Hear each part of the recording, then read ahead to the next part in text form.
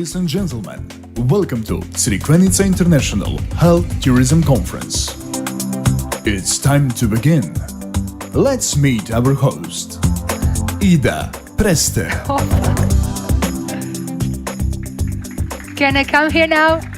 Okay, thank you for this introduction. Hello, ladies and gentlemen. Welcome to the Jubilee 10th edition of CIHT Conference. One big round of applause for all of you who came here today from all around the world. Our dear guests, hello and welcome.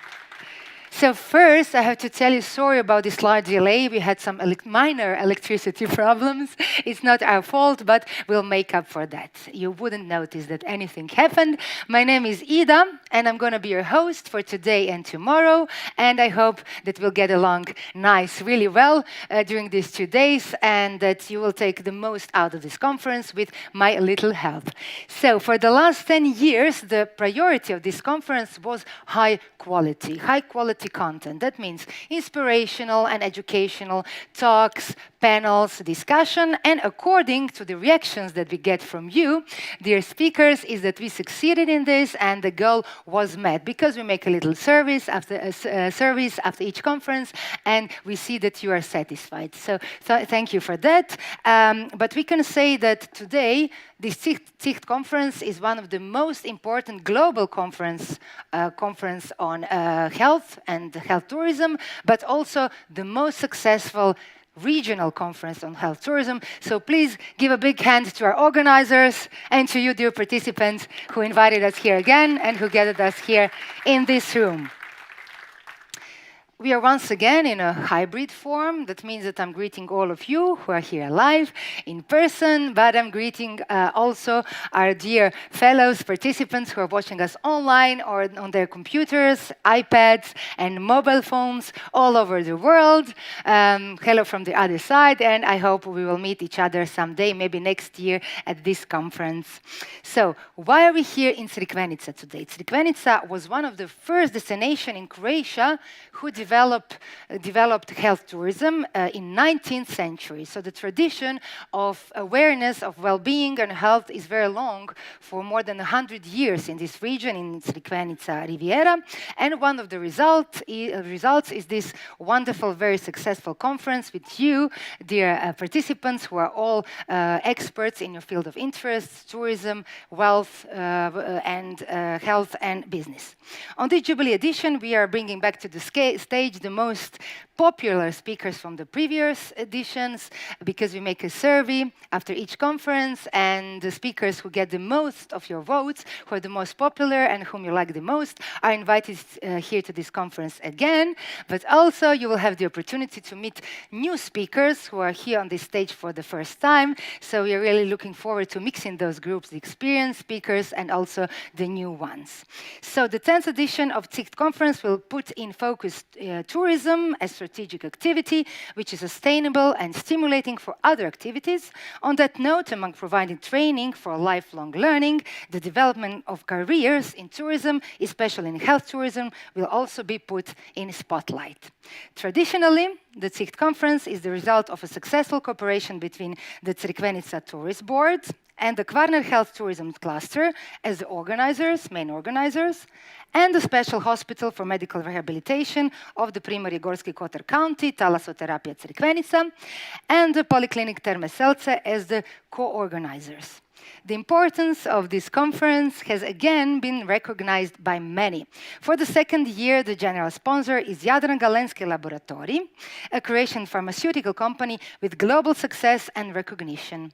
The Ministry of Tourism and Sport has been supporting the CIHT conference too, and its support has made a great contribution to the organization of this Jubilee.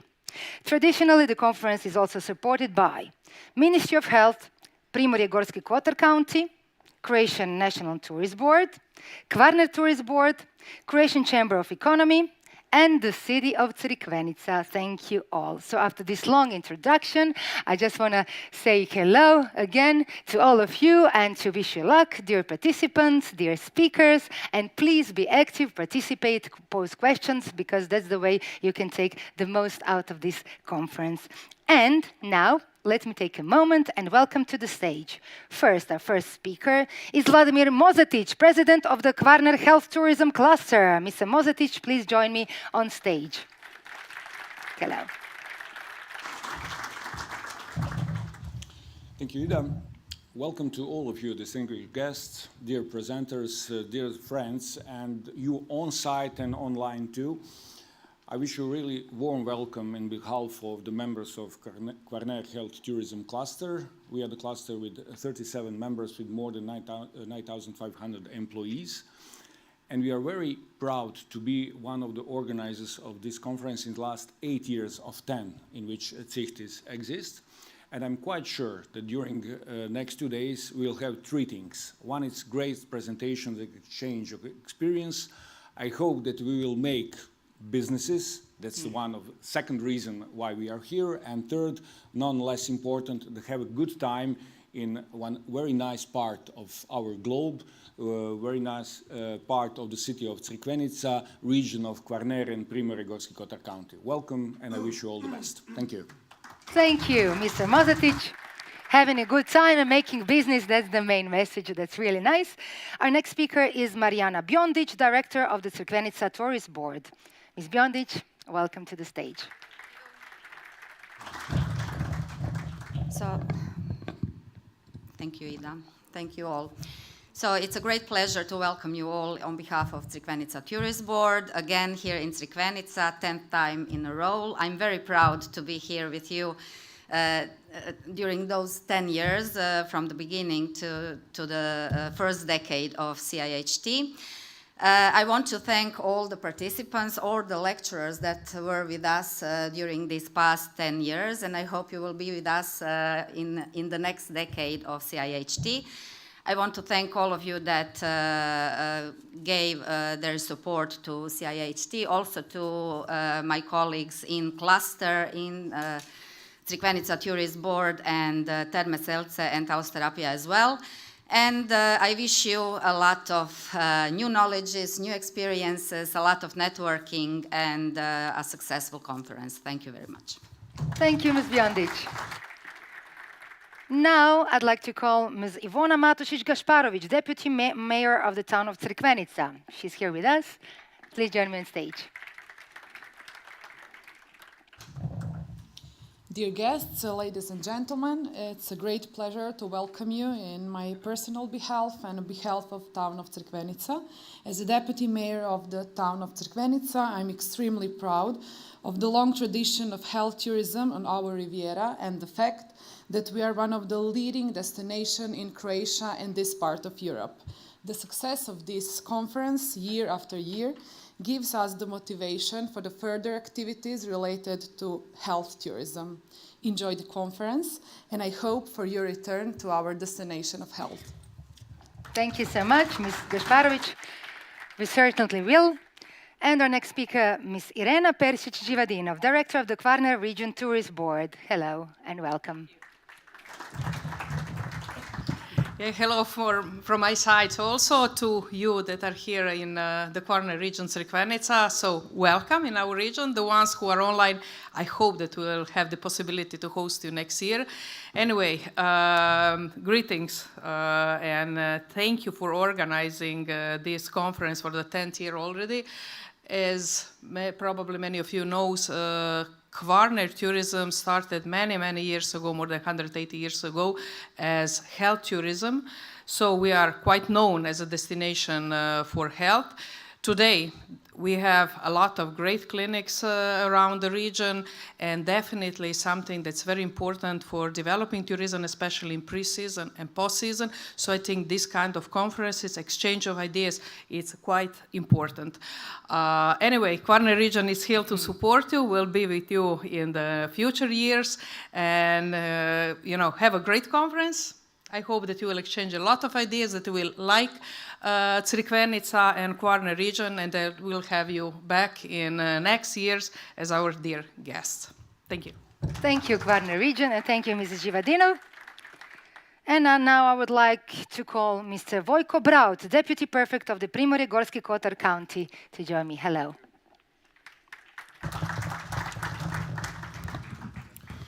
Dear advisor to the Minister, Mr. Radić, dear Croatian Tourist Board Director, Mr. Stanicic, dear participants, dear guests, and most of all, dear friends. It is a great pleasure to welcome you to Primorje Gorski Kotar County and to the city of Crikvenica for the 10th time on this conference. As a region well known for this unique combination of green and blue, we are one of the most developed and attractive tourist destinations in Croatia. Health tourism in our region has a long tradition, over 180 years, and it is not accidental that we are a destination of health and quality of life.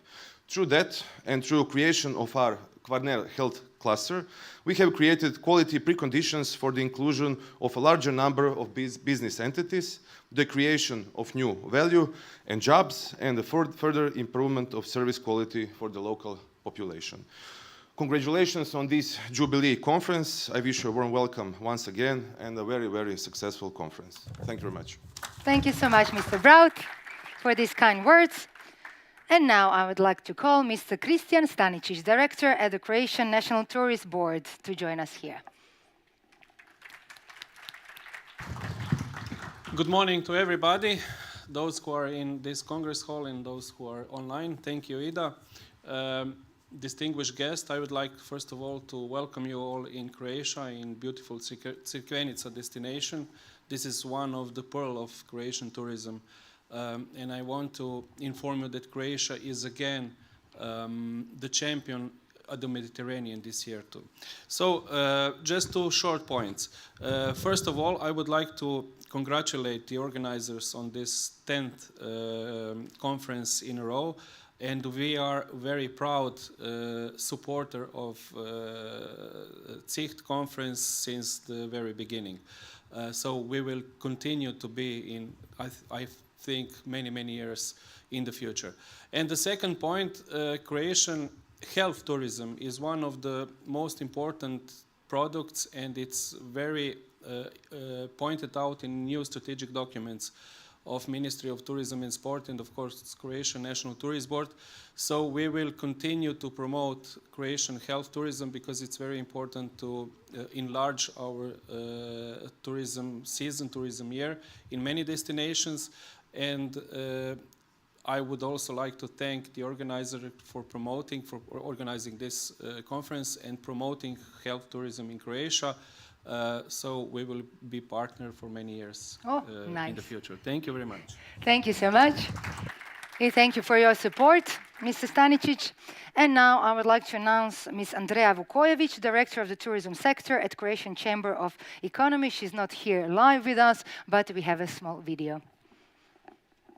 Dear ladies and gentlemen, everyone following online, it's my great pleasure to greet you all at the Crikvenica International Health Tourism Conference. Tourism, a feel-good industry, has faced once again many challenges this year, and yet Croatia has had another very successful season. The hard work of the whole tourism sector is behind this result. The resilience of Croatian tourism has come shining through yet again. Congratulations to everyone in the tourism sector on a job well done. We strongly support the development of niche tourism segments such as health tourism, wine and gastronomy, adventure tourism, because they help to achieve the goal of year-round and regionally more balanced tourism. I also think it is important to stress that today's effort impact tomorrow's result. Croatia being declared top destination in the Mediterranean is recognition for every single person in the tourism sector. The role of the Croatian Chamber of Economy is to bring together the business community. We are your partner in achieving our joint goals. The future holds many challenges for the sector, and conferences such as this one, the perfect place to openly discuss of the relevant issues for Croatia's most successful part of the economy and our most recognized brand. We at the Croatian Chamber of Economy look forward to having an active association of health tourism, a niche we believe will be an industry in which investors want to invest, locals love to work, and guests choose to visit for health. Have a great conference and networking. Thank you. Primarius Maria Bubaš, State Secretary, Ministry of Health. She is also not here live, but she's going to greet you via video. Dear ladies and gentlemen, dear colleagues, it is a great honor to welcome you on behalf of Minister of Health, Professor Vili Beroš, and in my own name, and to express satisfaction that the 10th Crikvenica International Health Tourism Conference is held under the auspices of Ministry of Health of Croatia. The global trend of travel due to health has influenced the successful development of health tourism in the Republic of Croatia, which has historically been a traditional health tourist destination of this part of Europe. The COVID pandemic has emphasized the importance of health care and protection and distinguished the Republic of Croatia as a destination with a health environment, suitable climate, natural healing factors, quality health service, along with respective tourist and catering facilities. The successful development of health tourism in the Republic of Croatia was additionally influenced by the gathering of world-renowned experts, which has been taking place here in Crikvenica for the 10th year in a row. It is here that all stakeholders of the successful development of health tourism in the field of health, tourism, catering and education come together. The Ministry of Health of the Republic of Croatia appreciates these efforts and supports your activities in encouraging the development of health tourism, and we wish you great success with the conference. Thank you. Thank you. Minister of Tourism, Ms. Nikolina Brnjac, is also not here, but we will get her message through the video. Dear Ms. Biondic, dear Mr. Mozetic, ladies and gentlemen. It is my pleasure to greet you on behalf of the Ministry of Tourism and Sport at today's 10th International Health Tourism Conference in beautiful Crikvenica. First of all, I want to congratulate the organizers on bringing together renowned local and foreign participants in the fields of medicine, tourism and economy to discuss new trends in tourism and medicine. Health tourism is a product that has a strong resource-based and a rich tradition in Croatia. In addition, we see it as one of the future generators of development of year-round tourism, and we are therefore dedicated to investing in its development as well as its better visibility at the European and global level. That is why we highlighted health tourism in our new strategy for development of sustainable tourism until 2030 and secured European funding for health tourism both on the coast and inland through the National Recovery and Resilience Plan and the Multi-Annual Financial Framework. Ladies and gentlemen, as you already know, health tourism is one of the fastest growing forms of tourism in the world and one of the leading motives of tourist journeys in the last decade. Most importantly, health tourism can become a foundation and a driving force behind the development of the entire destinations. Building on our valuable natural resources and our immense human capital, our excellent medical professionals and medical institutions with globally recognized certificates of excellence, we can certainly position Croatia as a leading health tourism destination. I'm sure that the discussions at this conference will also give an additional impetus to the development of health tourism in Croatia. Thank you. Thank you. Now we are done with welcoming speeches, and now it's the time to start with presentations. Are we ready? Yeah. Yeah. Ah, you have. Ah, okay. It's a surprise. It's a surprise. Please. Today it's our 10th conference, which means that 10 years ago the idea came from one mind, and that mind and that person is in this room. And I'd like to invite Mrs. Mariana Biondic to come on the stage, and I want to applaud from all of you to the idea that CIHT conference begins 10 years ago. Ooh, that was really a surprise for me as well.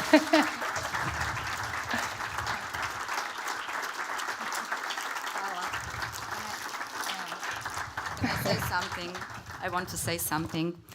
So thank you very much. It's really moving, something like that, coming from a colleague of mine, somebody that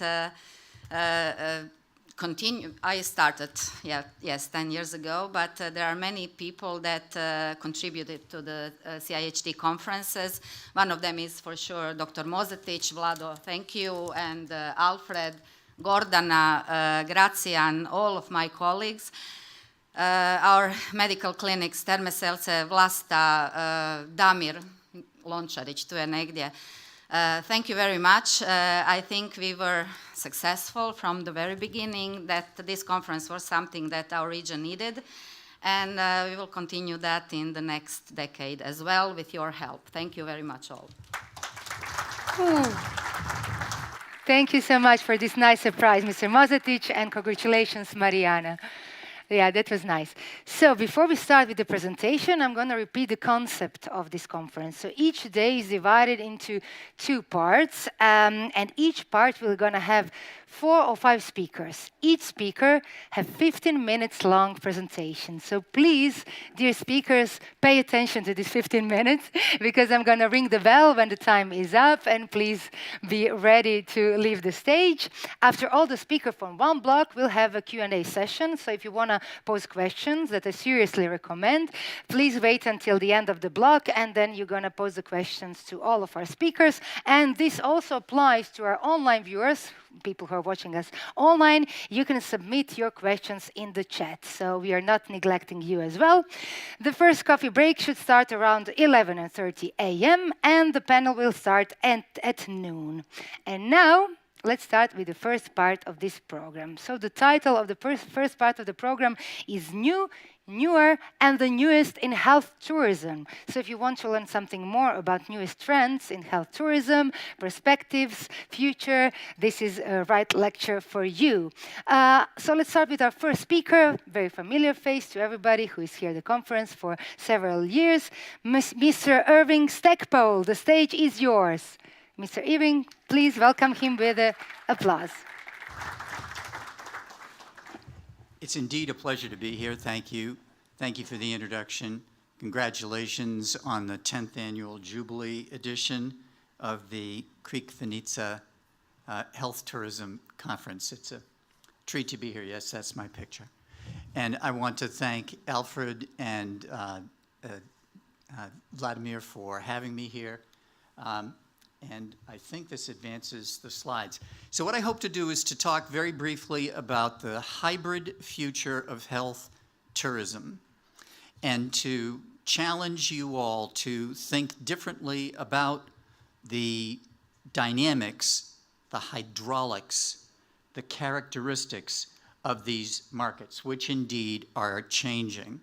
If this presentation is too brief, and you find yourself needing if you find yourself needing a refresher or you want to dive in more deeply, just for this conference, we have made the recent book that I co-wrote with my Hungarian colleague, Laszlo Puszka. We've made this available to you at 50% discount on Amazon. So this is updated, current, in-depth dive into marketing health tourism services.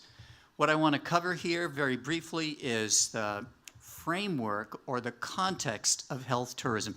We talk about health tourism, we think we understand what health tourism is, but it's important to talk about definitions to be clear. I'm going to talk about the supply and demand side shocks that we've been through and talk about moving from opportunistic to sustainable, a business that will thrive so that we have the 25th annual Crikvenica Health Tourism Conference.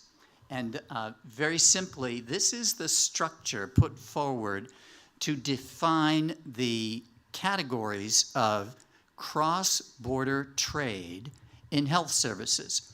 So these categories are well defined, they're well understood, they operate in the background of a general agreement in trade and services. And historically, up to this point, until the pandemic, we thought of health tourism as individuals who travel across a border to consume health care. And that meant that they had to get into a car or get into a train or get into a boat, most commonly into an airplane, and travel across a border to consume health care. Well, as you can see, that's one category. There are actually 3 others. And what we're going to find is that the future will create a hybrid model for health tourism. When the pandemic hit, poor old Wile E. Coyote wound up at the bottom of the canyon because as we see in the airline traffic patterns, which still haven't returned to normal, the pandemic eliminated the tourism part, the travel part of health tourism. And without that ability to access the destination, the markets were in shock. They declined, as we all know.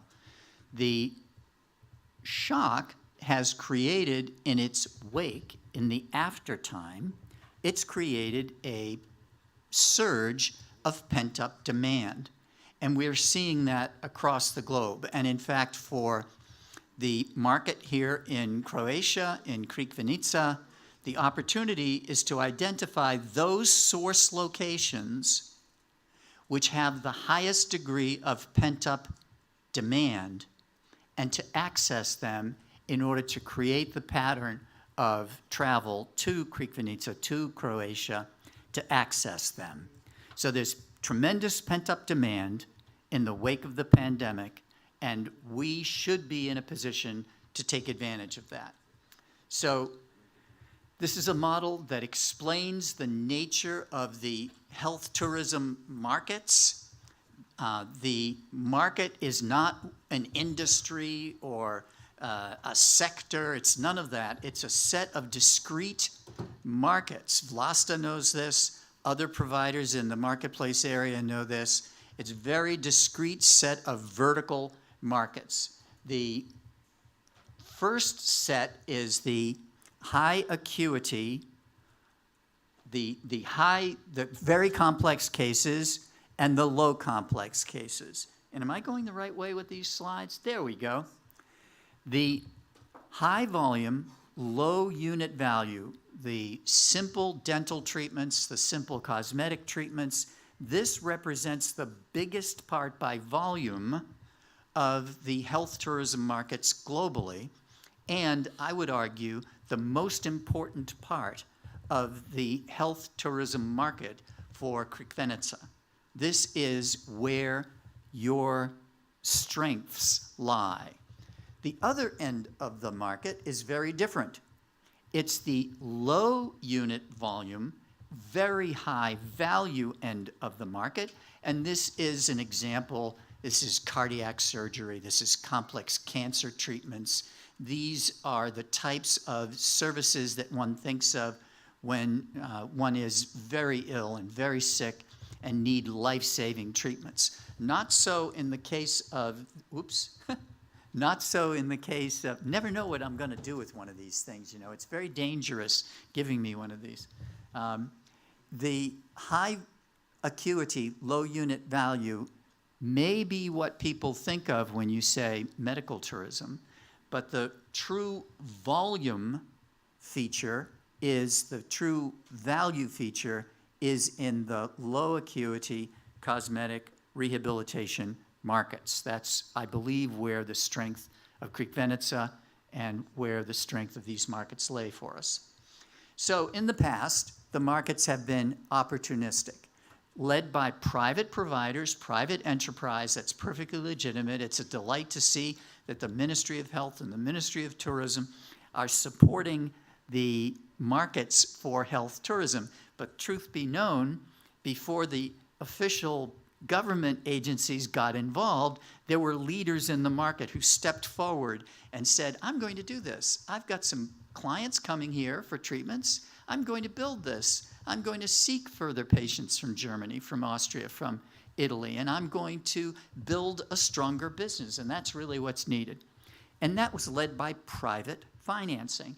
Also, a limited number of partners, very low complexity, and they led with their strengths, which is a wonderful. In the future of health tourism, what we will be talking about at the 25th annual conference of the Crikvenica Health Tourism Cluster, we'll be talking about risk-averse consumers, and others will talk about the consumer experience. We're going to be talking about purchase power parity. We're going to be talking about leveraging the efficient labor markets here in Croatia. And that's the third point, labor. Health tourism's weak point is labor. The best things that we can do is attract professionally trained, professionally willing, educable providers of care, individuals who will come, learn skills, and provide those services here in our neighborhood. Another critical ingredient will be key performance indicators, KPIs, for the source location. Why would they come here if there's no benefit to be gotten? We need to be able to provide that as well. And growing, as I see a lot of young faces in the room, we know that environmental concerns are top of mind. We need to move away from a market where we put one person in an airplane, fly them thousands of miles to consume our services, and then put them back in an airplane and fly them thousands of miles back. We need much more efficient models, and the challenge near term will be, well, I'll talk about that in a moment. Okay, so the factors that are still with us, that didn't go away because of the pandemic. First of all, consumers remain price sensitive. So we need to be able to look at what the costs are in our location versus the source markets. We have government price sensitivity. The Italian government, the Austrian government, the German government, they're still concerned about the costs of providing services. If we can provide higher quality rehabilitation services at a fraction of the costs, then why aren't we looking at the government as a source of a relationship, as an intermediary with our service providers? Culture is still critical.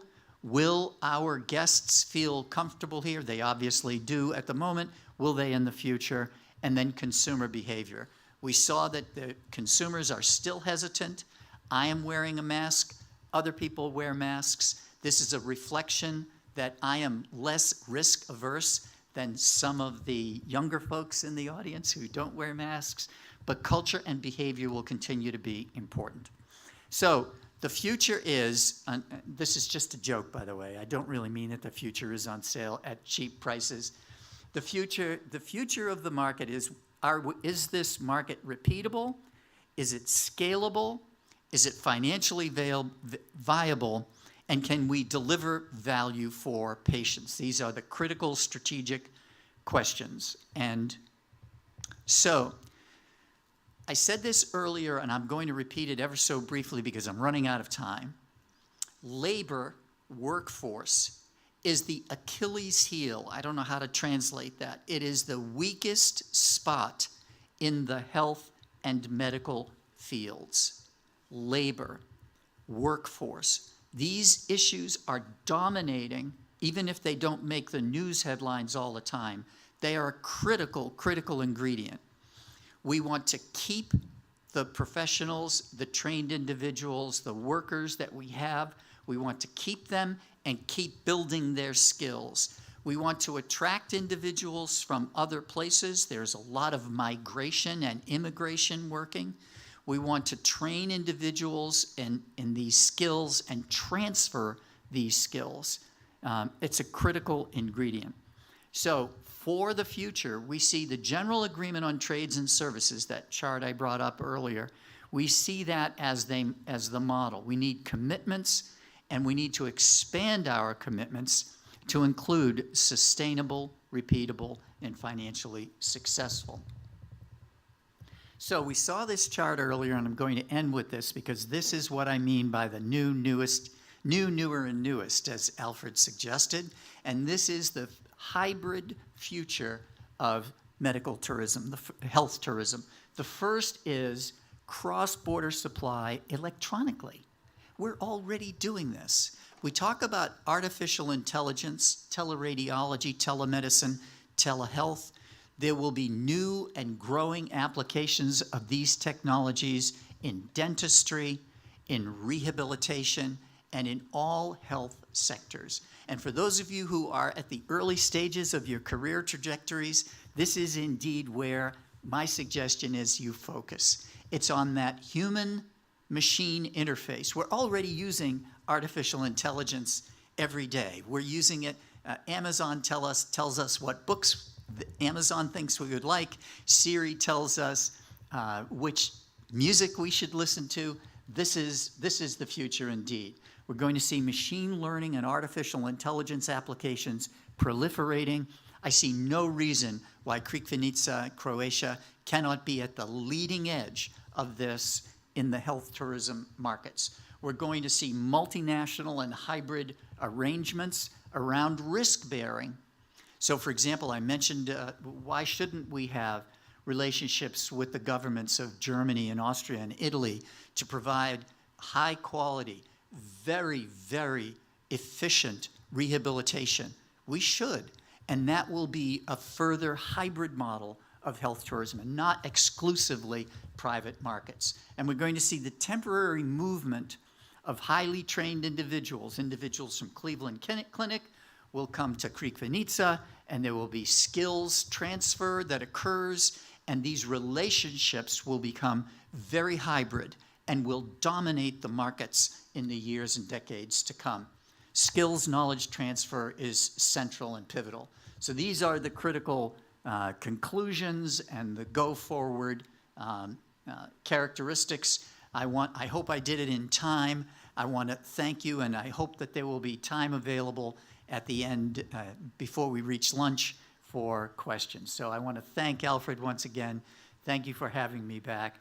I was delegated several years ago as an official ambassador of Crikvenica Health Tourism. I want to be certain that I'm fulfilling that responsibility, and hvala. Thank you. And what about your book? Should we say something about your book or about the discount, maybe? If you're already here. We put it on discount for you. So it's 50% off the regular cost, and it's available on Amazon. So yeah, please use your time for that. Thank you so much, Mr. Stekfo. Thank you for this inspiring lecture. Thank you so much. And now, if you have questions for Mr. Stekfo, please wait until the end of this whole session for speakers, and then we will have the Q&A session. Now I would like to welcome Dr. Mario Škugor from the Cleveland Clinic, who was also the speaker the last year, but you really liked him a lot and his lecture, so we invited him again. He will talk about patient experience in the Cleveland Clinic. So please, Dr. Škugor, take it away. In the meantime, my last name became very well known in Croatia, but I assure you I have nothing to do with that. You know, we all know what we're talking about. Yeah. So I'm glad to be back. This is my, I think, third time, and I always had fun over here. It's a great place to be. I don't want to see my slides. But hopefully next 20, 30 minutes, they're going to show up. See, there is something wrong with my slides. All right. Okay. Press OK. So I don't have to start telling jokes. Yeah. There's some. Yeah. Yeah. Okay. Oh, yeah, this is my first slide. No. Yeah, this is when I was fat. Yeah. All right, let's go next one. Hopefully we're going to get there. Yeah, so while we are struggling with the slides, I'll tell you the story about how I actually got to the Cleveland Clinic and what I was told at the time. 22 years ago, I got hired in Cleveland Clinic, and I was told at that time by my boss. He said, you know, your job is to make people happy, patients happy. I want you, when they get home, to tell their family, man, that was the best experience I ever had with the healthcare system. You're not going to make that much money doing this, but we're going to make money in different places, you know. But they want to, you know, they want to refer Cleveland Clinic for everything, to the friends, to the families, and I like that. I was like, yes, that should be my job. I can entertain patients. I don't have to, you know, cure them about anything. So Cleveland Clinic, it is, as you know, I've probably already heard, it is one of the kind of leading healthcare systems in the United States. But to be the really good, healthcare system, you are not supposed to just deliver high quality medical care. It is how you deliver it. It is how you, present yourself and how you do it. So you have to really take care of all these patient needs, physical comfort, education, emotional and spiritual needs. You have to provide for all this. And the Cleveland Clinic is really the first major academic medical center in the United States who really, did this in organized manner.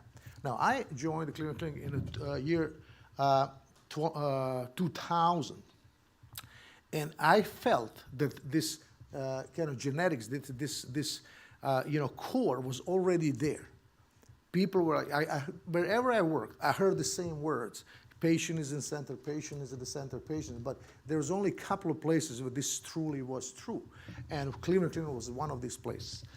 So we did start focusing in organized manner to the patient experience in 2008. 2008 was the year when we decided we're going to form the department for patient experience. We're going to collect data and we're going to act to it. So by the patient experience really considers not just all of the care that we deliver, it's end-to-end journey. It's from the decision that you're going to go someplace, that you're going to make the appointment, you're going to travel there, you're going to park there, you're going to find the place. It's all these things. All these things have to be delivered effectively in the simplest and most friendly way. And then when the patient goes through this system, it is important to collect some sort of feedback. Tell us where we are good, where we are bad. Actually, much more important to see where we are bad. That's what we want to do. That's the important part. So when you come to Cleveland Clinic, you can see this picture over there. We have this welcome word on many, many different languages. And as you can see, there is dobrodošli. I don't see if you can see it from here, but there is dobrodošli too. So we want to actually have this program to improve patient engagement, to tell us, to be actively involved in creating the environment in which they want to be treated. We want to enhance physician-patient relationships. And that will lead to improved patient outcomes. We will identify the areas for improvement. We will recognize what we do good, and we'll celebrate this. And we did this. We did actually have a recognition program and give bonuses to people who actually do this really, really well. And this actually really improves your patient loyalties. Patients are going to come back. Not only come back, they're going to bring friends and families and everybody. And also it's important to improve for our caregivers, the work environment. We want to focus on their well-being and their satisfaction. So you have to define your goals, So we actually went and looked at many different things. We looked like how is it easy for the patient to get the appointment in a Cleveland Clinic? How soon you can get appointment when you call. So the problem, and it's still the problem, it's like giving this timely appointment. So we decided if you call me, Cleveland Clinic, with any kind of problem, you should be seen within 7 days. You have to be seen within 7 days. There's no way, it doesn't matter, what it is. We ask patients, did the doctor communicate effectively? Did nurses communicate effectively? Did you have your questions answered? Is this next step in your treatment clearly explained? You go home and you know what next step is. We would not believe how many times this happens. I had people telling me, can you explain to me what is going on with my dad or brother? He was in hospital 7 days. I said, what was the diagnosis? It's like, they don't know. They didn't figure it out. I said, hey, do you have the letter that I give you? You go in a letter, everything is there. There's diagnosis, treatment plan, and the patient doesn't even know the diagnosis. What kind of communication skill is that? And we do provide written instructions whenever possible, and we do this in preferred language. So we did, we have I think about 13 standard languages that we provide this documentation, and we provide the medical interpretation because a lot of these people are coming from the countries where the English is not very well spoken. How do you build the patient experience program? Well, you first have to assess the patient satisfaction levels. And we started this in 2008, started collecting negative feedback. We were like, tell us where we're not doing good. And then you define your goals. Once you get this feedback, what do we want to improve? How much we want to improve? What are the kind of levels we're going to be satisfied with? Then you engage the key stakeholders in this process to improve this patient experience. Then you'd ask how we achieve this. You ask the stakeholders, you ask the people who are on the front lines, how we improve this. This is what patient telling us. They will know the best. Then you do this, you determine the impact, analyzing feedback continuously. You recognize what works, because some strategies that you think they're gonna work, they're not gonna work. So you stop those, and then you keep improving. You can't stop. You have to keep improving all the time. You know, how do you assess patient experience? Initially, they have these surveys. I mean, everybody today sends these surveys, and that sometimes they do seem intrusive. You know, there's like, hey, you know, I don't know, I can't tell you. I mean, I get like, you know, stopped by the cop for the speeding, and I get like my satisfaction, you know, survey afterwards. It's only 4 questions. I never answered those, you know. But you have to do it. You have to do it. Otherwise, how are you going to collect these things?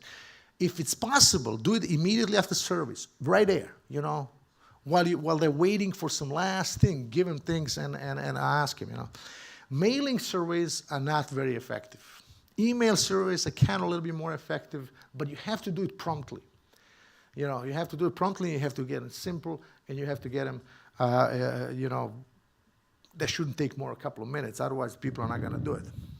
And then if you have somebody who's been there, who had a really large intervention, had a long time stay, and then his exit interview is really, really an effective thing to do. We do this pretty frequently, and people will really tell you what they think about your thing.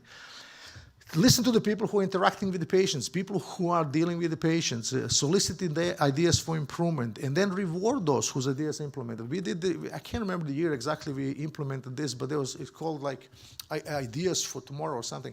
And people will get ideas into the website. There was a committee looking at this. Some of these were like selected, and I think over like several years we implemented 8,000 different ideas, of I think about 20,000 submitted. And these ideas not only improved the patient experience, but also improved our actually efficacy. You know, we were actually spending less money doing the same job implementing those ideas.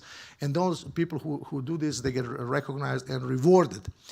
There's many ideas how you can actually include the patient into the development of the patient experience strategy.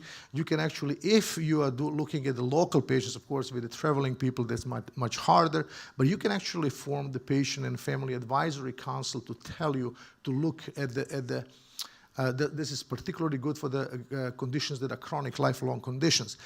The Institute regular leadership rounding, we do this probably once a month, go around in the places where we work and see what are the problems, ask actively, don't wait for the people to complain. Implement service excellence training. All our employees have at least half-day communications and excellence training incorporated in their onboarding. Make employee engagement a priority, reward good ideas. Teach effective and empathetic communications. That it seems kind of like it's common knowledge, but there's little things that you can teach people. I mean, even if this is natural to you, even if you're a very empathetic person, there's little things that you can teach people how to enhance these things. We probably don't have time to talk about it right now, but in a question and answer period, I might give you a couple of examples of this. And of course, you should use those patient satisfaction surveys actively. Of course, this forming of the patient and family advisory council might not be feasible in the arena of the medical tourism, but domestic patients can help you improve experience for everyone. You know, you don't have to just work with them. Leadership rounding, do you have equipment you need to do your job? A lot of times there might be a problem. Do you have any safety concerns? Do you have issues with other departments or services? For example, we recently figured out that our in vitro fertilization services, you know, they probably usually will deal with the wife, but there's many times where husband is the problem too, and those two things, those two departments, urology and gynecology, did not communicate. So we are working on it to connect them, you know, when there's two people there. Is there anyone you wish to recognize specially? You know, because sometimes these things are kind of hidden. And what can we do to assist you to do your job better? Excellence training. As I said, half-day classes of patient experience, we give it to everybody. introduction of, and when you get to the patient, you introduce the members of the team to the patient, you outlining process of the visit right off the bat, asking what is it that we're going to address today, so you can actually manage your time. If there's one problem, or is it two problems, three problems, clear explanation of diagnostic and treatment plans. In the end, you ask the patient, so you understand what are we going to do next? They'll repeat it back to you. Make sure that you provide communications in adequate language. You should be culturally aware. We do have cultural training because we have patients from all over the world. You don't shake hands with the women from certain countries, You don't hug almost anybody when they come in. So you have to know these things. Feedback from the caregivers has to be collected continuously. That's a daily effort. Feedbacks from the patient, periodic analysis. You collect the data, you don't analyze them every day. The particularly important is reviewing the spontaneous feedback. Usually that's bad, but sometimes it's good. So you want to do this on a regular basis.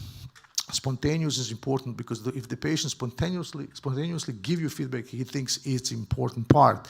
Identify which strategies and features of service are successful in scheduling, in travel and stay, in medical documentation review before the patient comes in, providing second opinion, medical testing, diagnosis, explanation, planning, and future communications. Because these people will leave home, how are you going to continue to take care of them and when, which intervals, what would be the modes of communication, so on.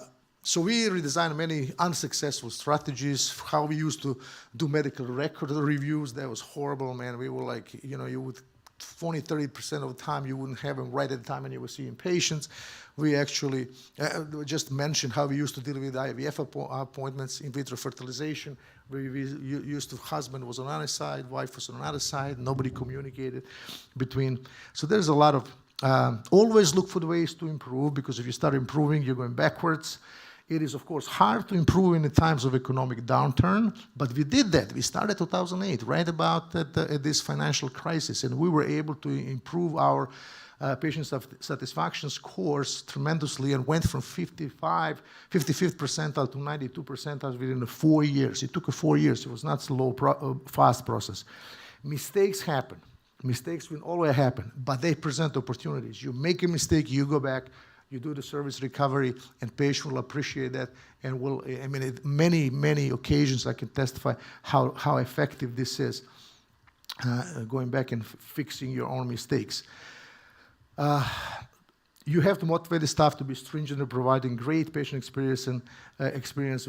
Clinic, we have organized employee bonuses, rewards programs, and once you do this, once you start rewarding these things, you see engagement going up tremendously, very, very fast. This is a scale of importance for the different patient satisfaction, Most important, the staff cared. Staff was compassionate, Doctor had shown concern for the comfort of the patient. The doctor explained information to care for the patients at home. So you would think it would be wait time and this other stuff, but it's not. It is compassion. It is communication. That's where the real value lies. So you have to do this. I'm not going to skip this one in interest of the time, because I see only a couple of more seconds. Cleveland Clinic had so many different programs where we teach communication, empathy. As you can see, this is all the things that we did in the last couple of years to teach not only our employees, but also people who come and visit us from around the world. And this is the last slide. This is the website's location where you can see the Cleveland Clinic Patient Experience Department. And the first one is actually a video that we put out about 10 years ago, Empathy. It is phenomenal video. It's only 4 minutes long, but it's very, very good to illustrate how many people with how many concerns are actually living in your environment. Thank you. Thank you, Mr. Škugar. Thank you. We see each other again in the Q&A session. That was really inspiring. You will stay our favorite, one of the favorite speakers definitely for the next year. And now it's the time to invite Mrs. Elizabeth Ziemba. Elizabeth is the president and founder of Medical Tourism Training and a true Kvarner Health ambassador. She is also a well-known face at this conference. So hello again. Nice to see you again. And now today she's going to talk about a very important subject, accessible tourism. Mrs. Ziemba, thank you for coming here again with us.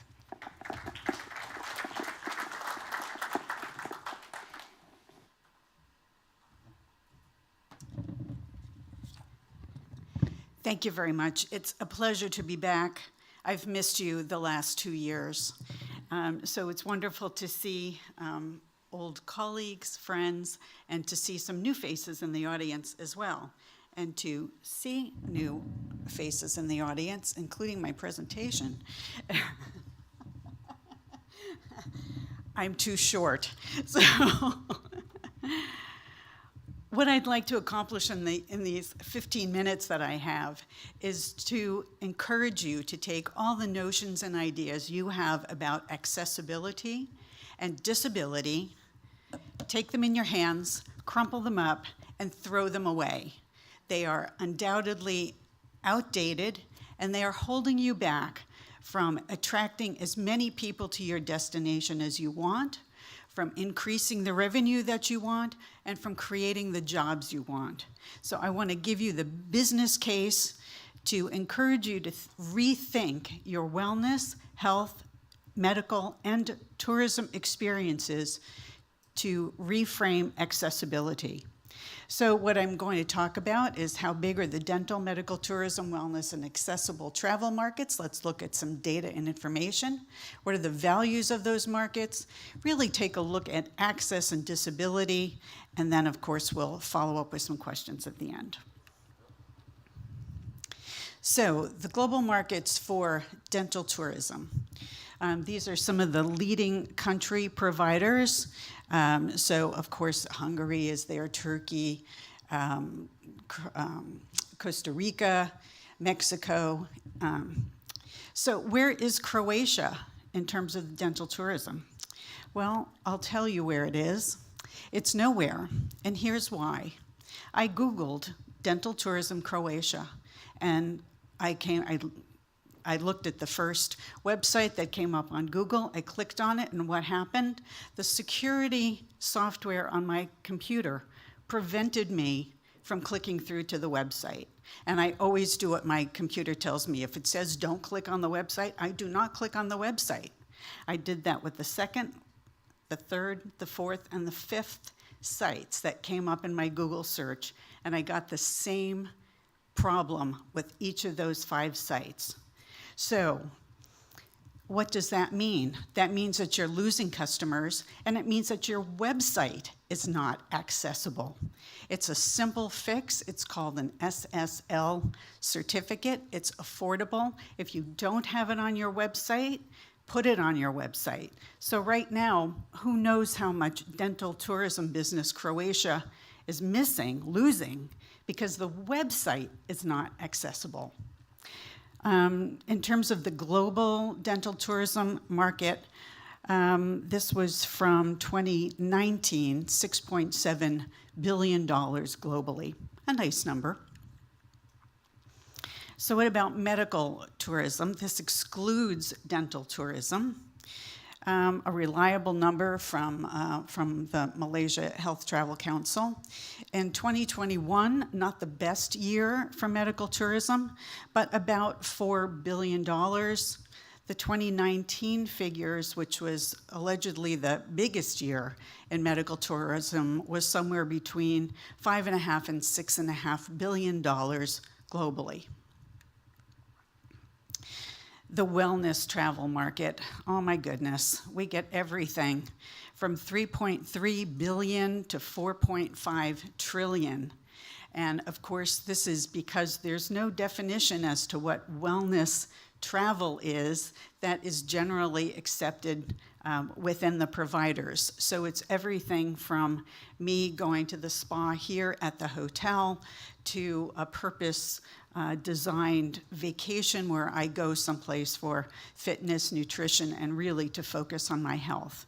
So what's the real number? Not really sure, but this gives you some idea of what the global market is. So the accessible travel market. This is from a WHO report back in 2011, where it was estimated that 15% of the global population has at least one disability. That's a lot of people. So that number has since been updated to 1.4 billion people living in the world today with at least one disability. So what is disability?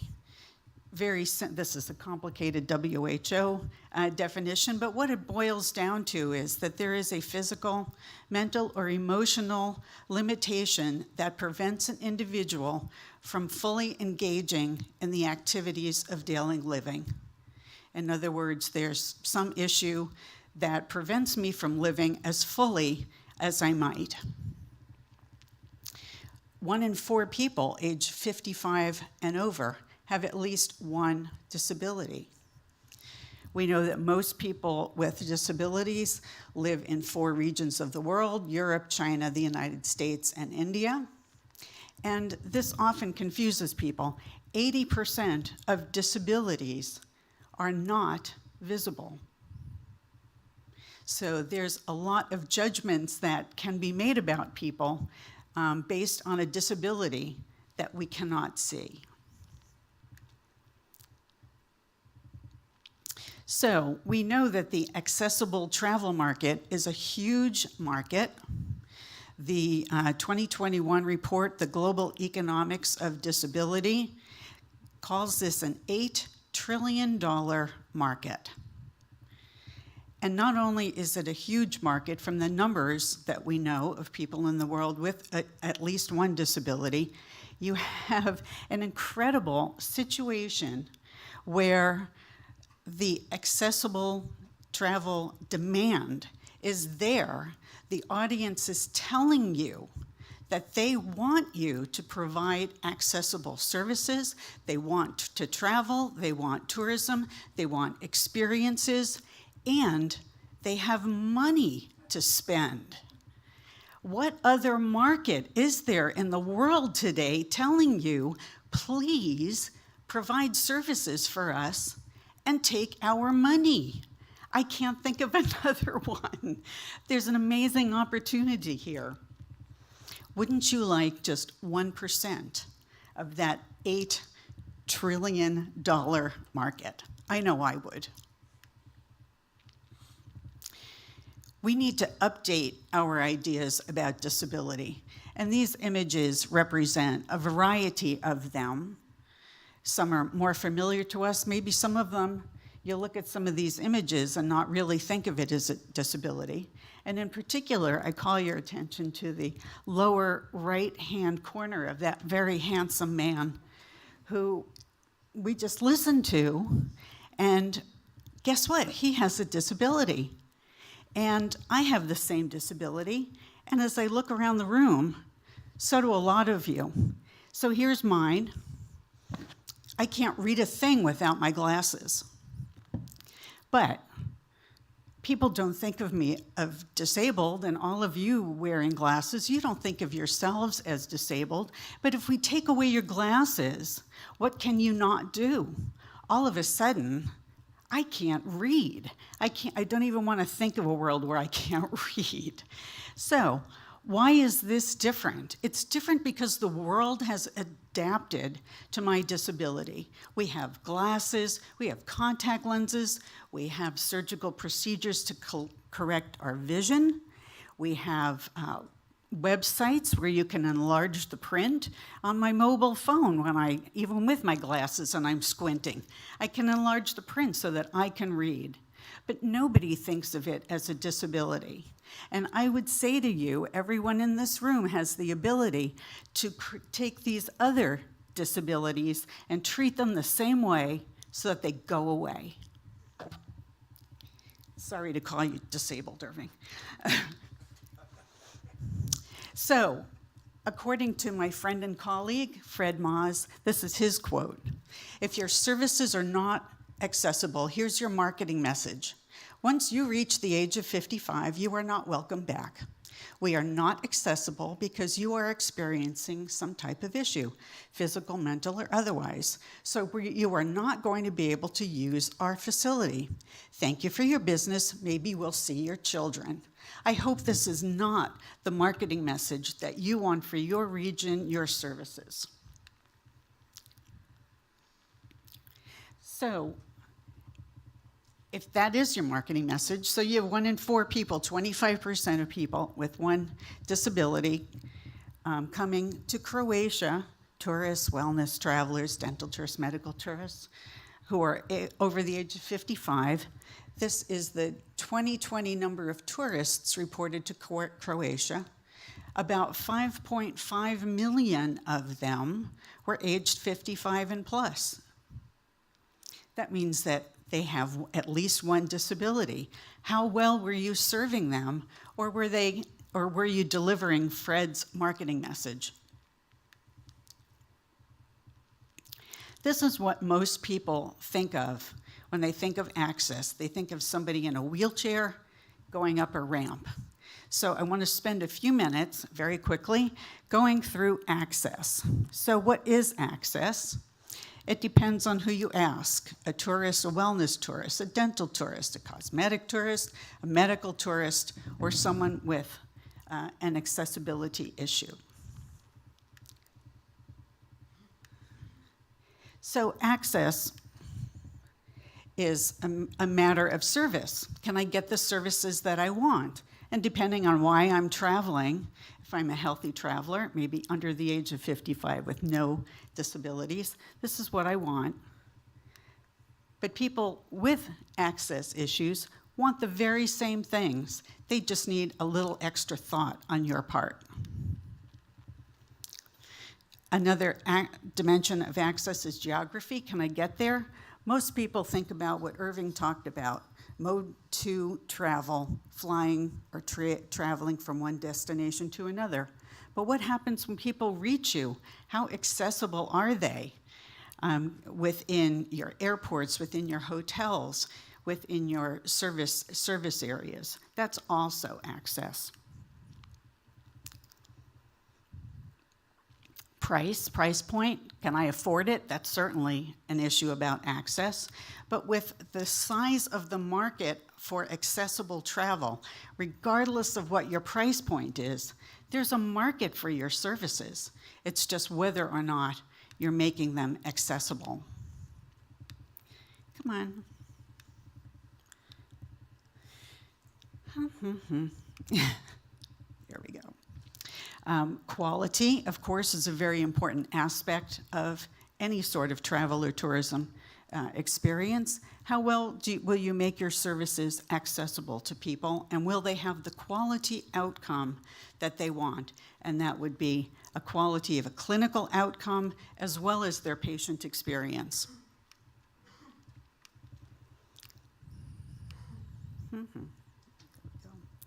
How comfortable, how culturally comfortable. Dr. Mario was just talking about this in terms of patient experience. It's true for the customer experience as well. How comfortable will they feel? In this circumstances, there's a hotel in South Africa where they hire people who are deaf, who know sign language, so that people who also have hearing impairment feel comfortable there because there's someone who can speak their own language. And in terms of communication, we know that there's nothing more important in healthcare in general, and tourism in particular, than communication. So I put out this funny-looking device here. This is a translation live device that gives you accurate, immediate, and secure translation from one language from out of 130 languages to any of those other 130 languages. Imagine that you have a device like this at the front desk of your hotel.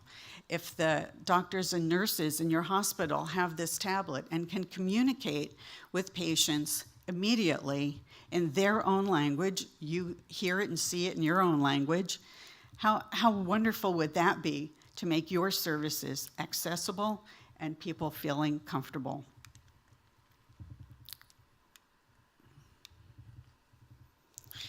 This clicker isn't cooperating. Come on. One more. Come on. Okay. Another dimension of access is safety, of course, personal safety, physical safety, and in the post-COVID world, am I free from germs? What are your hygiene and infection control measures to make me feel safe?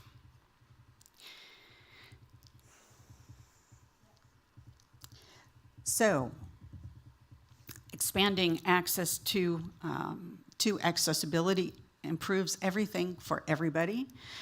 What do you need to do? You need to plan, you need to be inclusive, provide supportive services.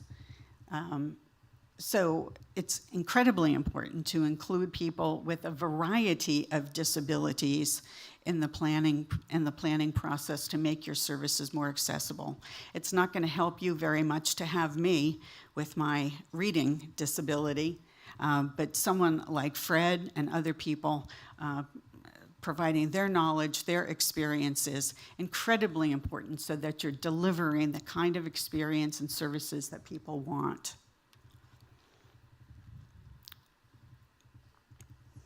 Of course, their training is needed in terms of what is disability etiquette, ways to make people feel comfortable when you're talking with them, increased visibility for people with disabilities. This is a terrific campaign that I think it's Carnival Cruise Line is doing, featuring people with disabilities, because cruises are among the most accessible travel and tourism services that are provided.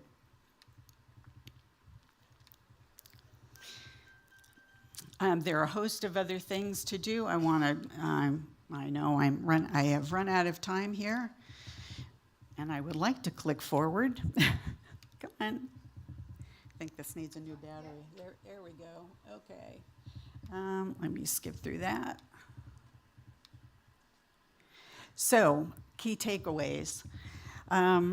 Everyone benefits from increased accessibility, your local markets as well as your guests, your visitors, your tourists. It's a huge global market with money to spend. There's unmet demand for services and experiences. You need to update your thinking about access and disability, develop a strategy and plan, and appeal to a larger demographic for greater competitive advantage. Thank you. I would just say that if you would like to learn more about this translation device, come to our workshop this afternoon and you'll see a demonstration, or you can just corner me and ask me some questions. Thank you. Can you hear me? You can. Thank you so much, Elizabeth, for all of your insight and remarks, especially this experience with creation website is something that we will think about a lot. Thank you so much. And just another reminder for the workshop, for Elizabeth and Irving, we're going to hold it together this afternoon. The topic is hospitality, so please join in. So our next speaker, the last speaker of this first session, is Mrs. Maria Jukic, the Senior Director of the Arts and Medicine Institute at the Cleveland Clinic. She's the first time speaker at this conference, so please give her a warmest welcome. Thank you. Thank you for the new clicker. This would have taken a while if the clicker wasn't working.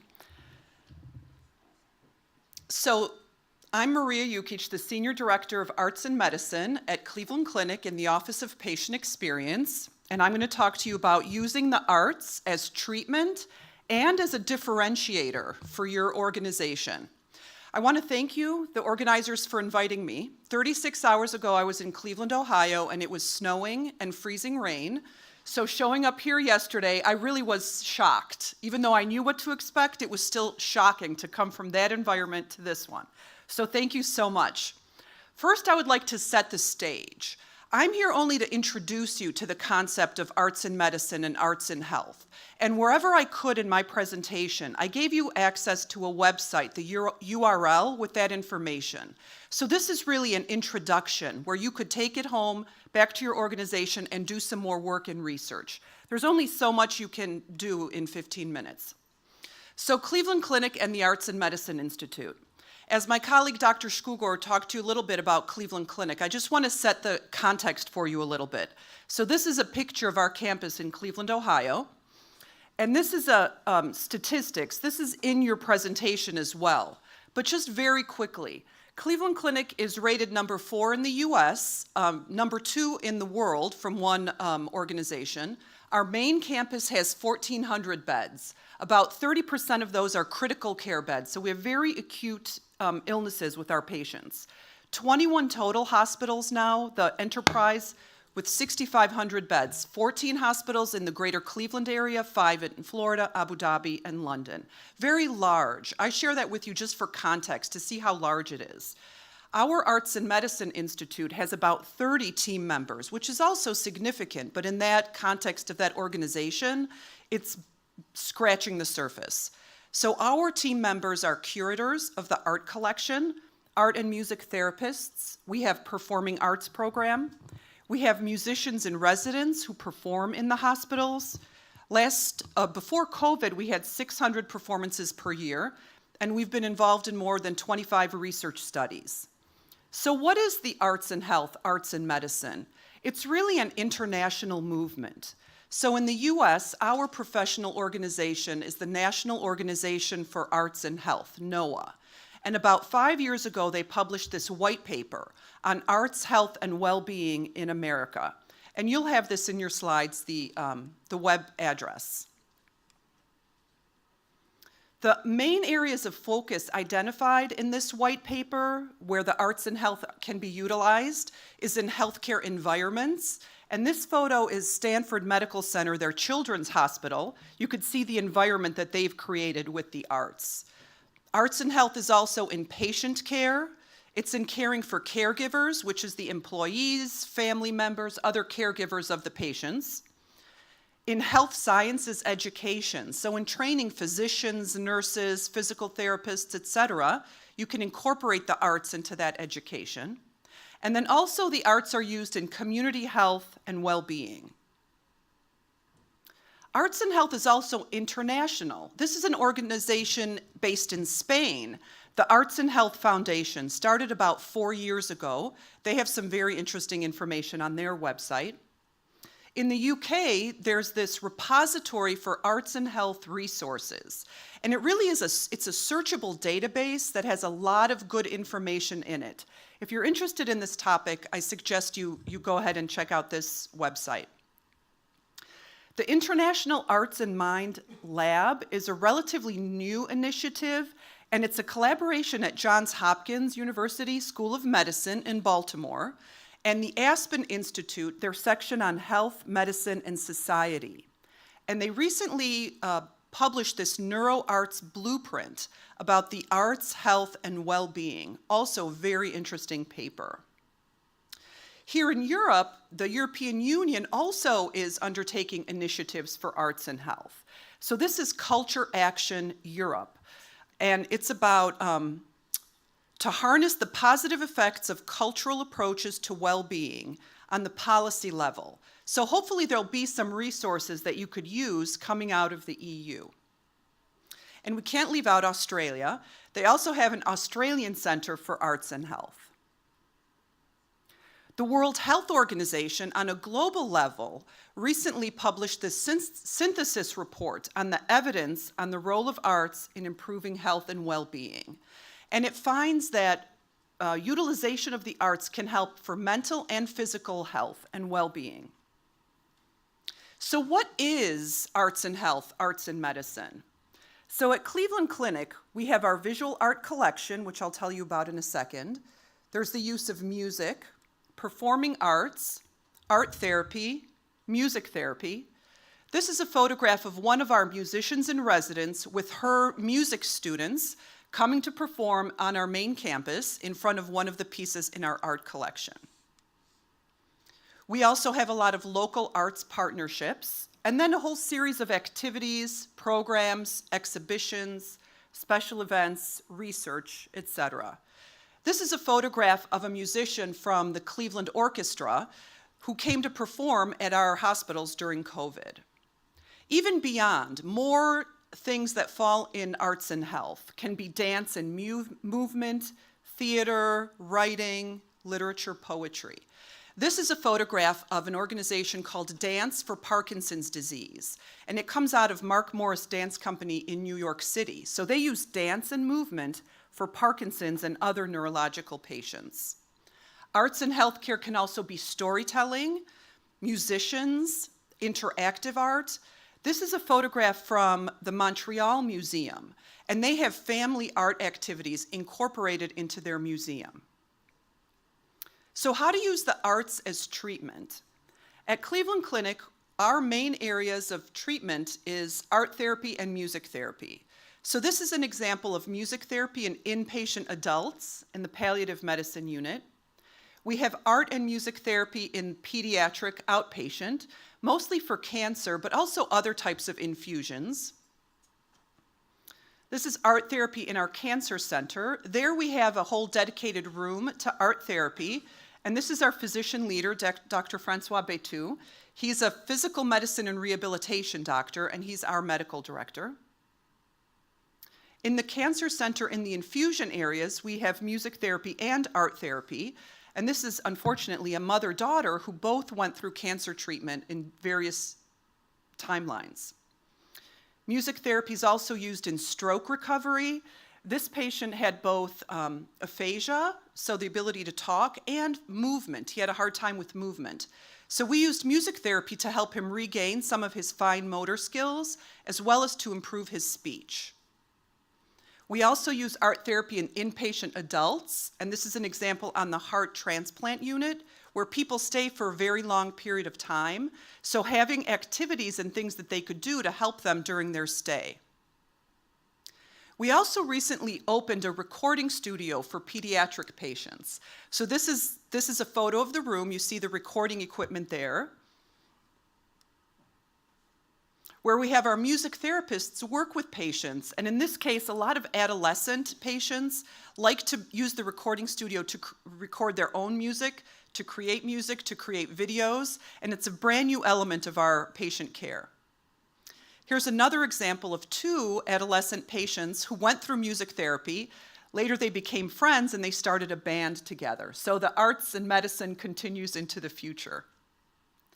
Here's more photos from Dance for Parkinson's with Mark Morris Dance Group in New York City.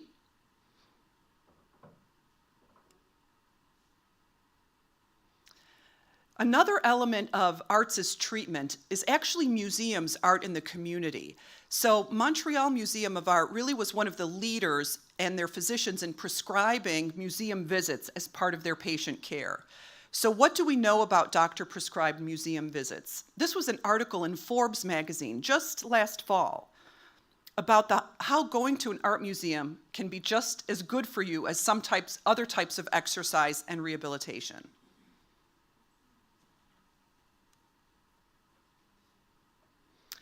Quebec's Montreal Museum of Fine Art, they set the example with visits to the museum for health and well-being. Then they also started incorporating arts activities.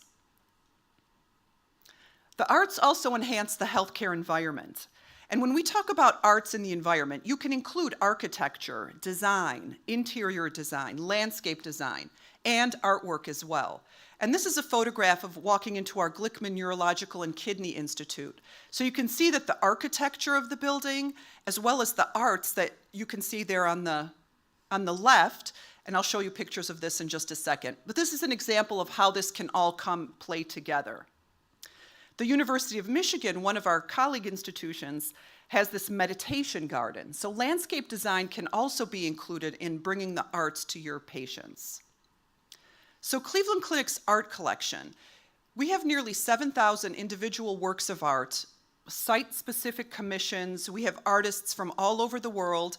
This is another photo looking into our cancer institute, the Taussig Cancer Institute. And you could see there the integration of the arts with the architecture. There's more information here about the art program specifically that you could look at in your slides and in the future. But we have a contemporary art collection, and the idea is to really enliven, inspire the environment that we're in. This is the interior of the Cancer Institute. Just a few more examples of some of the artwork in our collection.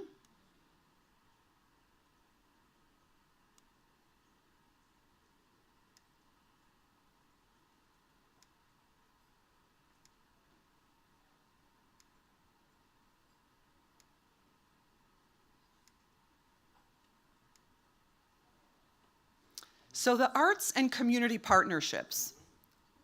Some examples, again, are the Cleveland Orchestra, who during COVID, they weren't able to have their performances.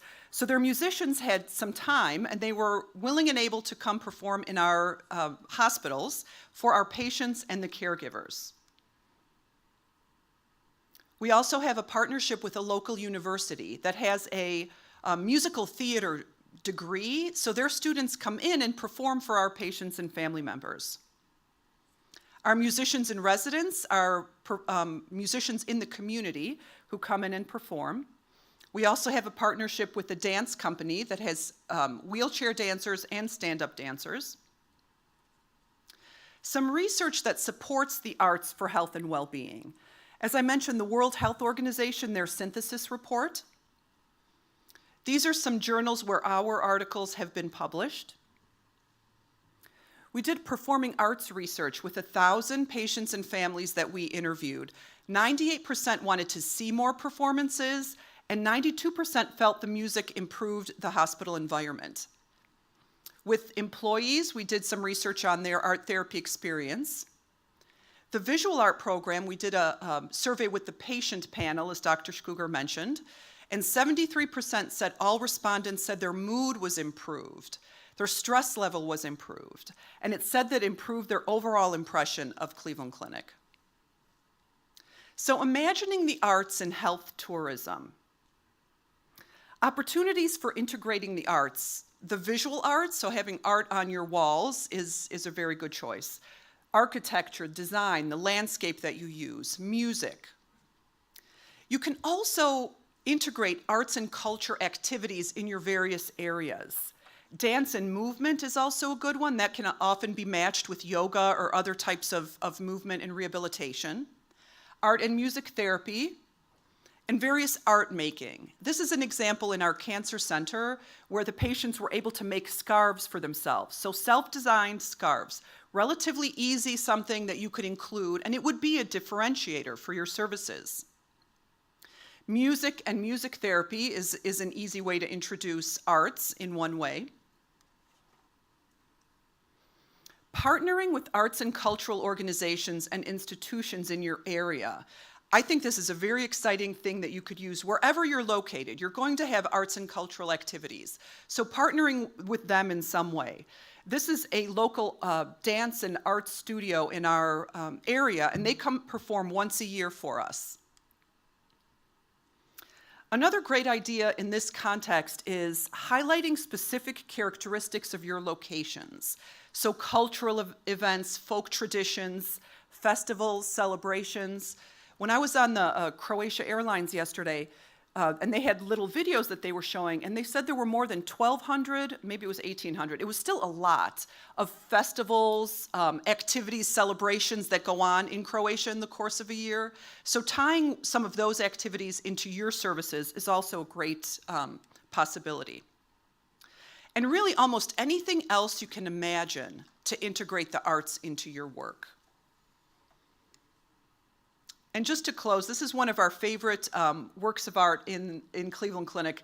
Art is for the spirit, but in this case, art is also for helping rehabilitation, mental and physical, and for health and well-being. I'll be here today, tomorrow, and as well as Saturday, so if you have any further questions, please feel free to reach out to me. Thank you.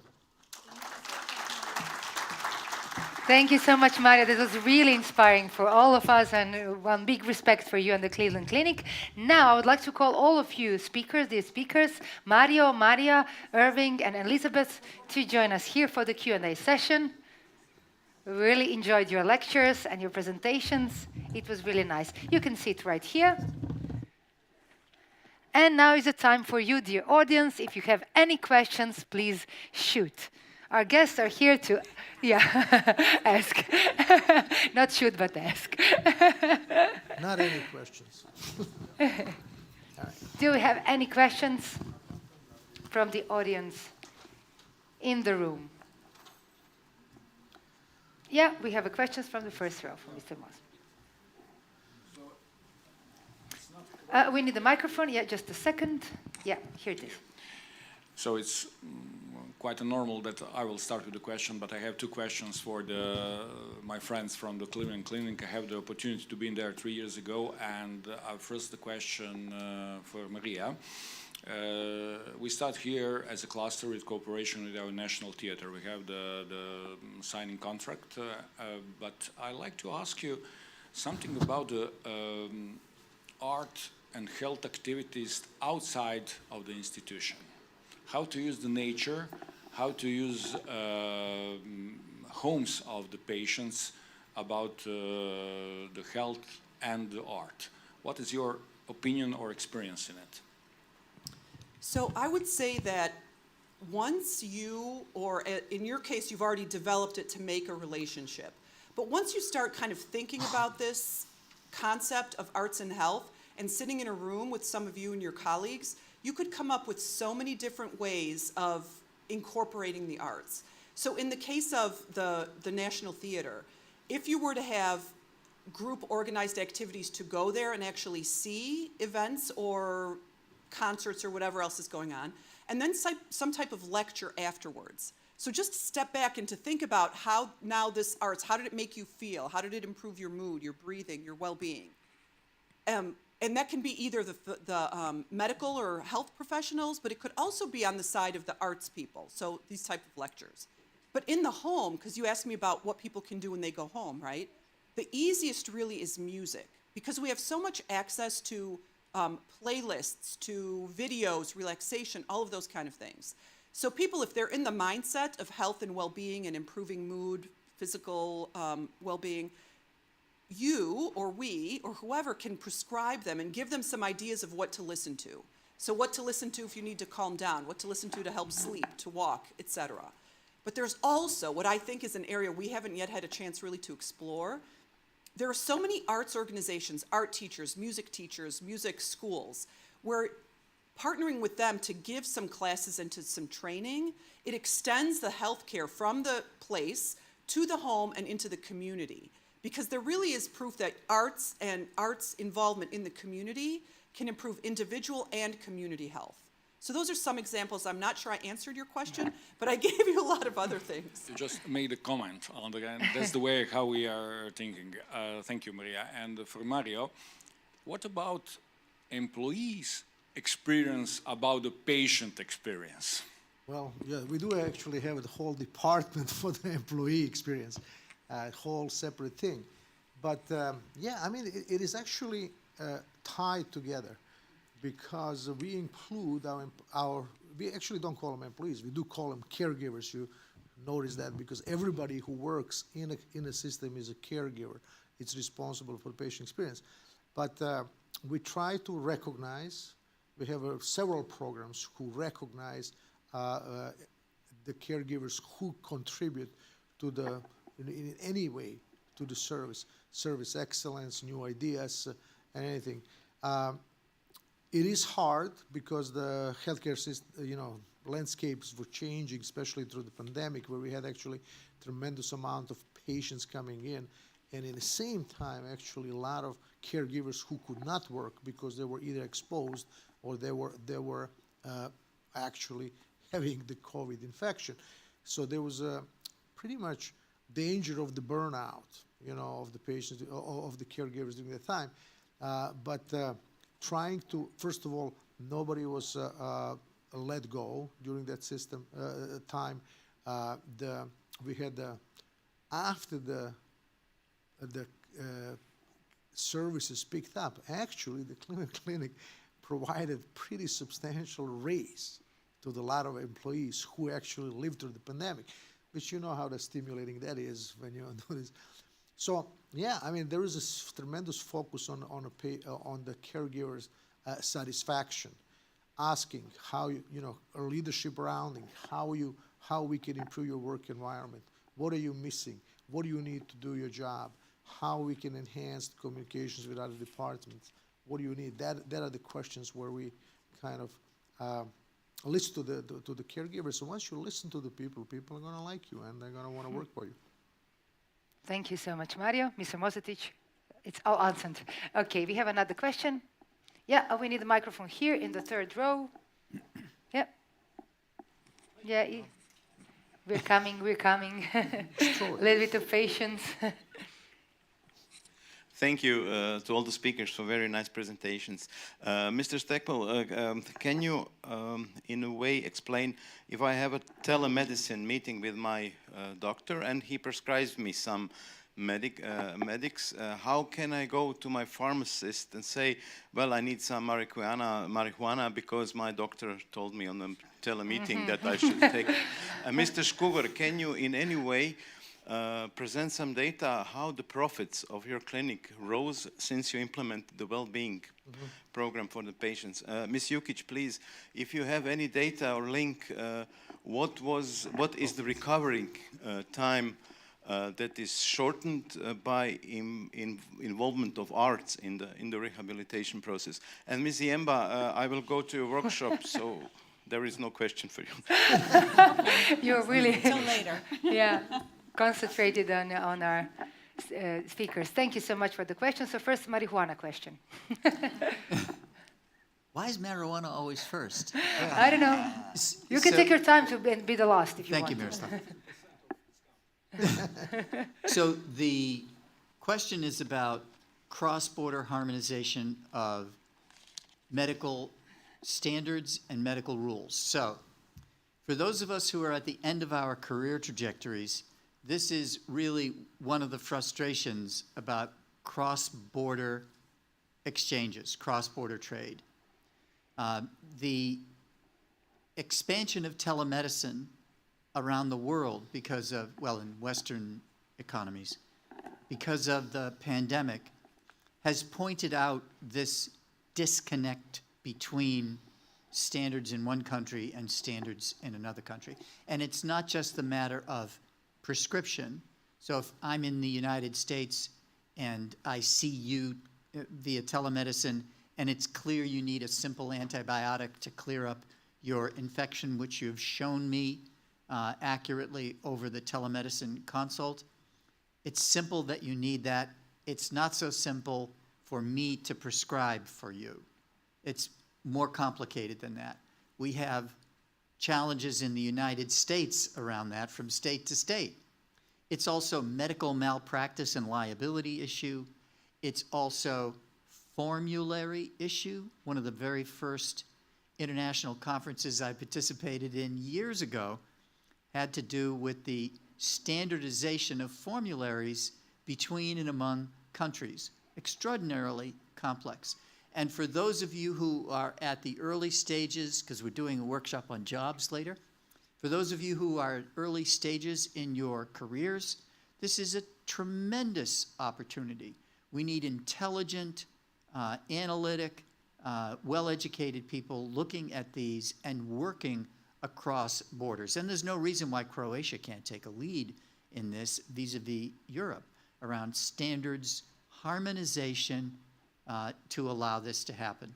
But you're absolutely correct, Miroslav. Currently, this is an obstacle to mode one cross-border trade in health services. All right, the next one. Yeah, there's a question. So my question was about, all right, so there's actually one of the things that I want to say. I do a lot of telemedicine. I actually do 2 days a week telemedicine. So I do prescribe medications, not marijuana though. Telemedicine, but we do have an electronic medical system where the pharmacies are connected to us. So I directly electronically send prescription to the pharmacy, and prescription is there within 10 minutes. It doesn't matter where. Now, during the pandemic, I was allowed to see new patients through the telemedicine from any state. That is now being curtailed. Pandemic is going over, so I can't see new patients on the telemedicine unless they're from Ohio and 5 surrounding states. But if I have already seen them in the past, I can do whatever I want, and I can send scripts to California, to Florida, to New York, it doesn't matter, everywhere. If the patient does not have pharmacy that is connected to our system, or if the patient doesn't know which pharmacy you want to use at the moment, I can actually just mail it to them. I can mail the prescription, he's going to get it in 2 days. That's it. In terms of the income which you were asking, first of all, we don't have profits. We are non-for-profit, physician-owned healthcare system. So there's no profits. If we make money, money is invested back in the system. Now, we, of course, have cash reserves in the banks. So we do actually provide our self-health insurance. We provide self-liability insurance. And when the year is good, money goes there and gets invested. When the year is bad, and the last year was bad, we were in red. Last year, we do have this cash reserves to, bridge that and wait for the, better years, which we are hoping is going to be this year. Thank you so much, Maria. So my question was on the research. So I was thinking about how to answer it. Answering it very specifically, I'm not able to, because you asked specifically how does it shorten length of stay for rehab patients. So what I'll suggest to all of you is to look at some of the resources on the PowerPoint that I gave you, and then I'll look more specifically for that question and send it to the organizers to send out to everyone, maybe some more resources to that question. Okay, thank you so much. We have a question here in the second row. The microphone is here. Second. Pass it. Could you pass it to the lady? Yeah, it's here. Vlasta. For Mario, how many minutes or hour you have for the first check-up and conversation for the client, for example, for China? 40 minutes usually. 40 minutes. 40 minutes. It used to be 1 hour, though, 20 years ago. So things are not getting in the right direction. Used to be 1 hour for new patient, 20 minutes for follow-up. Now it's about 40 minutes. That's like enterprise-wide, and 20 minutes follow-up. My luck is that I have a lot of patients. I do diabetes, obesity, calcium metabolism, thyroid. So thyroids are usually simple. I can mess up thyroid in 5 minutes follow-up. That leaves me more time for the new patients. But you're right. That is one of the main determinants of the patient satisfaction, how much time you have to communicate effectively with them. And I think that I see the effect of the shortening of this time. I think in 2008, 9, 10, 7, when I was seeing less patients, I get a lot more, positive feedback in terms of spontaneous, like letters being sent to hospital, and, Mario was the best, doctor I ever seen. I don't see this as much as now when we have a little bit less time. We are sorry. Yeah. No, it is true. I actually have data on this, and I'm going to show it. Once a year, we go and have this annual performance review where the people tell you how you do. You discuss, are you satisfied? So I'm going to show them the data, number of patients in 2009, 10, 11, all the way to how this affected the quality of the care. It did. But this is without administration medical. Without a medical administration, this is separate. Yeah, we do have several hours a week separated for the, it's called administrative time, when we do, paperwork and calling, messages and so on. We also do have a system now where the patient can message us through the chart. It's almost like an email, but it's in a chart. So it's always documented. So he said, and I have this on my phone. So I can go on my phone and contact my doctor from wherever there's Wi-Fi and ask the question, raise the concern. And that is a beautiful system, except that up to a couple of weeks ago, that was not considered work. There was no charge for it. But 2 weeks ago, or the last week, I can't remember, I just got an email that if you make a medical decision, if you're making changes in therapy, that will be charged to insurance, and that will be counted as work. And I love it. What is your experience maybe in Croatia, more or less than 40 minutes? If I must do master plan for one patient from New Zealand, for example, I need 1 hour and 30 minutes, because if he stay only 2 weeks, then first day he start, last day he is thinking to must be on airport, and everything must be fixed, and the program must be very, very exciting and full. And without 1.5 hours, you cannot fix. Only if maybe 10 people surround you, make part of another organization. And that's the truth. but this is not one visit.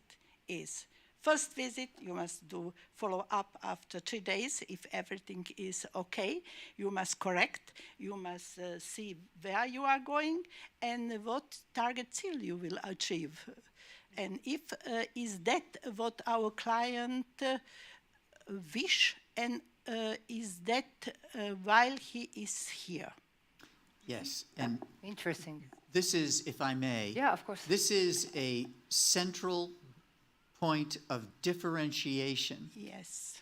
Between the services in Croatia, the services you're offering, Vlasta, and probably many other providers here. This is a central point of differentiation, and it's also part of accessibility. What access do I have to the professional or professionals who are going to be treating me? And with that, with the level of excellence that you and Terme, Selce and other providers offer, this can be exported. You can communicate this, and in doing so, attract more consumers to the services here, so that we have a 25th annual conference. Yes, I am agree. This is a big tema, big tema. And for Maria, I am really impressed. And we cannot compare with Cleveland Clinic. We are boutique clinic if we compare with Cleveland Clinic. In 1995, we started with art therapy in our clinic. 1995. Because from my childhood, I was surrounded with many artists.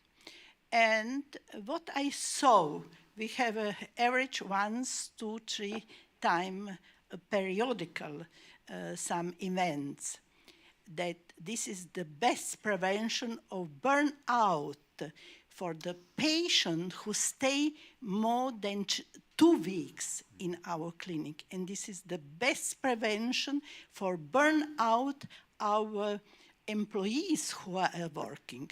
What happened to me? One very famous,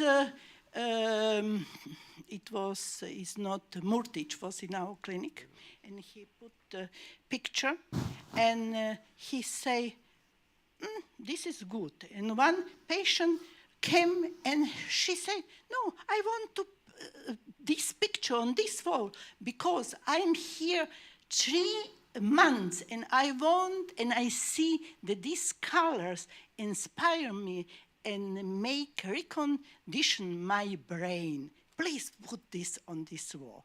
And this is this imagination. And for example, another situation, we started to build outside art, one fontana, and then came one patient, outpatient, and he said, this stones is very natural Mediterranean fontana with shale. And he said, no, this stone is not on the right place. Can I help you? And it was very famous art, Franovic, Tony. And he said, come on, let's go to build together. Just now, this patient came every year to say, this is my fontana, and this is my clinic. This is this connection and familiarization, and not only when they need us. This is something what is for the ever. This is my comment. Thank you so much for your comments. Yeah, it's really nice experience, a really nice promotion of Maria music didn't art. mention, but we do have employee art show too, once a year. We actually submit our own artworks and gets selected and exhibited. And it's kind of, I did it once, but it was a beautiful thing to see my photo on the wall. What Vlasta was talking about is co-creation. At the essence of co-creation, before even that term was created and some people started, but that's really what you're doing. So yet again, an example of your leadership. Thank you. Yeah, thank you so much for actively participating. Do we have any more questions from the audience right here? Yeah, we have it here. We already answered. Okay, anybody else? Yeah. From the Yeah, chat. please, from the chat.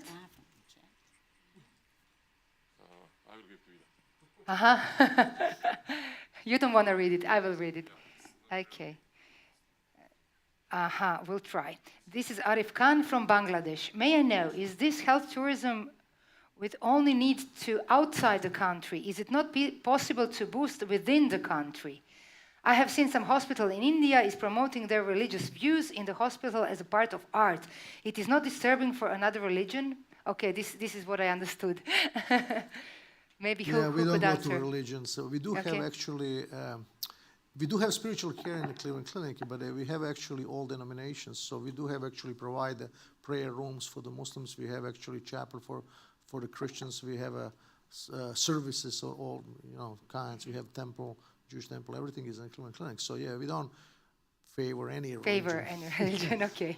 I have another question for Elizabeth. For you, it was posed in the chat also. Elizabeth, can you give us some examples for a good destination for disabled persons? Some good examples that you have seen or experienced or you can recommend? Yes, I can. And one destination that has really worked through a cluster through the Department of Tourism is the city of Jerusalem.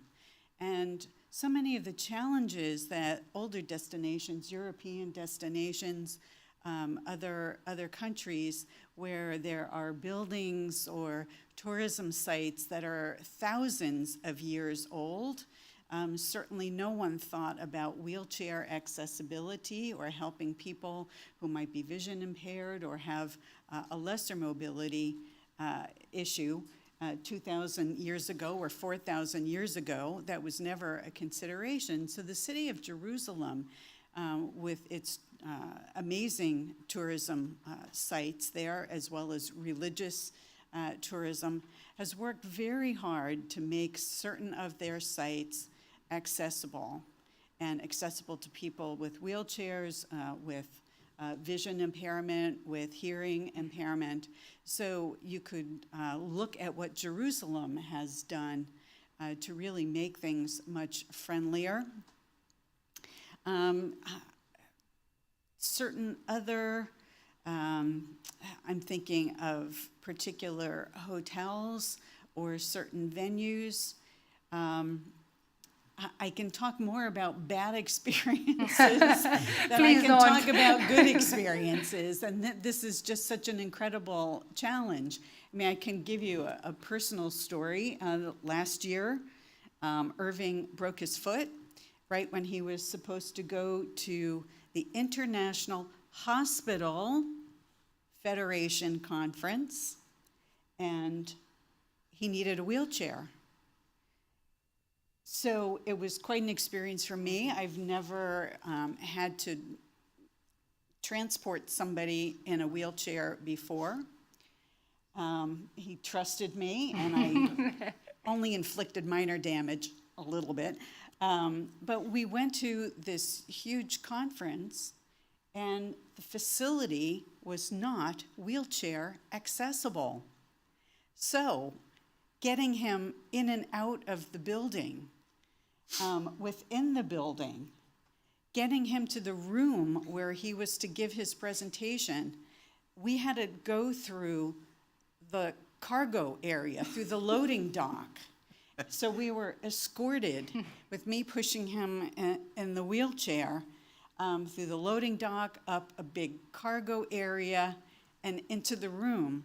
And I must say that as healthcare professionals, that not providing access to your audience is just a fundamental flaw, and it's something that is so easy to correct. So I know I've gotten away from the question here, but it's something that's just overlooked. People don't think about it, what kinds of barriers there are here. And I must say that experience really transformed how the two of us see the world, how hard it was to get him through 2 airports, how hard it was to get him off airplanes, how hard it was to get him from the hotel to the venue.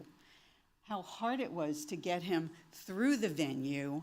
I was exhausted from just transporting him around, and I did zero networking. So if that, if that gives you some idea of what it is like for people who are in a wheelchair all the time, and the people who travel with them, any support that you can provide to them, any kinds of services and assistance that you can make their lives easier, you will have loyal clients coming back to you year after year and telling everybody they know. And from what I have learned by starting to network with colleagues in this area of accessibility, it's like health tourism. Everybody knows everybody, and if you do something well, your reputation will travel very quickly. And if you do something poorly, your reputation will travel very quickly. So I hope that sort of answered the question, but yes. Yeah, it did. So Jerusalem is a good example, but Yes. bad examples all over the world. We have to think about it. Many of them. Yeah, that was really eye-opening. Thank you so much for sharing this personal experience. Yeah, you want to, Mario? Just a couple of days ago, I saw the video from actually where they trained the people who work with disabled patients, you know. So what they did to them, they put them glasses, actually made them like see like they have glaucoma. They put the braces on them so they couldn't bend the knee. They put some weighted vests on them, you know, and then try to kind of work with them, you know, put them in the bed, get them out of the bed, get them to the bathroom, get them out of the bathroom. And I thought it was actually an excellent idea to see, to experience what are the people you're taking care of actually experiencing, how they feel. And I don't think that anything else can teach you that as good as personal experience. A person with disability for one day. Yeah, it's really a tremendous thing to go. Do you have another question from the audience, or we can sum up? Yeah, we can sum up. Thank you so much. We'll have a half-hour break. We'll start again with the panel discussion at 12:30. Thank you so much for participating.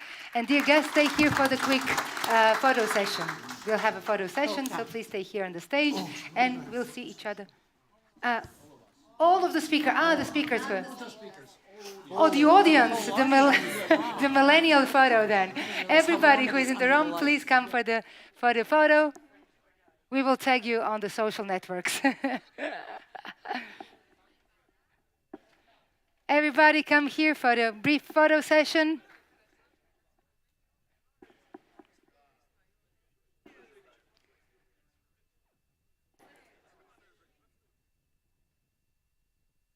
Please, guys. Let's take a picture, please. Come here. Everybody. Everybody in the room. Please, go up. Climb the stage and we will take the photo together. Everybody, you could discuss later. Please, join us on the stage. Please.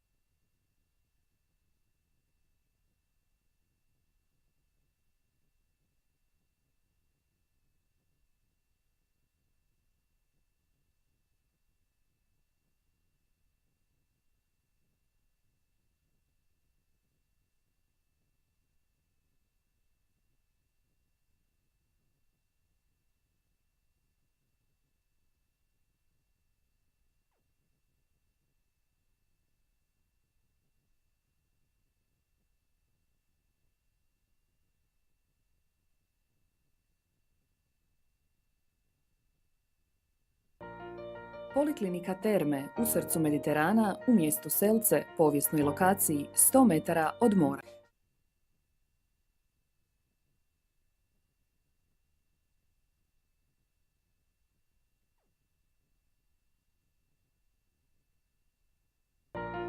Poliklinika Terme u srcu Mediterana u mjestu Selce. Terme Selce je prva privatna ustanova za rehabilitaciju i zdravstveni turizam u Hrvatskoj, koju su osnovali 1989. primarius Ivan Brozičević i doktorica Vlasta Brozičević. Sa svojim stručnim timom primjenjuju holistički pristup u radu s pacijentima svih životnih doba.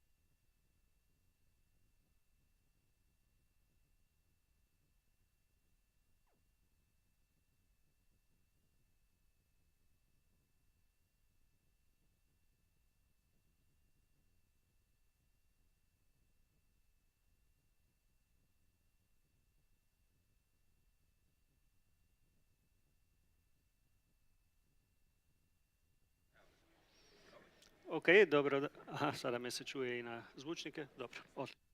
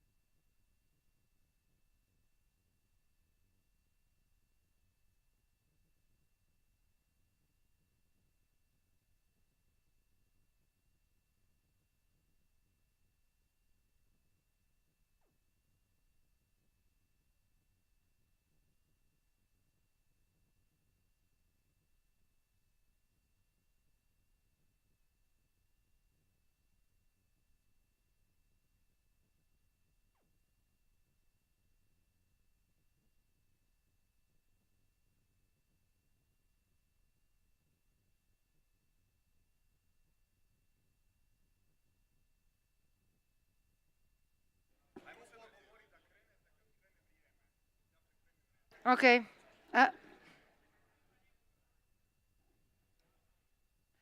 Please, dear participants, take your seats because we are about to start very soon. Već malo kasnimo.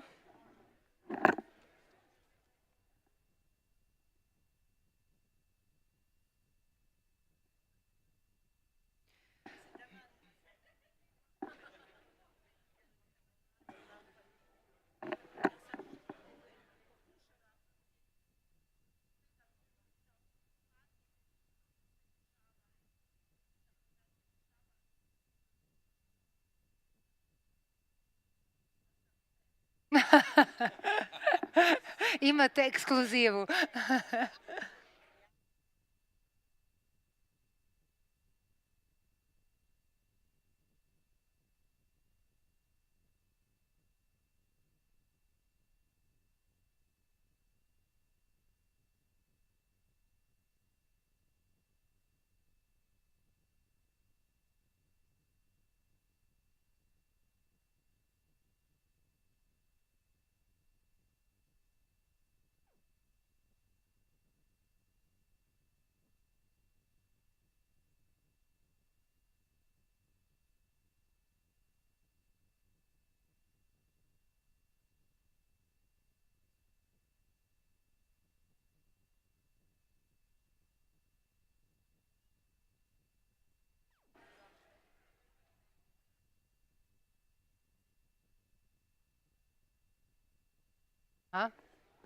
Dobro.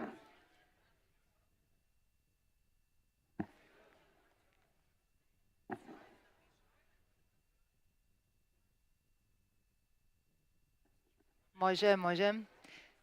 Dear participants, please take your seats because we are about to start our panel discussion. I hope that you enjoyed your break and your mingling and discussing, and now it's time to move on. Please take your seats and we're beginning. Okay, welcome back, everybody. We'll continue with the panel on health tourism and sports rehabilitation. And today we are going to get the perspective from the fantastic four who are here present with me on the stage. So I will make a short introduction. Our guests and speakers today are Primarius Vlasta Brozicevic, specialist in physical medicine and rehabilitation, rheumatology, who 33 years ago co-founded the first company for health tourism, Terme Selce, and the first private polyclinic for physical medicine and rehabilitation, Terme. Primarius Brozicevic is an experienced expert in treating more than 47,000 clients of all ages from 87 countries, among whom 120 Olympians and top athletes. And she's a member of 14 international organizations, participant in 8 Olympic Games, official doctor of cross-ski team, as well as a member of medical committees at Croatian Olympic Committee and FIS. Welcome. Hello. One big round of applause, please, for Mrs. Božičević, who is here with us. I'm also greeting Mrs. Martina Lindić, Doctor of Science in Nutrition and owner of the Center for Nutrition and Holistic Approach to Health, Nutri Marlin. For many years, she has worked as a professional associate in various health institutions in the field of clinical nutrition for rehabilitation of cardiovascular patients, then as a nutritionist and dietitian in the treatment of eating disorders in children and adolescents, and today as a professional associate in the rehabilitation of patients with chronic lung diseases, as well as a professional associate nutritionist in a polyclinic whose primary activity is sports medicine. Hello, Mr. Linarić, welcome.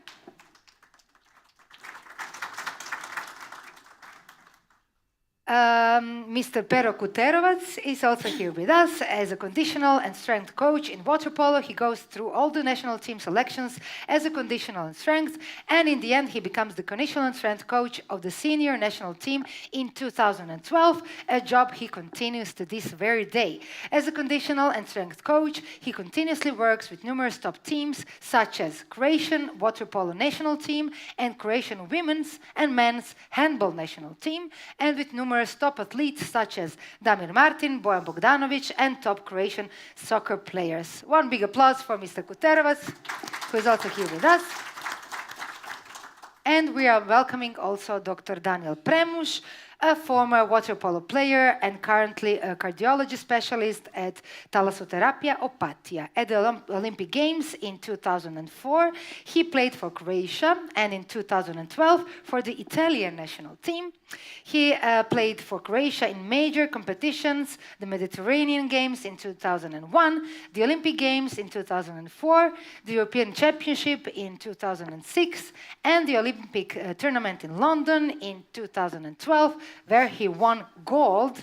Recently, he's particularly engaged in sports cardiology medicine, where he's involved in all research activities of the institution. So please give a warm welcome also to Mr. Premush. And now, dear guests, dear participants, I would start with Vlasta. Hello, Vlasta. I have the first question for you. Over 30 years, you have been working with numerous top athletes, among whom I just previously said 120 Olympians. So who are those top athletes? Thank you. The top athlete is physically strong, agile. They has endurance and competitive mindset. Keywords, remember please. Faster, higher, stronger, that encourage athletes to give their best during competition. The best of them with the best sport performance in competition. And it can happen if they have this performance also on the Olympic Games. Injury are integral part of top athletes' professional or private life. They risk every time they train, practice, and compete. About 25% of all sport injuries are knee injuries, and shoulder, 20%. So I consider each top athlete as one new project from injury to return to sport to top level and to Olympic Games. Okay, you have really long experience in dealing with such injuries. Another question for many times and in various presentations, you have mentioned your method, mindset body reconditioning. Please, could you tell us more about your method? Recovery after injury of top athletes becomes increasingly important for the team and top athletes. The key part of the process is safe rehabilitation from the few weeks until few months and 1 year. Mindset body reconditioning program is individual, extremely complex, and very, very responsible system of diagnostic, isokinetic measurements, and many tests. Setting goals, physical therapy progress with assessment. Monitoring and evaluation by scoring system. Presenting initial and final condition of athletes. Kinesiotherapy and training have a special role and place in whole rehabilitation process until return on the best level. Rehabilitation is medical model and reconditioning is performance model. It brings back top athletes to their activities in the shorter time, and what is very important, with even better result in conditions than before the injury. It includes multidisciplinary approach involving a professional team in the clinic, family, coaches, and the entire sport team. It can include various profiles of doctors. In addition, a specialist physiatrics, also a psychologist, and nutritionists. Motivation and self-confidence is incorporated in the result. Both of them, not only for the athletes, for the doctors, for the physiotherapists, and the whole team. Thank you so much for sharing your experience. Another question from your experience, What is very important during physical therapy in rehabilitation? What is the most important thing? Most important is monitoring, and this is extremely important, which includes daily monitoring, assessment of most ideal condition, expected target condition, previous condition, limited factors, and of course, analysis of exercise and training progress, what is very, very important. Result are confirmed by scoring system. Also, the sense of belonging each to another, this is on the top important things. 24 hours, many days, weeks, or year. Sense of belonging, really nicely said. And what is the role of new technologies in this method? We are living in new epoch. A new technology and trends make athletes and our work much more easier. Recovery with new technology is faster and safe. We use all up-to-date technologies in physical medicine to isokinetics, regenerative medicine, and neurorehabilitation. Sensor, platforms, systems, variable technologies play important role in this whole process. Integrated systems are increasingly used in training, which includes measurements, notification, data, messages, video, and daily schedule. With these new trends, we expected insight into various physiological and psychological conditions. For example, quality of sleeping, nutrition, changing or improving habits to even better sport results. Great. And just to sum it all up in the last question, what do you recommend to top athletes? What is recommended? Many to them? things. It's not Okay, enough, just in a few 45 minutes. minutes. A few minutes, please.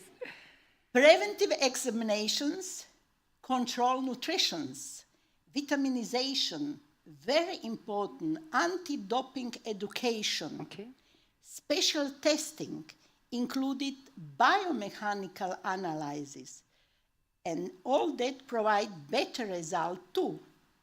Then, of course, treatment for physical therapy rehabilitation of injured part of athletes, different imaging in different period of recovery that also help us to achieve the best diagnostic in rehabilitation and result. I usually recommend mindset body reconditioning training as an integral part of this very complex rehabilitation progress. Well-being program of top athletes is obligatory part, and our climate Crikvenica Riviera is ideal place to get the best recovery. Please, after these my words, ask me what top athletes are doing for well-being program.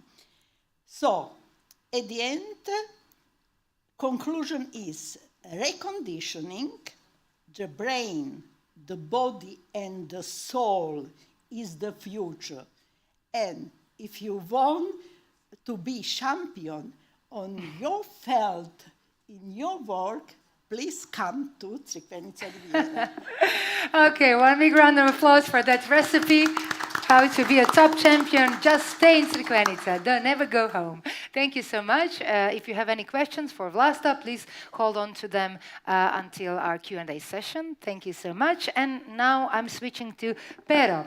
You, as one of the most award-winning and well-known coaches for the physical preparation of athletes, how do you see potential of Croatian tourism in hosting teams that will prepare for the next season?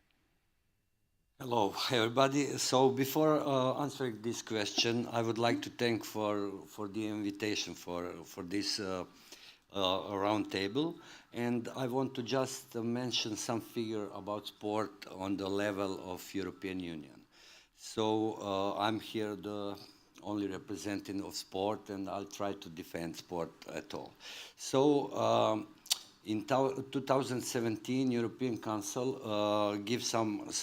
announced some values about sport, and on the level of the whole European Union, sport generates more than 407 billion euros, which in total makes up 3.7% of the GDP of total European Union, and employs more than 15 million people, which in total makes up more than 5% of all workforces in whole European Union.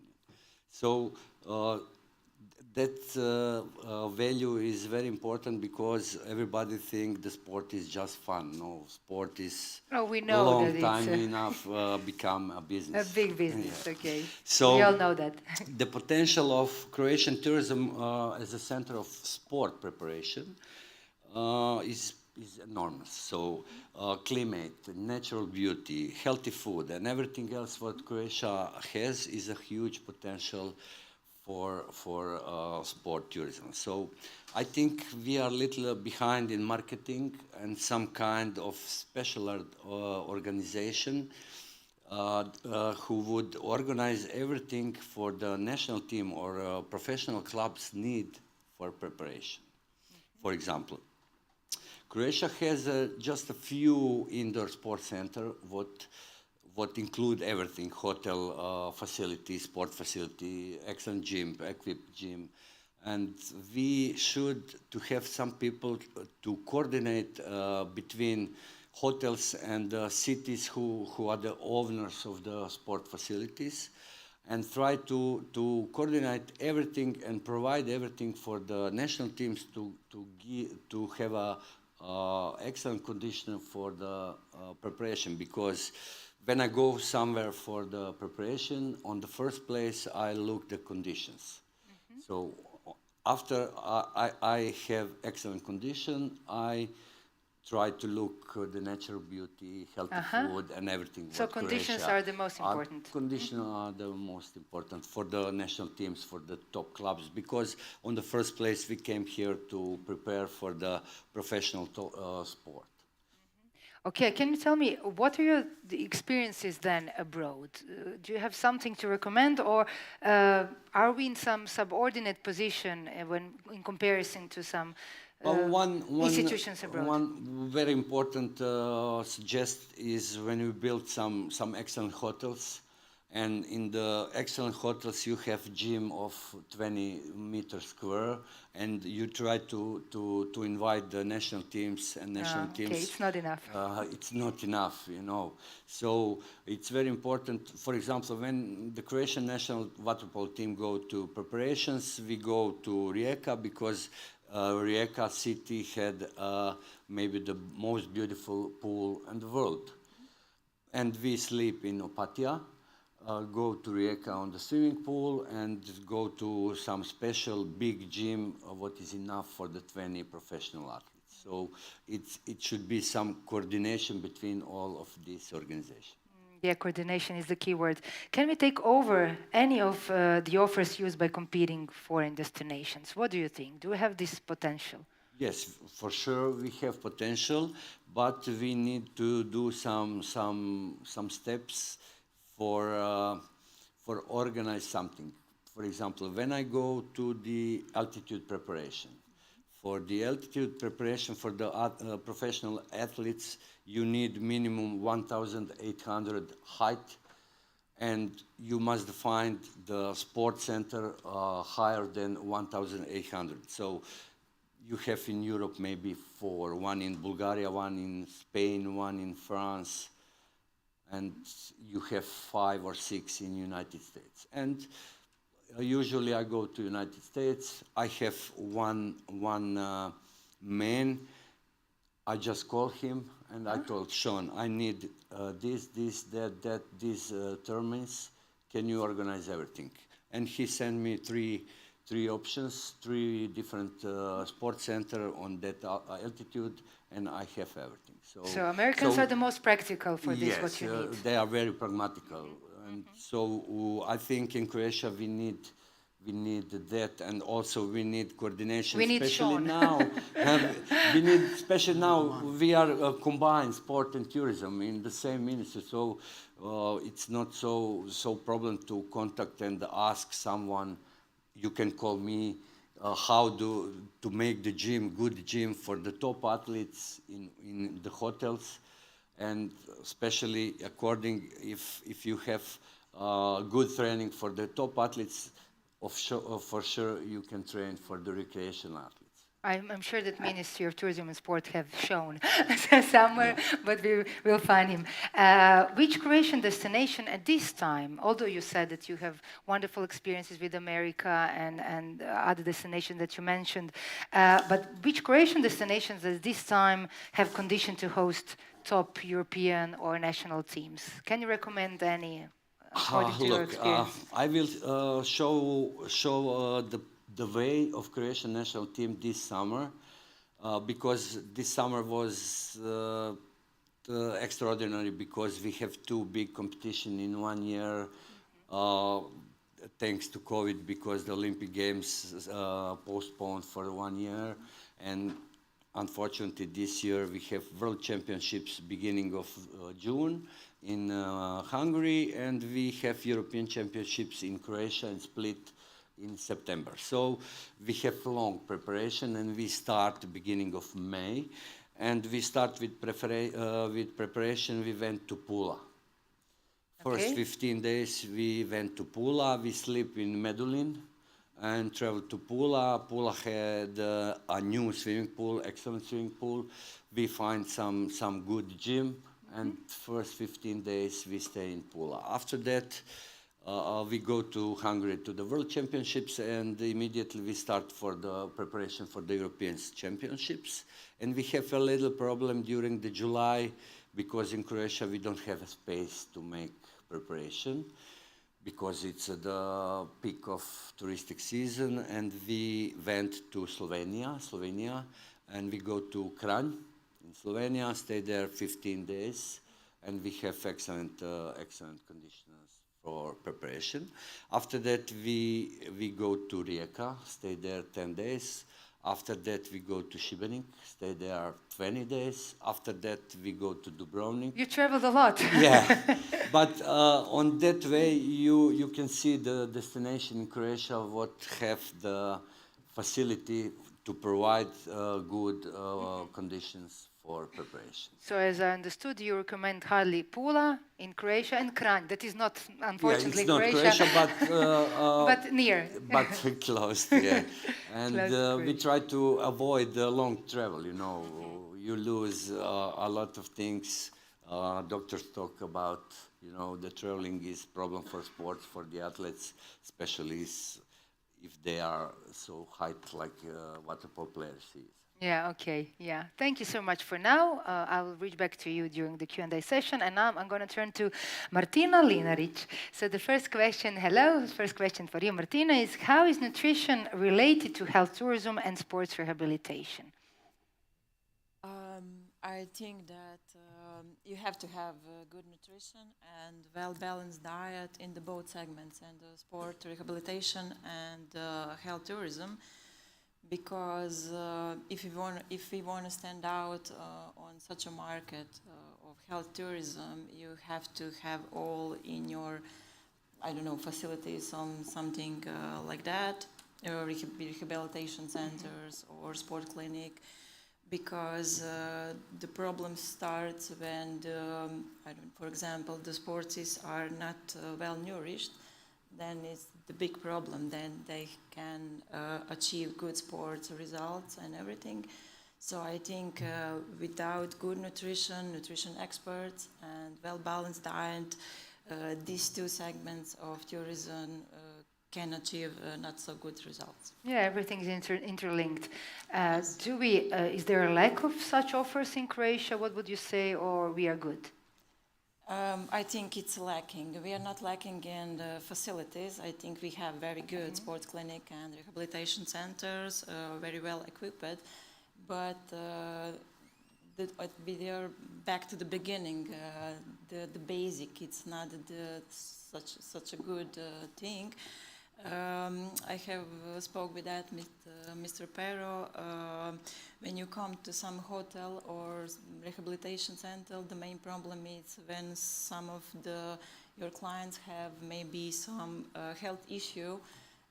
Depends on food, like, I don't know, celiac or something like that. You really need just good expert who can recommend the best diet and prepare it normally, so that you can achieve with your clients a very good result in the, I don't know, rehabilitation or with some injury. You mentioned best diet.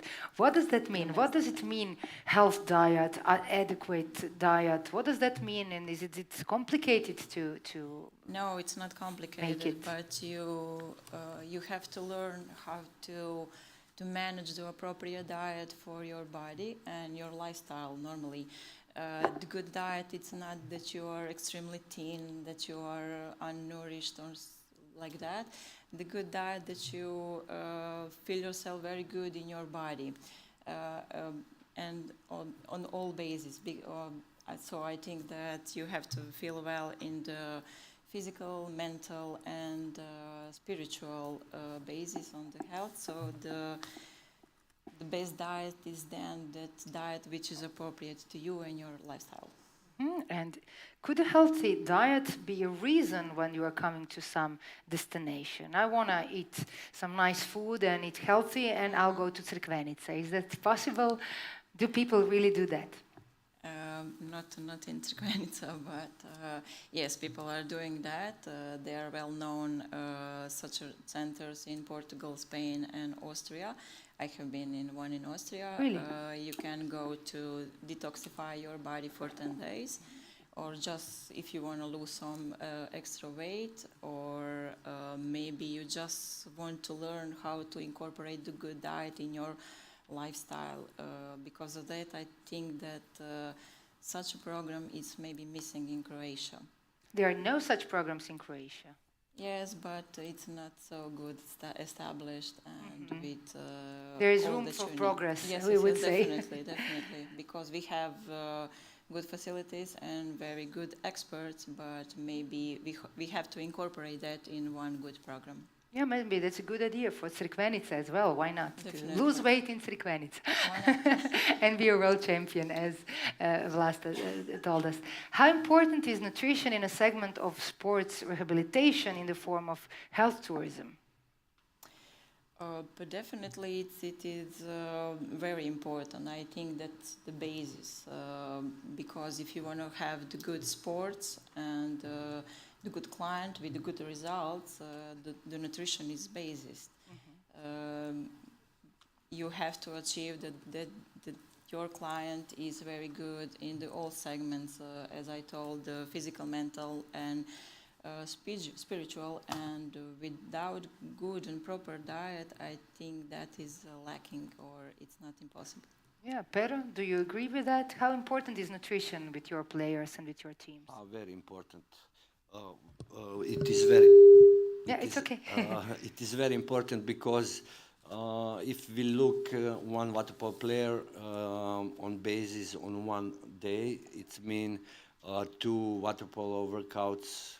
It's about 4 hours, and one gym 2 hours. It's 6 hours of working, of training per day.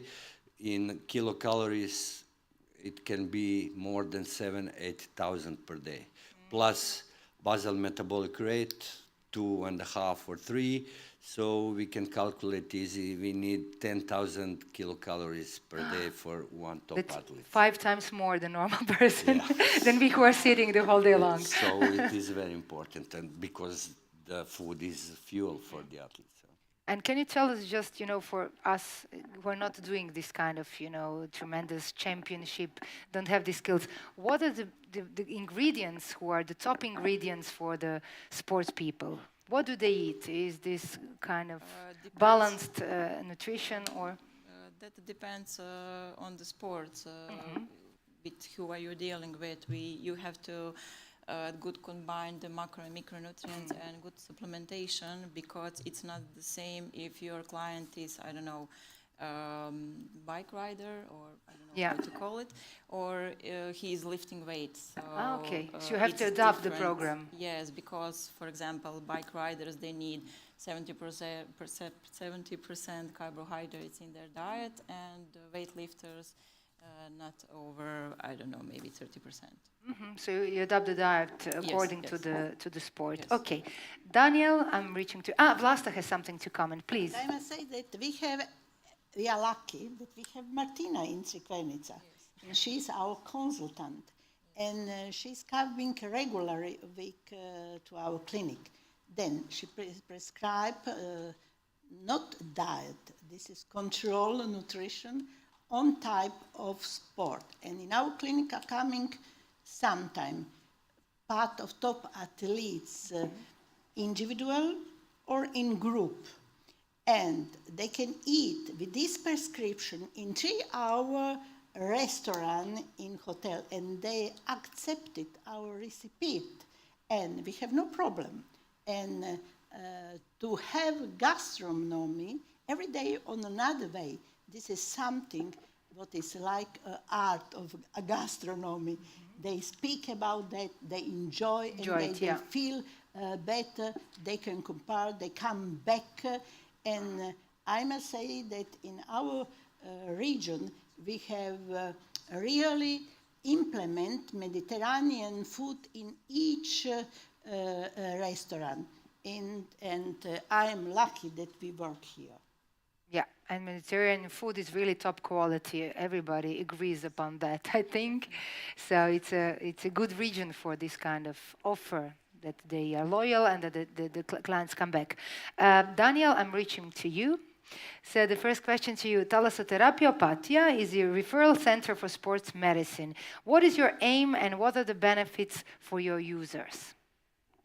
First of all, I don't speak English so fluently, so I have my personal translator. Yeah, you can switch to Croatian. Yes, we all switch understand. in Croatian, yeah.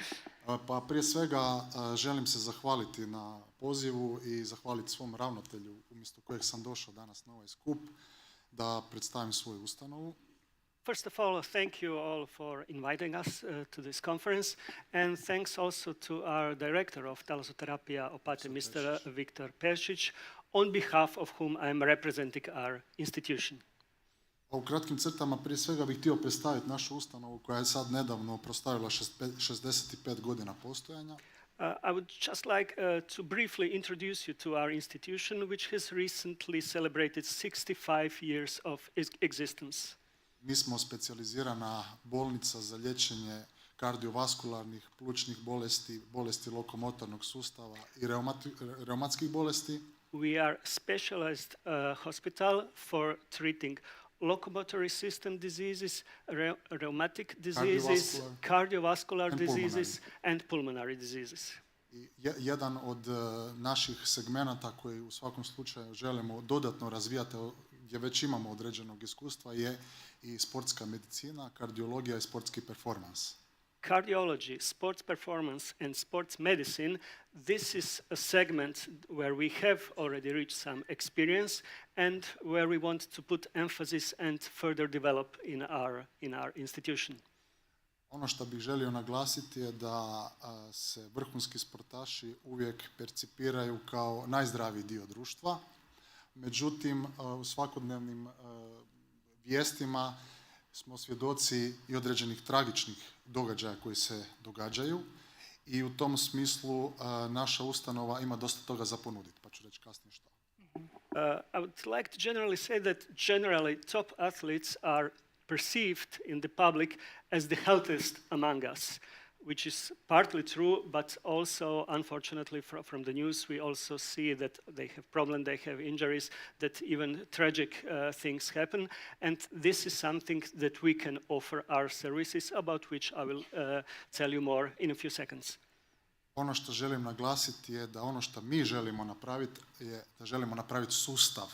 Znači, to želim podvući sustav kojeg u ovom trenutku na nacionalnom nivou nema. what I would like to emphasize, and really emphasize, is that we would like to introduce a system which at the Croatian national level at this moment does not exist. Šta želim reći, odnosno šta podrazumijeva taj sistem? Znači, taj sistem podrazumijeva da jedan vrhunski sportaš ima mjesto da dođe u ustanovu u kojoj će dobiti preventivni dio, dijagnostički dio, liječidbeni dio, rehabilitacijski dio i savjetodavni dio. What does this mean? What do I mean by system? I mean a system which will include an institution where a top athlete can get prevention, diagnosis, cure, treatment, rehabilitation and advice. Cijela naša priča oko stvaranja tog jednog referentnog centra, odnosno centra koji bi trebao zadovoljiti sve te potrebe, je počela pred 1.5 dana kada smo imali jedan kongres u Opatiji sportske medicine. 1.5 years ago we had a sports medicine conference in Opatija, and this is where our idea of establishing such a referral center in Opatija has actually come into existence.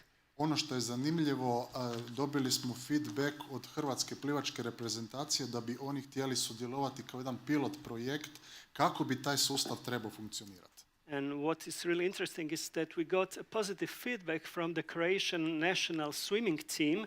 They told us they would like to participate as a trial, as a test, in a pilot phase to see how this system could work. Ono što smo mi kroz seriju testova napravili, želim naglasiti, napravili smo preventivni medicinski dio, međutim ono što je jako bitno sportašima smo napravili i dijagnostičke testove u smislu sportskog exercise-a, sportskog performansa.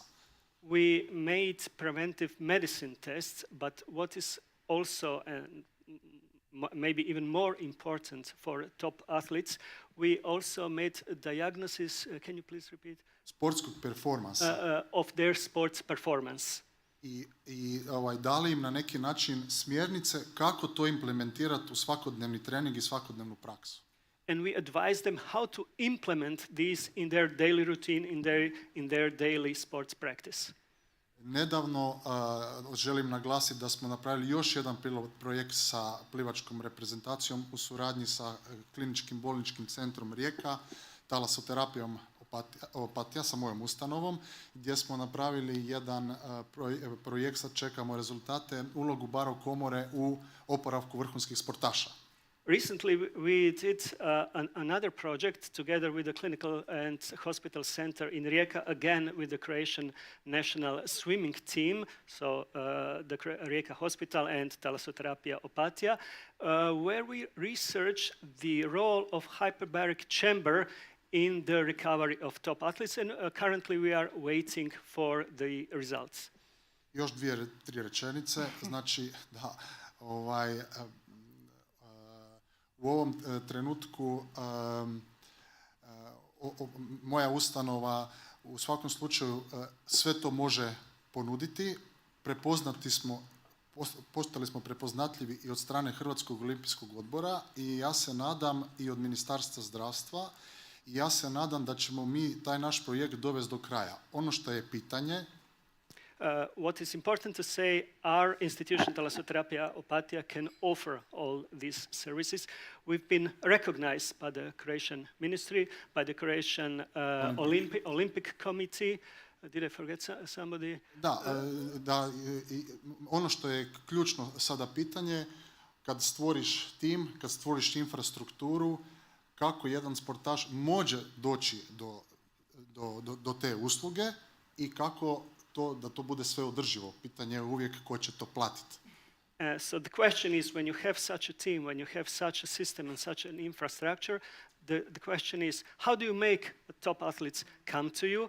And the question, of course, of sustainability and the question of finances. This is always the question. Da se nadovežem na turizam, grad Opatija je kraljica turizma.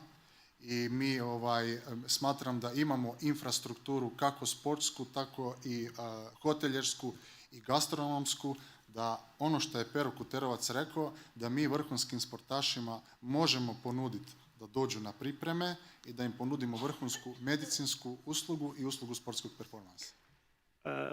Opatija is the tourist town in Croatia, so we not only have medical infrastructure, but also we have fantastic hotels, restaurants, and anything else. So if top athletes come to us for sports preparations, we can offer them not only medical services, but also quality accommodation, quality gastronomy, and anything that they would need during their stay. Vlasta has a comment. It is Crikvenica is the queen of tourism. But I am born in Opatija and I am living in, this is my two towns. Okay, then you're satisfied. Yeah, you're okay with both thoughts. Okay, congratulations to Daniel. For the projects and everything. This pilot program is fantastic and we need it. But I'm on official side. I'm official doctor of Olympic Medical Board 20 years. And this conference is online. I want to point it that we have regularly who are in cyclus for Olympic Games. Preventive testing, preventive examination, we have regular vitaminization, we have experts who really are working, regular anti-doping control, and they can come individually or in group or in big national team on some places. So we are one of the center, for example, for tennis players, for the sport who are not so huge members like 35 members. We have excellent experience with whole representation from Japan, handball players, etc. So we have experience, not only I, also another clinics and hotels, of course, in Istria, and tradition to excellent environment and condition to spend here 10 days, 2 weeks. And what I must point it, these top athletes from abroad are safety here because we have telephone numbers when happens something, what is number, what is first line, what is second line, what is third line, until our Olympic abroad, Olympic committee. So I think our Riviera in Croatia is ideal place for preparation top athletes individually, or I can say the whole team. Thank you for optimism and congratulations to you too, Vlasta. Daniel, you had some comment on that, or? Ja, želim samo reći da znamo svi u vezi klinike od gospođe doktorice Brozičević, međutim ono što se želim vratiti na početak, želim reći sustav, sistem. Ja sam imao sreću, možete reći, ja sam imao sreću. I know I'm well aware of everything that Mrs. Brozičević clinic does, but let me go back to what I said in the beginning. I'm talking about system. We need a system. And I was lucky enough to... Da kao član i hrvatske i talijanske reprezentacije osjetim i vidim šta je sistem, a šta nije sistem. Jer neka me neko razuvjeri, ja sam držao predavanje u vezi toga i znam iz prve ruke da naši vrhunski sportaši prije olimpijade u Tokiju nisu prošli sistem. O tome pričam. I had the chance of experiencing firsthand, because I was playing for national team in Croatia and in Italy, what is a system and what is not a system. And I know a lot about it. And correct me if you think that I'm wrong, but I'm not. The Croatian Olympic team before the Tokyo Olympics did not go through a system. Okay. A s druge strane, kao član talijanske reprezentacije sam prošao sistem koji je avangarda u sportskoj medicini. But on the other hand, as a member of the Italian national team, I went through a state-of-the-art system because their system is state-of-the-art. And do you see some perspectives in the future? Of course. You wouldn't be here. Pričao sam o tome 20 minuta. Yes, definitely. That's what I've been talking about before. Yes. Ono što vidim još veću perspektivu, kada se stvori takav jedan proizvod, onda oni sportaši van naše države to traže. A onda se otvara mogućnost i za hoteljere, i za ugostitelje, i za proširenje turističke sezone, i za znanstvene radove. Onda jednostavno po sistemu domino efekta vrhunski sportaši dolaze tebi. Ali tek kad izgradiš sustav. So we need a system, and once we have it, it will produce a domino effect. It's because top athletes from abroad also need this. They will see that we are offering this. They will come to us, so we can offer them medical services, we can offer them accommodation, we can offer them catering services, scientific research, and anything else connected to this. So it's a domino effect that we want to start. I ne isključuje nikog od partnera koji su spremni da uključuju u tom sistemu. Znači, ne želimo mi da budemo mi jedni i jedini. Znači, za svih ima mjesta. And what's also very important, this does not exclude anybody else. We don't want to be the only ones in this system. Everybody who wants to participate is welcome. Anybody can join in. Okay, and the last question, do you think we need to create a sports center in the region and we can connect it with tourism hoteliers, but just the sports center? Yes, mi, grad Opatija, odnosno ustanova u kojoj ja živim i djelujem, ima medicinsku i vrlo dobro, kao što je rekao Pero Kuterovac, sportsku infrastrukturu. The town of Opatija, where I live, has both good medical infrastructure and sports infrastructure. Ja se nadam i da bazen u Opatiji koji je planiran da će se napraviti do kraja političkog mandata, to je politika pa se mora. I hope that the swimming pool, which is planned right now, and it's a political decision, of course, I hope that it will be constructed. Ono što je bitno, sportaši vole doći u Opatiju. And what is really important is sportsmen, athletes, they love to come to Opatija. Kao što su sportaši iz Hrvatske ili, na primjer, jedna američka plivačka reprezentacija prije svjetskog prvenstva je došla u Rijeku na pripreme. Not only from Croatia, but a team from America before the World Championship came to Rijeka for their sports preparations. Smatram ako lokalni gospodarstvenici, hoteljeri i svi akteri koji su uključeni u to prepoznaju to što mi želimo ponuditi, da je to win-win situacija. And I'm sure that if all the local stakeholders, hotels and everybody else involved recognizes this, then it's a win-win situation for everyone. Great. So the future is bright, or should be bright. We are just one step before the bright future. Do we have any questions from the audience? Now is the time for the Q&A session. Please, you can raise your hand and we will give you the microphone, or maybe we have some questions submitted in our chats. Come on, don't be shy. If not, maybe I have just one little question for you. Could you tell us what is your biggest challenge in your work? One thing, if you are the person in power and you could change one thing, what would it be to make your job more easy? What would you say? The first thing, you came to power, you're a minister of tourism or sport, and you can change one thing to make it better for the whole society, the whole system, as Daniel said. What would it be? Do you have some answer, concrete answer, one little step that will help you in your task? Vlasta, you again. Very easy. We worked 33 years on the same place,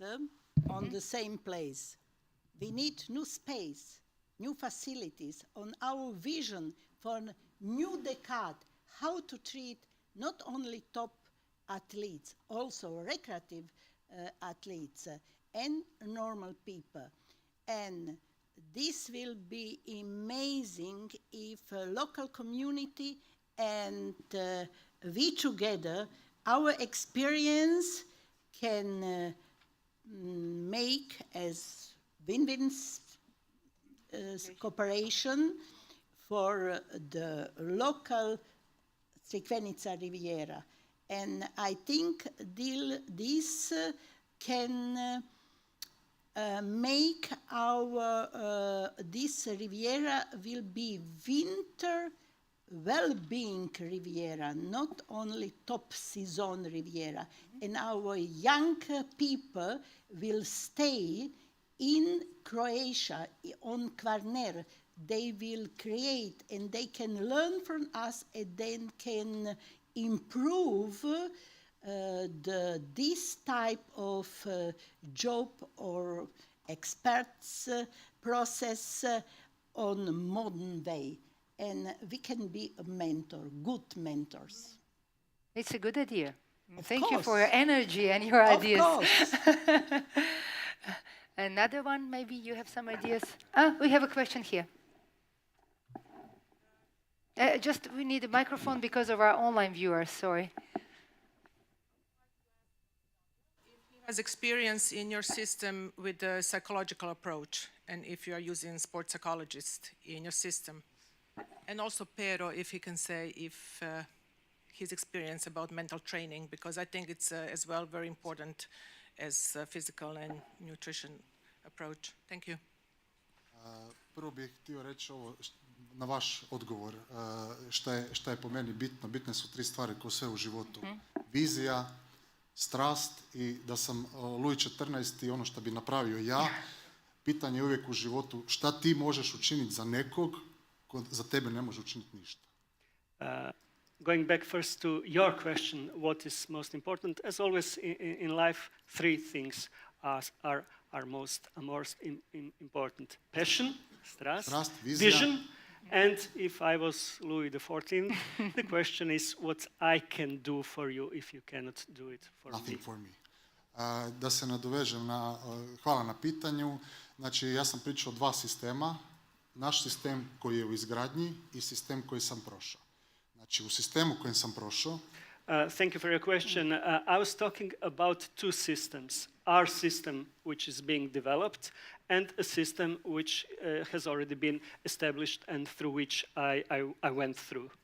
Znači, ja sam u svojoj talijanskoj reprezentaciji imao sportskog psihologa koji, ako poživi, ja se čujem s njom gotovo 2 puta mjesečno, ako poživi do sljedeće olimpijade u Parizu, to će, ja mislim, biti jedno, ne znam, 10. ili 12. olimpijada. Znači, to je psiholog koji samo radi u plivanju i u vaterpolu. To je sistem. Going back to this Italian system, when I was part of the national team, we had a psychologist, and I'm in regular touch with her still. And I hope she will be also at the next Olympic Games, because she has already been at 10 or 12 Olympic Games. So she's specialized in this. Ona je sada bila, između ostalog, i sportski psiholog talijanske plivačke reprezentacije, a neka vam gospodin Kuterovac kaže koliko su Talijani osvojili medalja na ovom sad zadnjem svjetskom prvenstvu. She has, among other things, been the sports psychologist of the Italian swimming national team. And Mr. Kuterovac should tell you how many medals they won. That's the secret of Italian team then. Psychologist. No, everything. Pardon. Yeah, the holistic approach, of course. So that is the question, normal question today.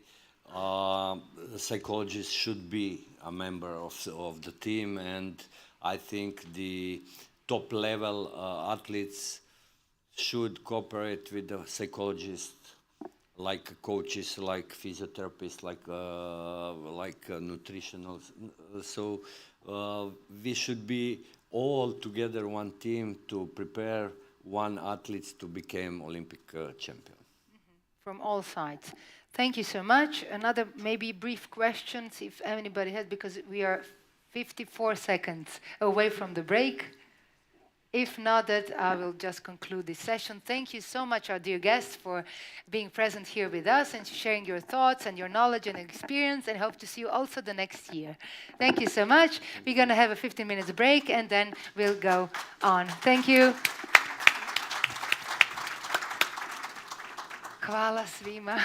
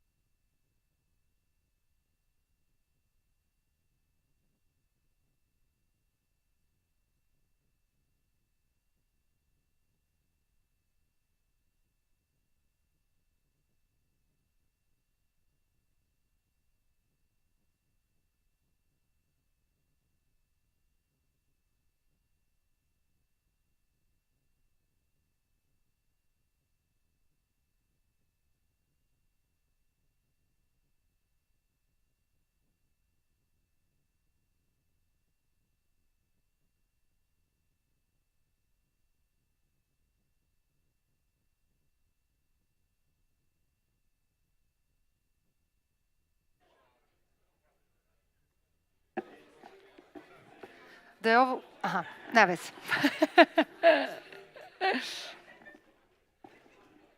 Kako? Kakav video?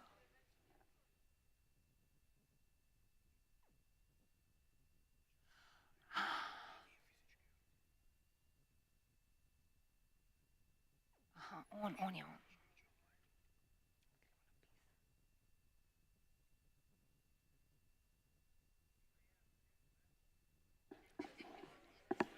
Dobro si mi rekao da se ne obrukam. Welcome back to the room, dear participants. We have to move on. Please take your seats because we have to move on with our lectures and presentations. Our next topic is health and health industry investment and the development, and we really invited best of the best from the experts, so please take your seats and we will move on. We'll have representatives from Jadran Galenski Laboratory, M+ Group, Provectus Capital Partners, Ministry of Tourism and Sport, and Ericsson Nikola Tesla. And each lecturer, each speaker will have only 15 minutes sharp for their presentation, and then we're gonna ring the bell when the time is up and the lecture should be finished. Could you please just close the door so we can start with our first speaker, who is already ready? So our first speaker is Mr. Joško Brkić, who will represent Jadran Galenski Laboratory, our general sponsor. So hello, sponsor. Jadran Galenski Laboratory is the first completely private pharmaceutical joint stock company in Croatia. It was founded in 1991 and has been continuously showing impressive growth. Mr. Brkić is going to be at our stage for the second year in a row. So please start the presentation. Thank you. Thank you. I was instructed to keep it under 15 minutes. It's going to be a challenge, but you guys will help me just go like this if I start talking too much. Yeah, we're going to throw things at you. Not the first time. Okay, so this is the block for investing and development. The big question is, what makes people and companies invest? Is it because of your mom wants you to? Is it because you have your obligation to shareholders, stakeholders? Or is it something, pretty basic, just to be able to survive through the adverse conditions that are thrown at you? Or even better, maybe even to adapt and thrive in these hostile environments the business can usually be. So investment is a necessity, I would say, either because you want long-term gain or you want something of a reward in the end. But when investing, you're faced with a lot of options. Some pretty standard ones are shown here, and I don't know if any of you are investors. You will see some usual ones, you will see some unusual ones, but the point is there's a lot of choices to be made. So you have your Standard & Poor's 500 companies there that you can invest into. You have, let's say, Croatian favorite real estate investments. If you're into private healthcare business, the graph on the far right will probably make you smile that the government healthcare subsidies is dropping. And the thing is that in the end, all of these are looking to get a better future for the investor and for everyone who's involved. The only thing is, these are something else. These are the real graphs for greenhouse gases, for Arctic sea ice melting, for the proliferation of carbon dioxide. Does any of you like skiing in the glaciers in the mountains? Yeah, well, enjoy it while it lasts, because in the last 40 years, the effect of global warming has wiped out, like that, 25 meters of every glacier in the world. So it's 25 meters, it's an 8-story building. Yeah. Ocean heat, ocean is warming, it's a common thing. Sea level is rising. Spring snow, I don't know if anybody likes spring snow, but this is the amount of snow-covered areas during the spring, which is also decreasing. And when you look at all of these, you can say, well, basically it's because of heating. The sun is heating more and more, and it's not us to blame. It's easy to think of that. However, the sun, it's a great sport. It's a star player. It's constant. Just take its usual 11-year cycle. But it's been constant. It's been giving us constant heat and brightness for the last 100 years. So it's not up to sun.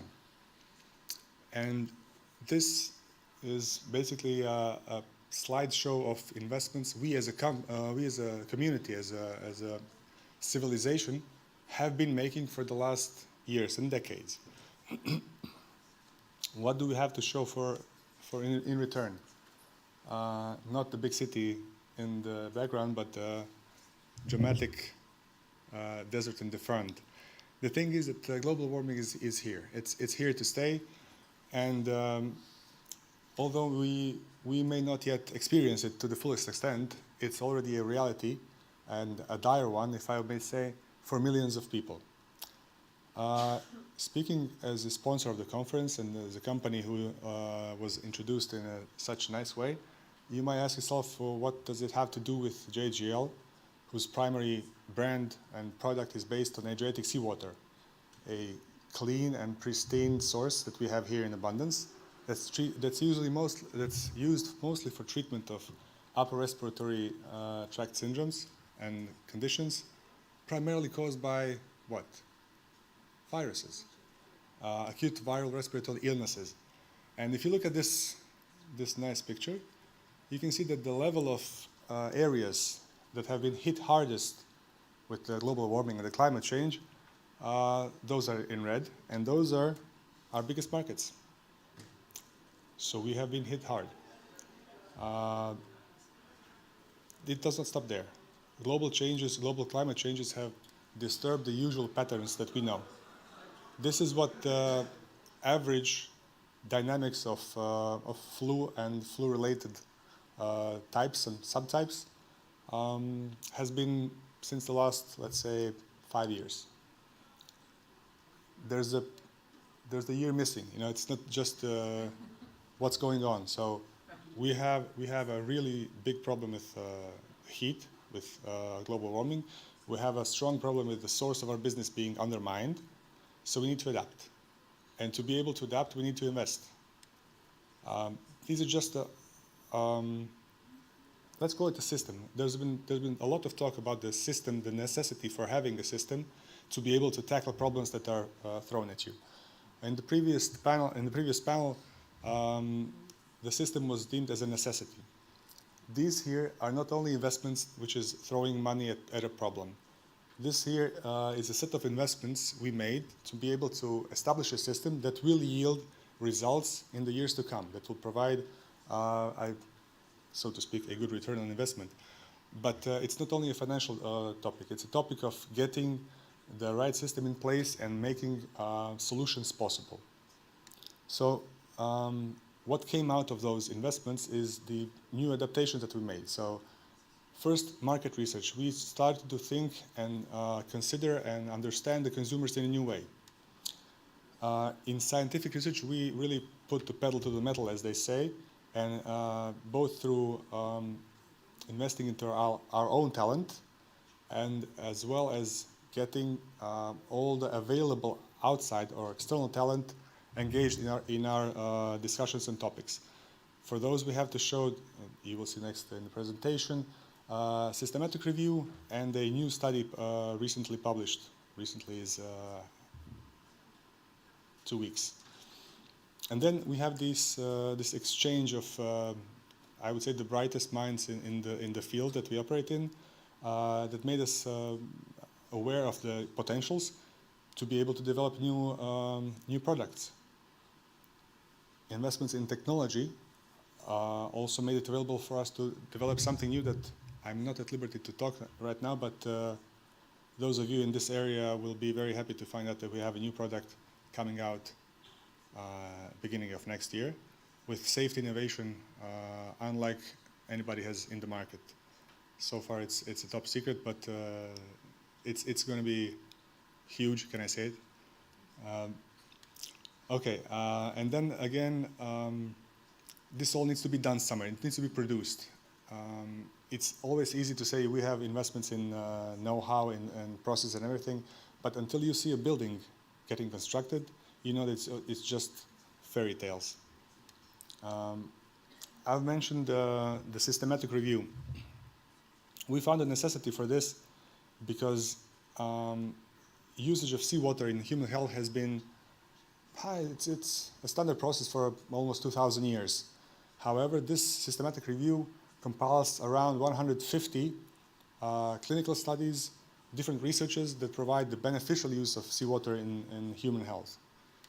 The newest research that we have done is the use of seawater in children, 6 to 11 years, by our colleagues in Ukraine, that have shown that the use of Aquamaris product, Aquamaris Strong, which is basically seawater that we have in abundance here, is beneficial for reducing the symptoms, reducing the intensity of symptoms, reducing the possibility of secondary bacterial infection, and then reducing the need to prescribe the antibacterial medicines. So it's also a financial benefit for the parents.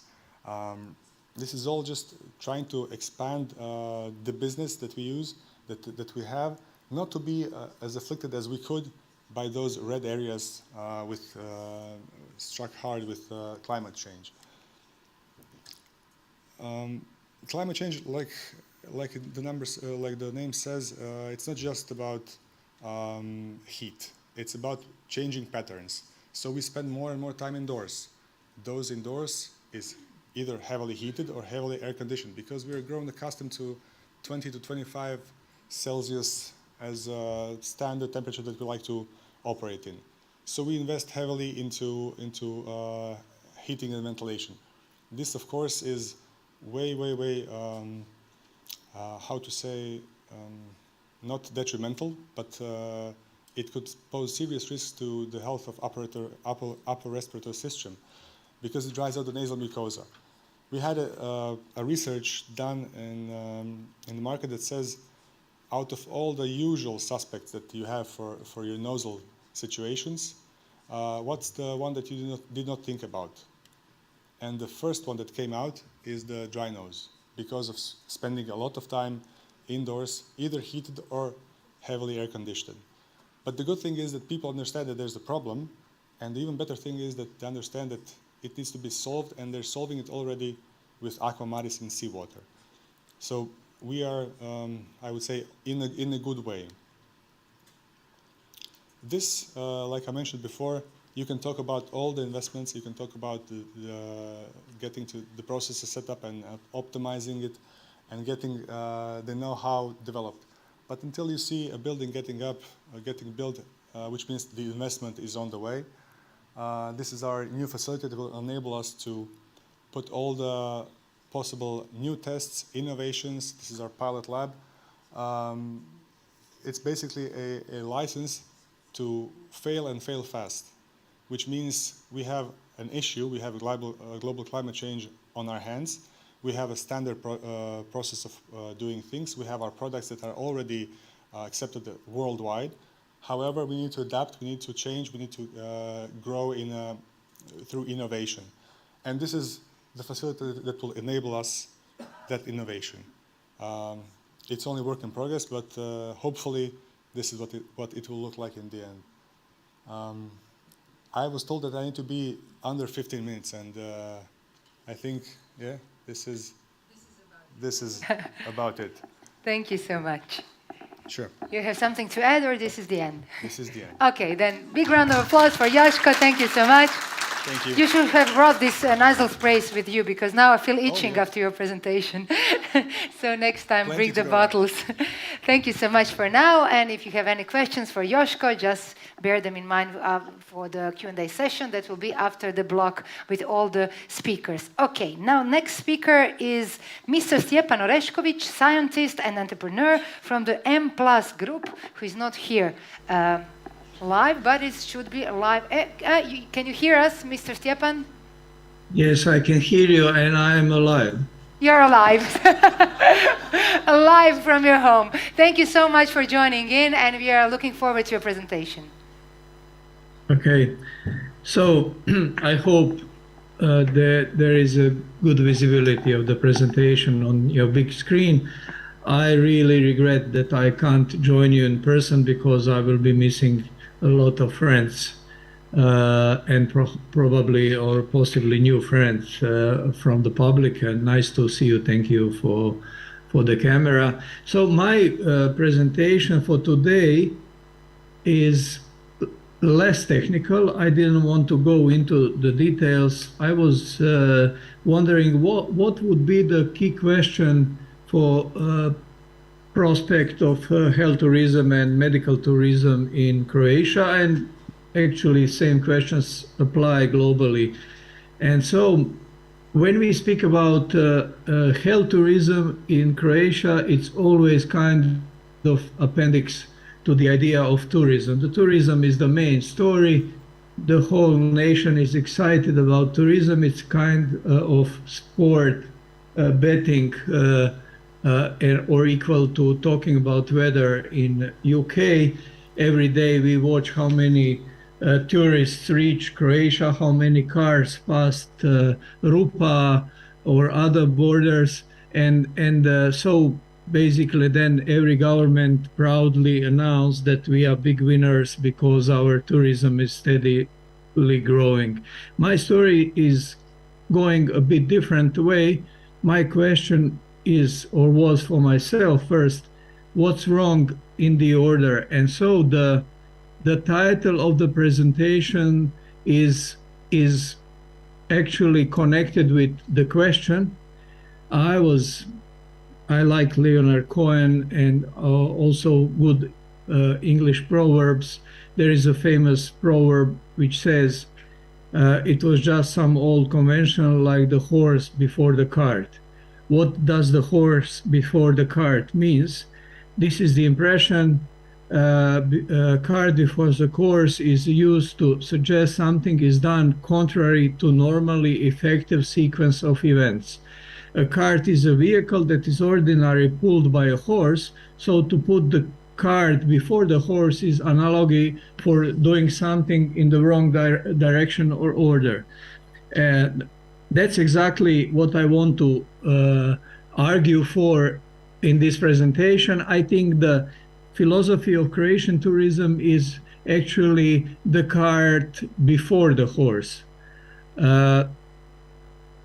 Because the whole philosophy of tourism is based on the idea of successful continuation of what we are already doing. We just recently learned that the strategy of development of tourism that just expired did not reach any of the strategic goals that were outlined in the previous strategy, and now we are writing the new one. The same applies to the health strategy and all other strategies. Everything is going by driven by wild waters, not managed. And if we look for alternatives to mass tourism, because in general or just in principle we agree that mass tourism is something that's potentially horrible, that then we come usually to standard ideas. But before that, let's argue how potentially dangerous is the idea of developing mass tourism in our country. This is a graph that shows that share of tourism as a part of the total GDP and as related to the employment, excluding domestic tourism. And it shows that we are becoming highly tourism, so meaning monoculture dependent country. And I know from my international experience when I was advising World Bank in Africa, for example, what does it mean when you become a monoculture economy and your employment force becomes mainly dependent on one business or part of the economy. And then if you look into the structure of the employment force, you will see that it's more and more less educated. I just spoke with the dean of one schools that is educating managers for health, for tourism sector management, and he told me that there is a very low interest. They will probably be closing or redesigning the program because no idea about studying touristic management. What means that there are no real positions for the people that have any serious ambitions. And then if you go deeply into the question of mass tourism, what does it bring? I think it's not anymore just a vague idea about Barcelona or any other highly populated cities where citizens are standing against the mass tourism, which is destroying their culture, their environment, their products, including, of course, the perspective of the economy. And this is now for the first time seen in Croatia. There is an example of artist event in Porridge, and there are many more others, and I hope it will be much more, because the long-term effects of the mass tourism, unplanned tourism, is one of the potential disasters for the country. So the question is, we went quickly through the perspective of a citizen, and now let's speak about perspective of the investor. Why would one invest in health tourism? Because the same argument apply for why would you invest in healthcare in general.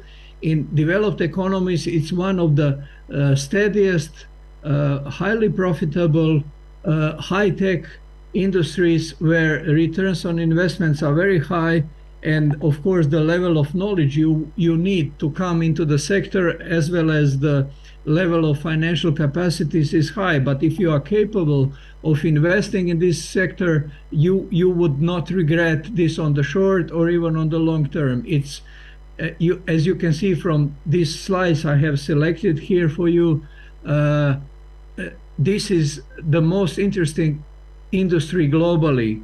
And this is not, of course, something new. If you look the stock markets from 1990 on, it's the most stable, profitable sector and industries globally. But then it means that health and medical tourism is more about innovation, knowledge, growth, and technologies, and less about using and wasting and spending resources we have inherited from our ancestors, like nature, or killing the social fabrics, including the way how we live our everyday lives. And there is a fantastic analysis for McKinsey showing that developing health tourism helps us integrate both horizontally and vertically all modern technologies and knowledge bases that are available at all. So the question is, instead of asking how we can push forward for linear growth of chaotic mass tourism we have in Croatia, and just to remind you that again, we are, I think, at 12% of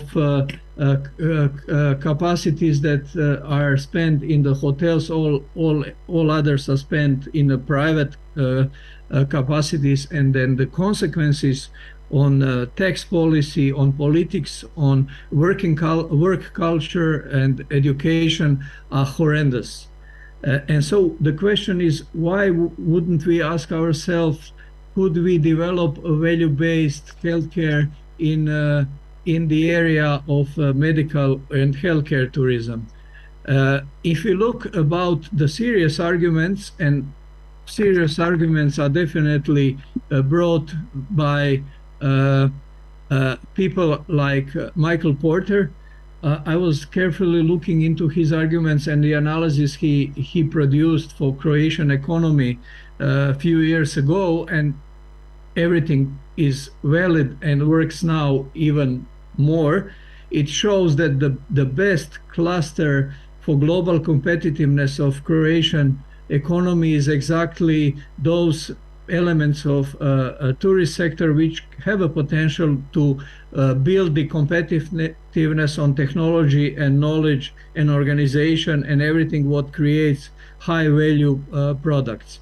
And then if you look into the serious studies and research globally from OECD to certain institutes in reputable journals, you will see that apart from participating in a flat propaganda promoting medical tourism just because we are in or we invested something or we are professionally connected with the sector, but because it's seriously an opportunity to transform the knowledge base of economy and the profile of the workforce. And then if you look into the arguments, in particular why Croatian economy should look for medical tourism instead of mass tourism, there are many. And then if you look around yourself, you come to the, I would say, crucial question, and the point is why countries like Hungary, Poland, and Czech Republic are far, far ahead in all terms as compared to Croatia when we speak about medical tourism, in terms of volume, in terms of revenues per visitors, in terms of market reach globally and everything. And the only argument that is explanatory argument is government. All other determinants of competitiveness are better in Croatia. The better is the hospital system, better are the technologies, better is the science, better is the natural attractiveness of natural resources, location, and everything else. And I'm not saying this because I'm easy on promoting Croatia just because I'm Croat. So there is only one serious explanatory factor which shows this. So as a closing argument for what I wanted to say is putting medical tourism ahead of the card named tourism is or would be or should be a proper way of approaching what and how Croatia should look like in the future. But I'm very skeptical about this because it's against all easy, lazy, chaotic going way we are following. Thank you so much. Woo. Bravo. Thank you, Mr. Orešković. You're still here with us. Don't leave, please. Yes. Yeah, because since you are reaching us online and you're not here in person, I want to ask you to stay until the end of the session for the Q&A. But just exclusively for you, I'm going to open the Q&A session now. So if you have any questions from the audience or through the chat, please ask the question. We have a question here in the first row and another question here from Irving. So please, can we get the microphone? And I hope you will hear us. Thank you. My question is actually addressed to both speakers because the term investment is pretty much, misinterpreted in many, many ways. And I think that when people talk about investment, they usually talk about benefit for the shareholders, but they're not talking about benefits for the stakeholders. And they do not consider the stakeholders as much as they should. So I would like to hear, if it's possible, from both speakers, what do they think about thinking about stakeholders and less about shareholders? Mr. Orešković, have you heard the question? Yes. Okay. I'm personally both financial investor and strategic investor, and I have a company that is listed on the stock exchange with more than, I think, 23 or 24 venture capital, pension funds, and others, and a lot of small shareholders. And my answer to this is very simple. If we want it to make it working in a proper way, it should be good for employees, shareholders, and stakeholders, and society. And the crisis we are facing and experiencing, and it's challenging us, is showing that the companies that can understand and then implement this idea vertically from employees to the society are those which will have a future or have a future. Just to give you a very simple example, the employees are closest to term of stakeholders in general, meaning society, the companies that have a low churn of employees, so the lowest level possible of people leaving the company because they are not satisfied with the salaries, attitudes, behavior, culture, whatever, are those which have a higher EBITDA multiple on the market and less intensive costs of recruitment and so on. So I think it's all integrated. It should be one philosophy. It should be healthy, ethical, sustainable, equitable philosophy, or it simply does not work. So employees, managers, shareholders, stakeholders, it should be one line of our honest attitude towards society and environment. Thank you so much. Yeah, Yeah, thank you so much. The same line, the same question was intended to Joško, but he will answer it later in the Q&A session, so you will get the answer from Joško as well. But we had another question. No, everything is solved then. Okay, another question maybe from the audience or from somebody in the chat. Do you have some more questions or not? If not, thank you so much, Mr. Orešković. Thank you for participating in this conference. That was very inspiring. And thank you. Thank you. I will continue to follow. Yeah, thank you so much. Now we're continuing with our next speaker. Our next speaker is CEO and Managing Partner at the Provectus Capital Partners, an independent investment firm that established Aviva Medical Group and has the majority ownership in Adria Dental Group, Mr. Igor Čičak. Welcome to the stage. Thank you very much. So I really think now it's right time for investor to speak about why it's investing into healthcare. So, but first I would like to say hello to my dear friend, Professor Stipe Orešković, for his presentation he has given. And also I need to agree with him with many points about the idea on medical tourism. And also, as you will see from our presentation, we are trying to do something else. So we try to put, or we are putting first medical aspects, quality, etc., and not tourism. And actually our business model is not based on tourism. So let me just see how it's working. Okay, so about Provectus Capital at glance.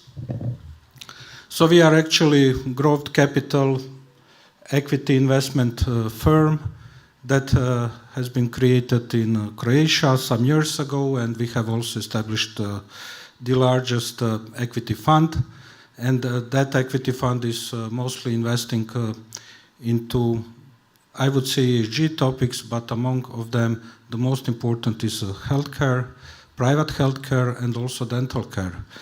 So we are having around 100 million euro of capital, but our investment capacity is much, much bigger because we also are working closely with banks. So we think we can really contribute to ecosystem of the healthcare sector in Croatia and also wider in the region. So we are not just an investor in Croatia, but we also invest regionally. Regarding profile of the companies or businesses, we invest in companies that are, there are few criteria. One is that the company itself is very successful, it has good track record of development, and there is a need for our investment for further capital in order to develop on the market and also to consolidate the market. So this is really important. And the second aspect is we always invest based on partnership terms with founders. We can also make buyout, but this is not what we like to do. We like to have founders in our team and together with us developing the businesses. So out of 14 investments we have year to date, I think in 12 we are working closely with founders. And this is particularly important for healthcare and dental care sectors. So regarding, I think this is in short about our investment profile or investment strategy. So maybe also a little bit of more technical things. When I said growth capital, that means that we invest more in growing the business and less to buy out current shareholders. So this is one of key criteria for our investment, that over the period of investment, we invest much more in the business. Also, some size of initial investment. So typically we invest between 5 to 15 million euro initial investment. But of course we can invest much more, so we can also invest initial investment 30 million or even more. But this is where we see the most of opportunities to invest within those ranges and then grow it through that investment to a much bigger size. In terms of target sectors, so our focus is healthcare, is dental care. We also like other sectors, specialty retail.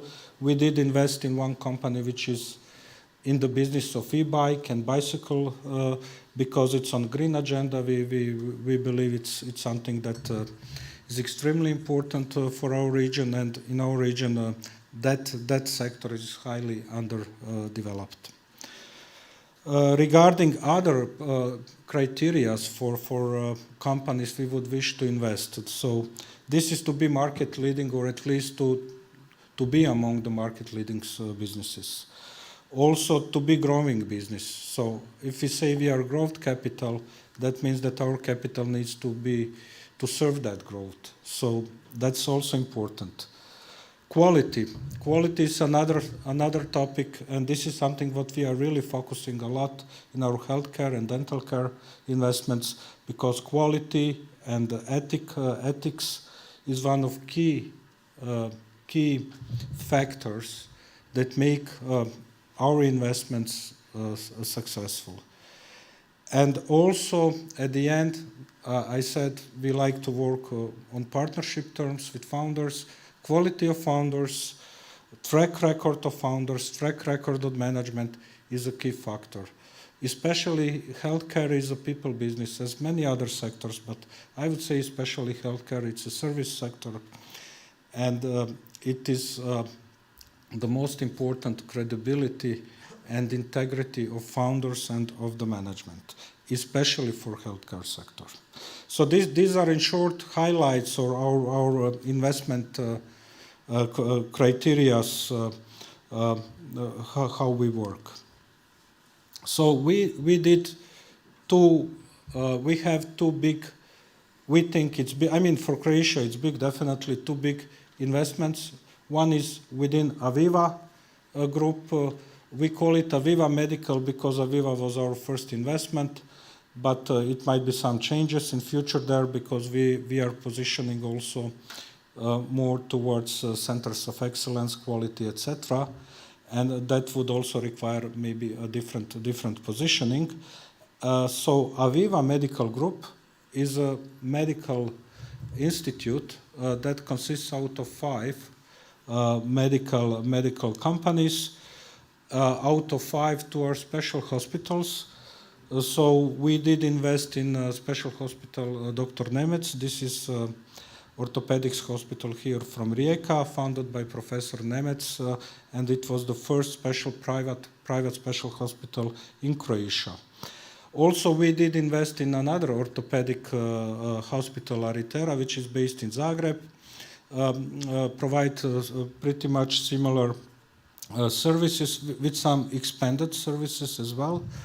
And the idea behind those investments, we see a huge demand for orthopedic services.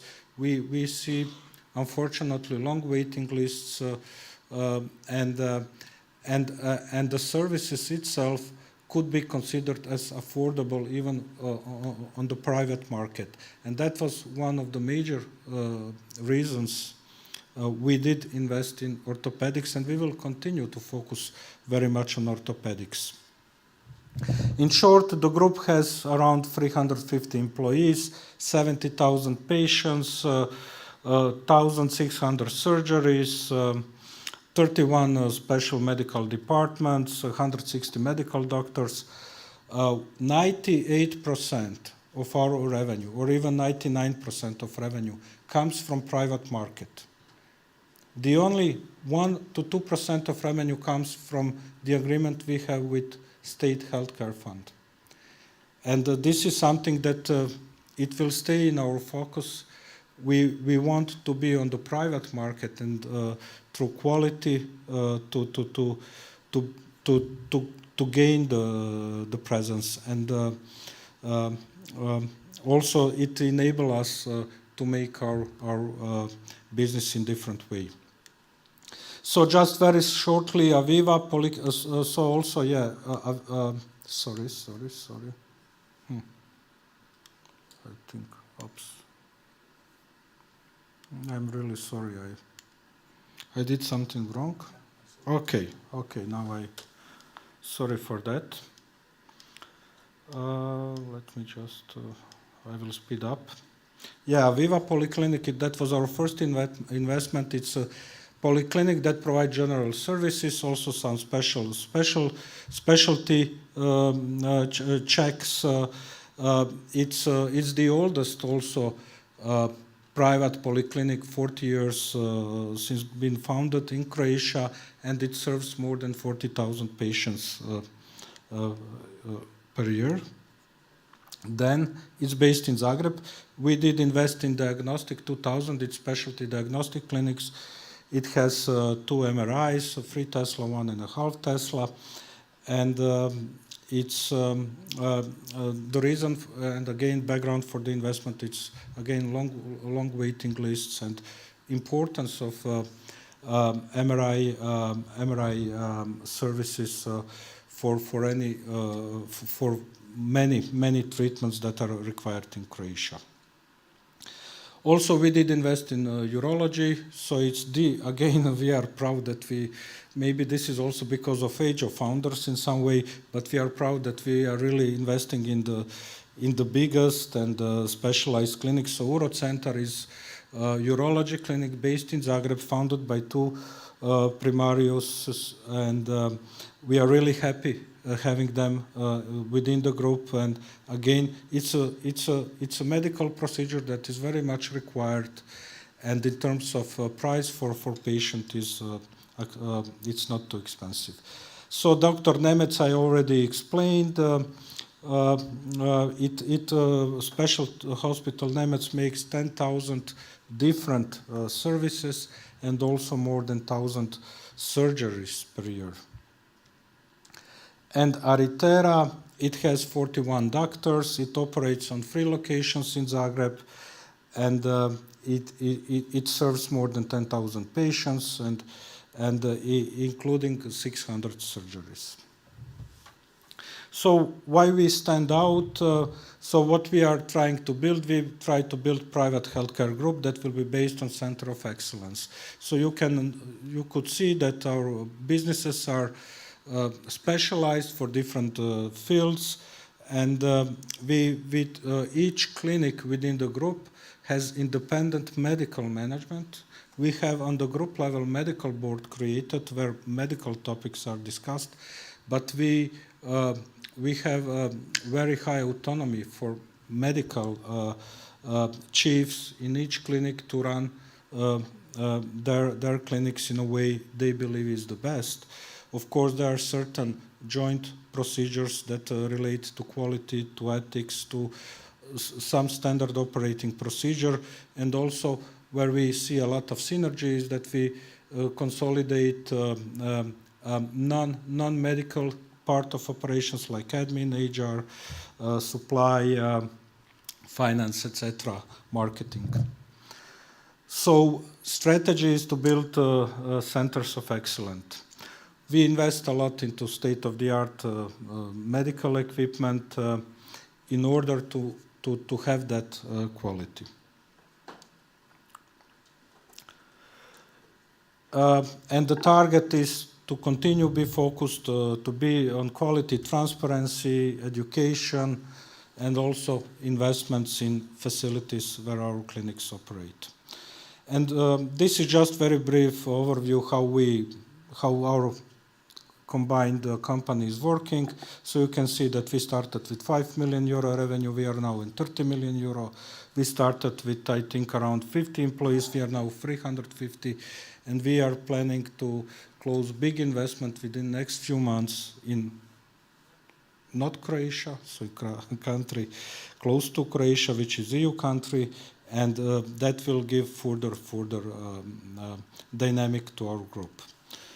And on the dental, maybe dental is perceived more as a medical tourism, but I want to tell you not in our situation. So we have 5 clinics in the group. Here you will see only 4 because this Friday we invested in another, but presentation was sent before that has happened.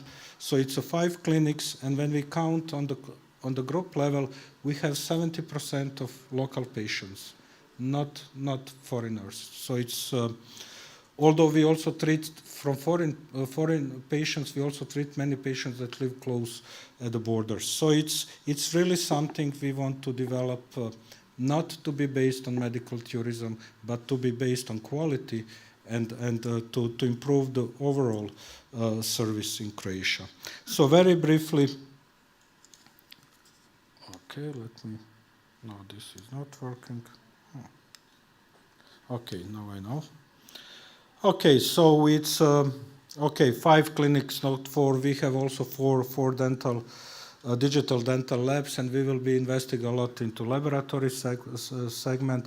70 doctors, 85 dental technicians, above 400 employees year to date, and above 110,000 procedures and 50,000 patients, etc.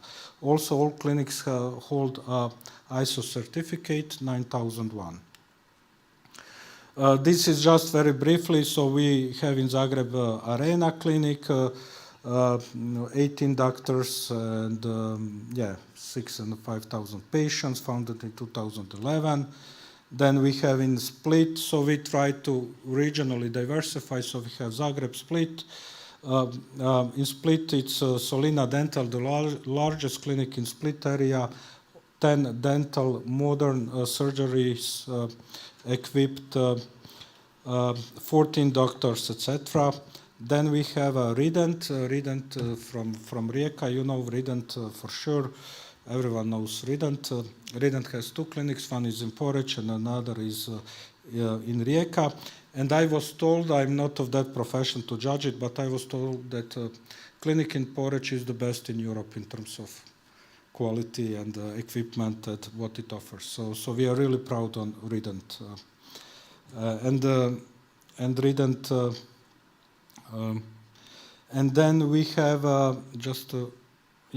so we have 2 clinics in Rident, as we said, and we have also 3 labs. That's something that is very, very interesting for us to develop further. And in short, we are the market leading in Croatia. We will also try to expand in Slovenia because we always try to give some regional dynamic. We do more than 12,000 implants per year and 29,000 crowns per year. So there is a huge base of experience in the group. And we have a very strong medical board. In medical board, we have most esteemed doctors from the group and founders. They're discussing medical issues, and the quality and standard operating procedures in medical services are of key importance for the group, and that's really something that we are proud of. So I think this is that would be all from my side. And at the end, I would also like to comment Professor Stjepan Orešković and the question about shareholder value. So you might think, since I'm coming from investor side, that we do things only to earn money, which of course is not true. We like to do business that makes money, but I can tell you I didn't meet anybody who likes business who makes losses. So regarding shareholder value and investments, so I went to London Business School, and one of important lessons I got there is how shareholder value is structured, or how you can optimize shareholder value. So in order to optimize, to have maximum of shareholder value, you need to have all stakeholders maximally happy, yeah? Meaning employees, community, buyers, suppliers, etc. So in order to have profitable investment, everyone needs to be satisfied, the most satisfied. So profitability is not contrary to development, to growth, to technology, to quality. Thank you very much. Thank you so much, Mr. Cicak. We already started the Q&A. Please hold that thought, because we're going to have a Q&A after the whole block. Thank you so much for now, and we're going to need you in the Q&A session, because obviously something's going on about this topic, and we're going to talk about it later as well. Now, I'm going to invite our next, second to last speaker, Mr. Igor Radic, advisor to the minister at the Ministry of Tourism and Sport, will give an insight on the possibilities of financing the development of health tourism in the Republic of Croatia. Mr. Radic, the microphone is yours.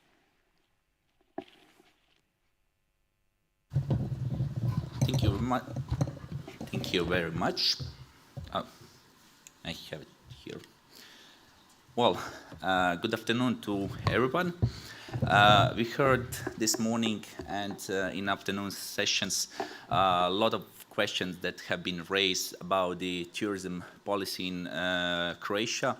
And in this presentation, in brief presentation, I will try to answer to you what we are doing and what we have been doing in the past 2 years. We heard this morning that Croatia is in a process of adopting a new tourism strategy that will last until 2030. And maybe as an answer to Professor Orešković in relation to the previous one, I do hope that this strategy will be implemented fully, because... what is happening? Ako imaš. Yeah, sorry.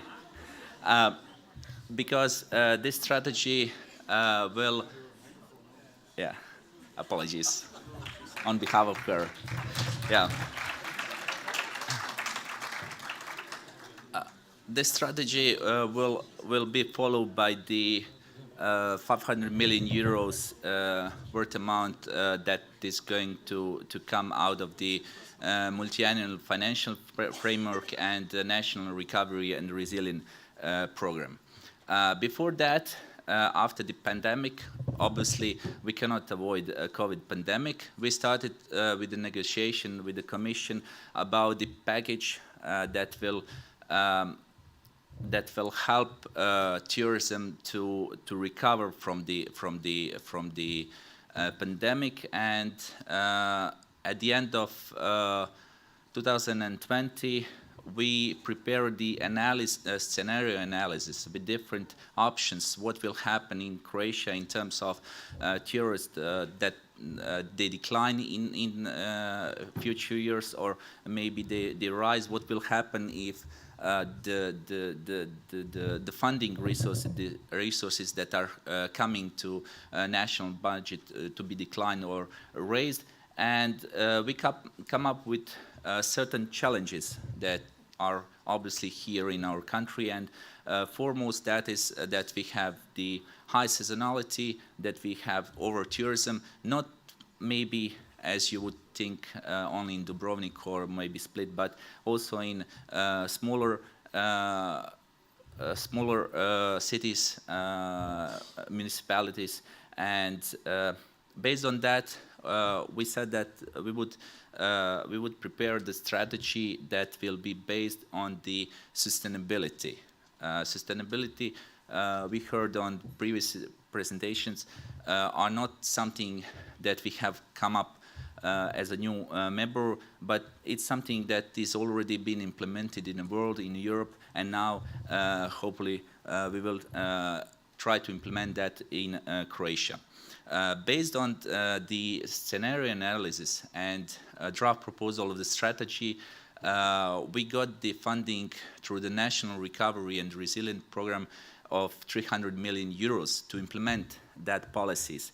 The major, let's say, goal that we have achieved in the Recovery and Resilience Program is that through the European funding, we will fund the construction and reconstruction of the new building.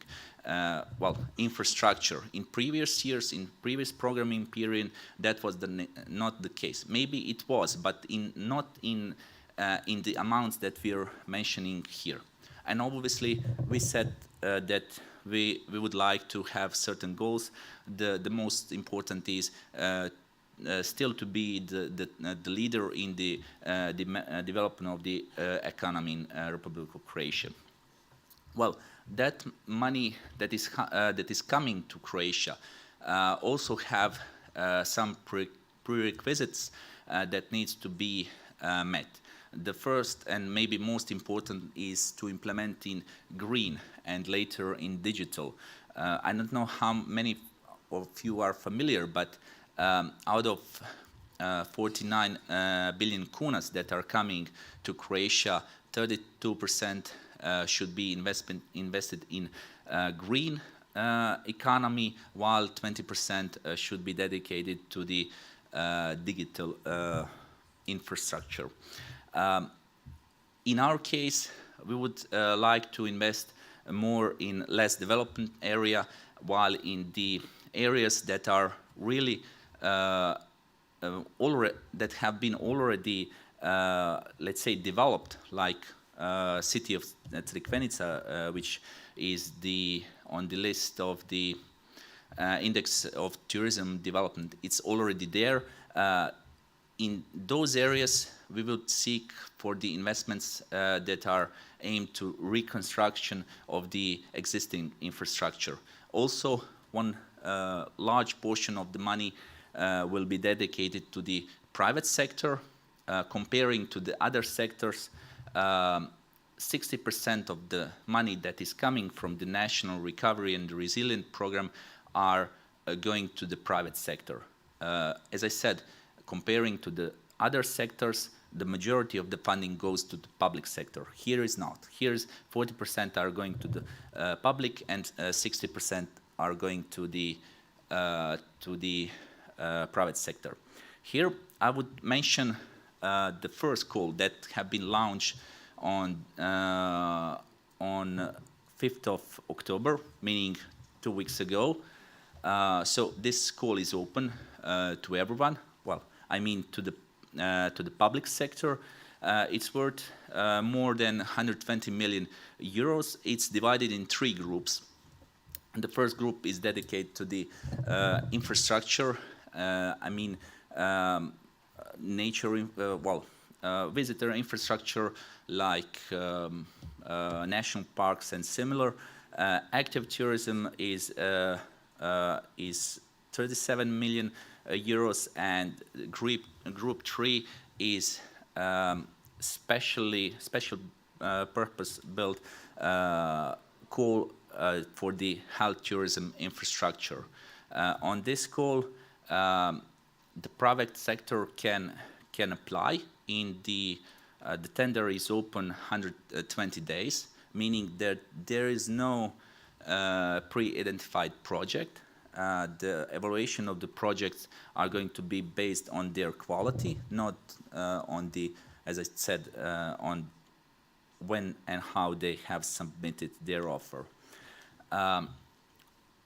What is the particular maybe interested in this call that we try to cover everything.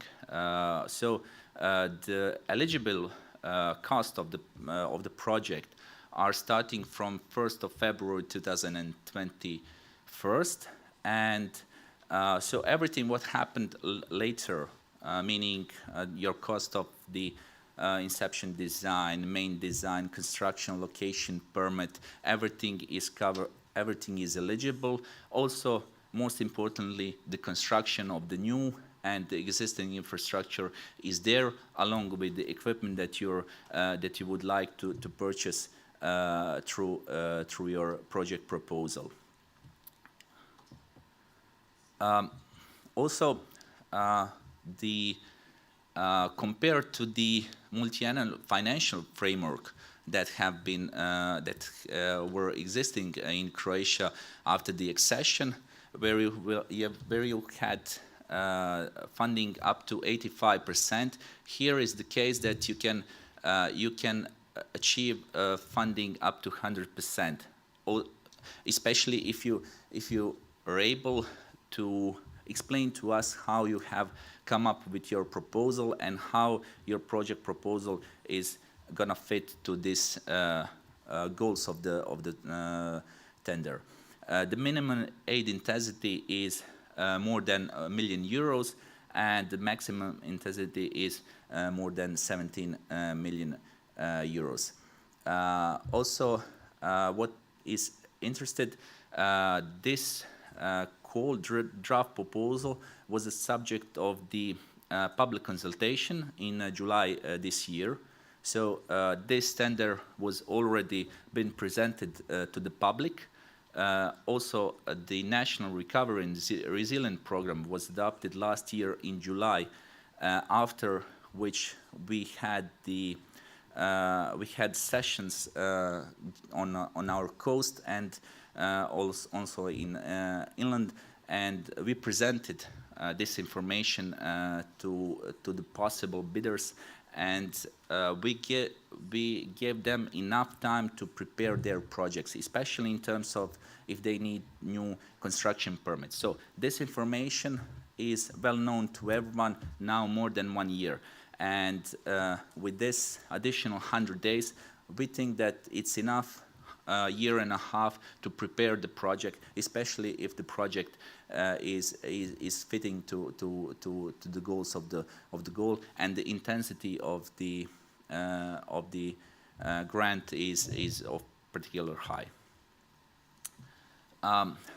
What is following is the adoption of the operational programs. We heard last week that the second operational program is already been adopted. The first and third are still in a negotiation phase. We're expecting out of this 3 operational program around 170 million euros, along with the National Recovery and Resilience Program that is more or less around 470 million euro of package dedicated directly for tourism infrastructure, and other projects that are following here. So this operational program, they're going to be operational until the end of this year, and we're expecting the calls out of these programs until the end of next year.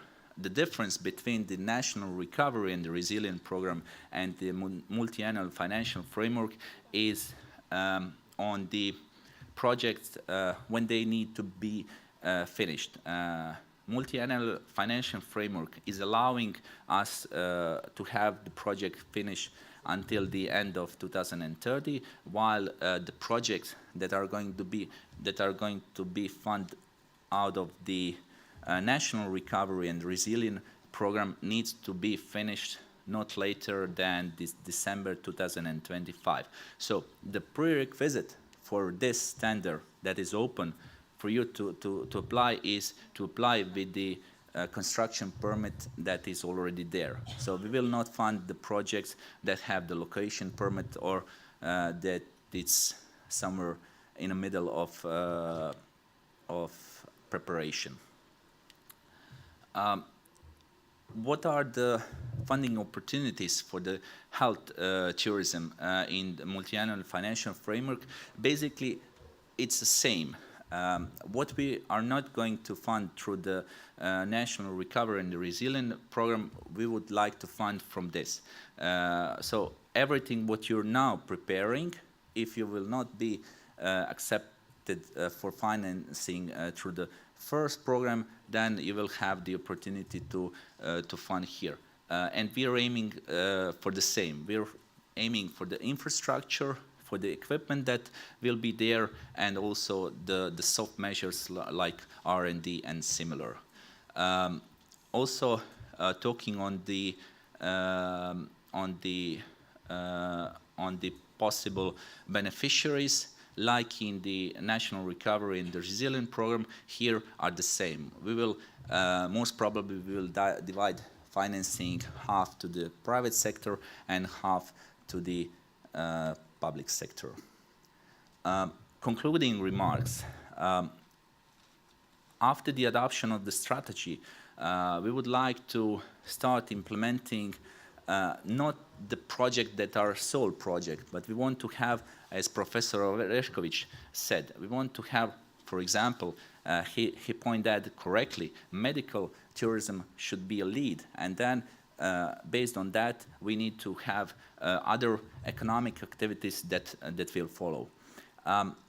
The third point that is written here is also important. For the first time, Ministry of Tourism and Sports is a leading party in the implementation of this funding. In previous year, you had soft measures that were part of the Ministry of Economy or other ministry, and here we are leader, we are making the terms, we are publishing the calls, and we are responsible for the end result. I think this 500 million euro package is, well, someone would say significant, maybe someone would not agree with that, but we do hope that there are going to be additional funding that will follow that, and we think that in the course of next 10 years, we have a bright future. Thank you.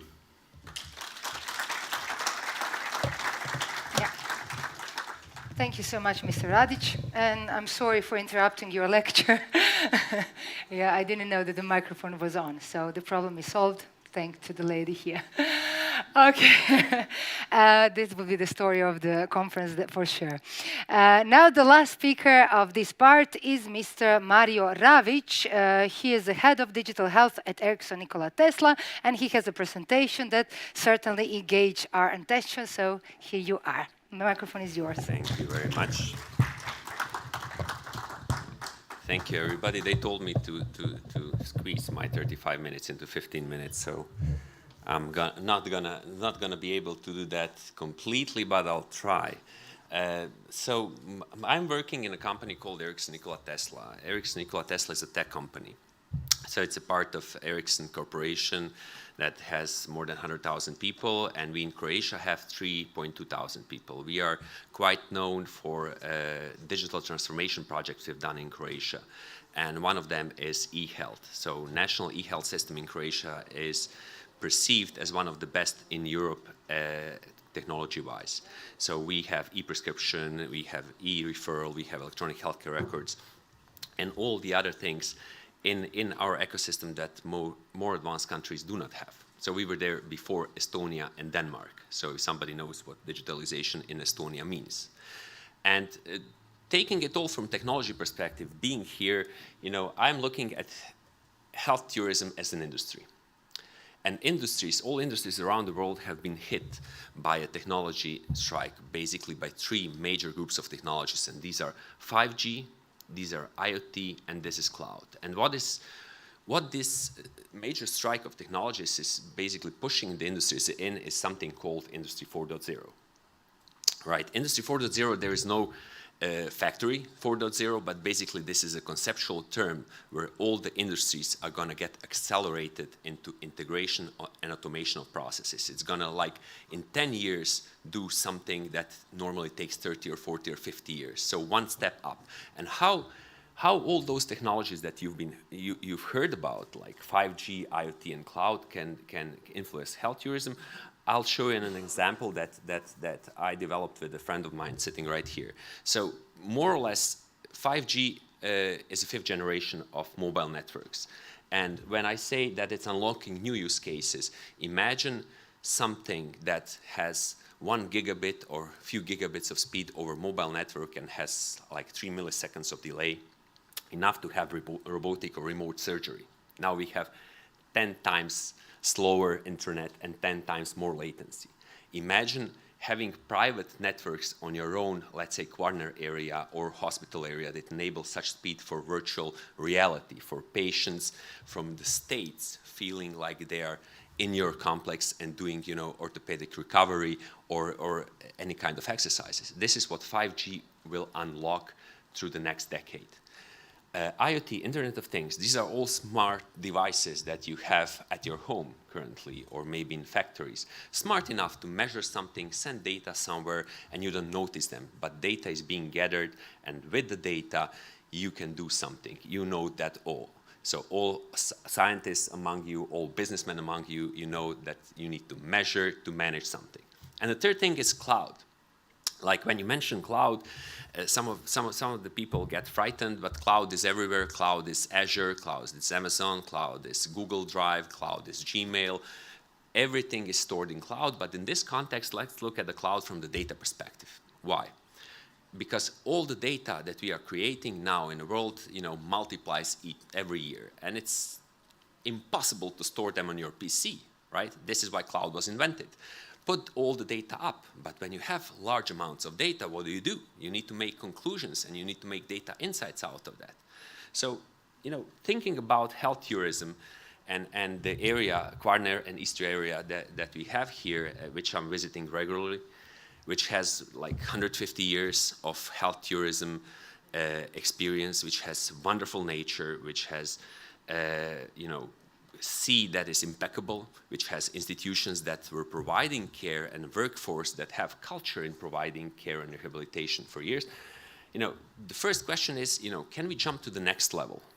Can we jump to the next level with all those facilities and all those services in the area that we have, not just incrementally using what we had nature before, using the institutions built by Austro-Hungarian Empire, but basically do something in rebranding and moving that faster, for example, with technology. Why am I saying, for example, with technology? You know, 10 years ago, I was working in remote patient monitoring industry. And there are 2 areas in the world that were very famous about technology. One is Israel for their startups and medical device innovation. So you could see ECG stuff that you could not see anywhere in the world developed in Israel with small startups. They used the startup and technology scene and market to make branding of Israel as a startup industry, of course, connected to the military industry, but they use the momentum. Second one is San Diego Bay Area.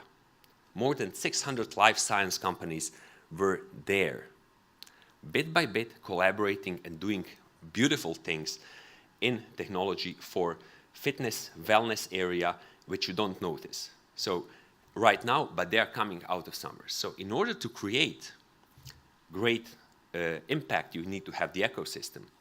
If you can use technology to make that, you can accelerate things. So one weekend, I came to Rovinj with Marinko Rade. We went to the hospital, and I was never visiting the hospital. It's a shame, right? I knew there is a hospital in Rovinj, and since I'm working in the healthcare sector for 10 years, I've never been there, right? And he took me for a tour. And tour was just like, let me show you the campus. And campus is huge, you know it all. It's like 25 acres. They have wonderful private rehabilitation beach. They have, you know,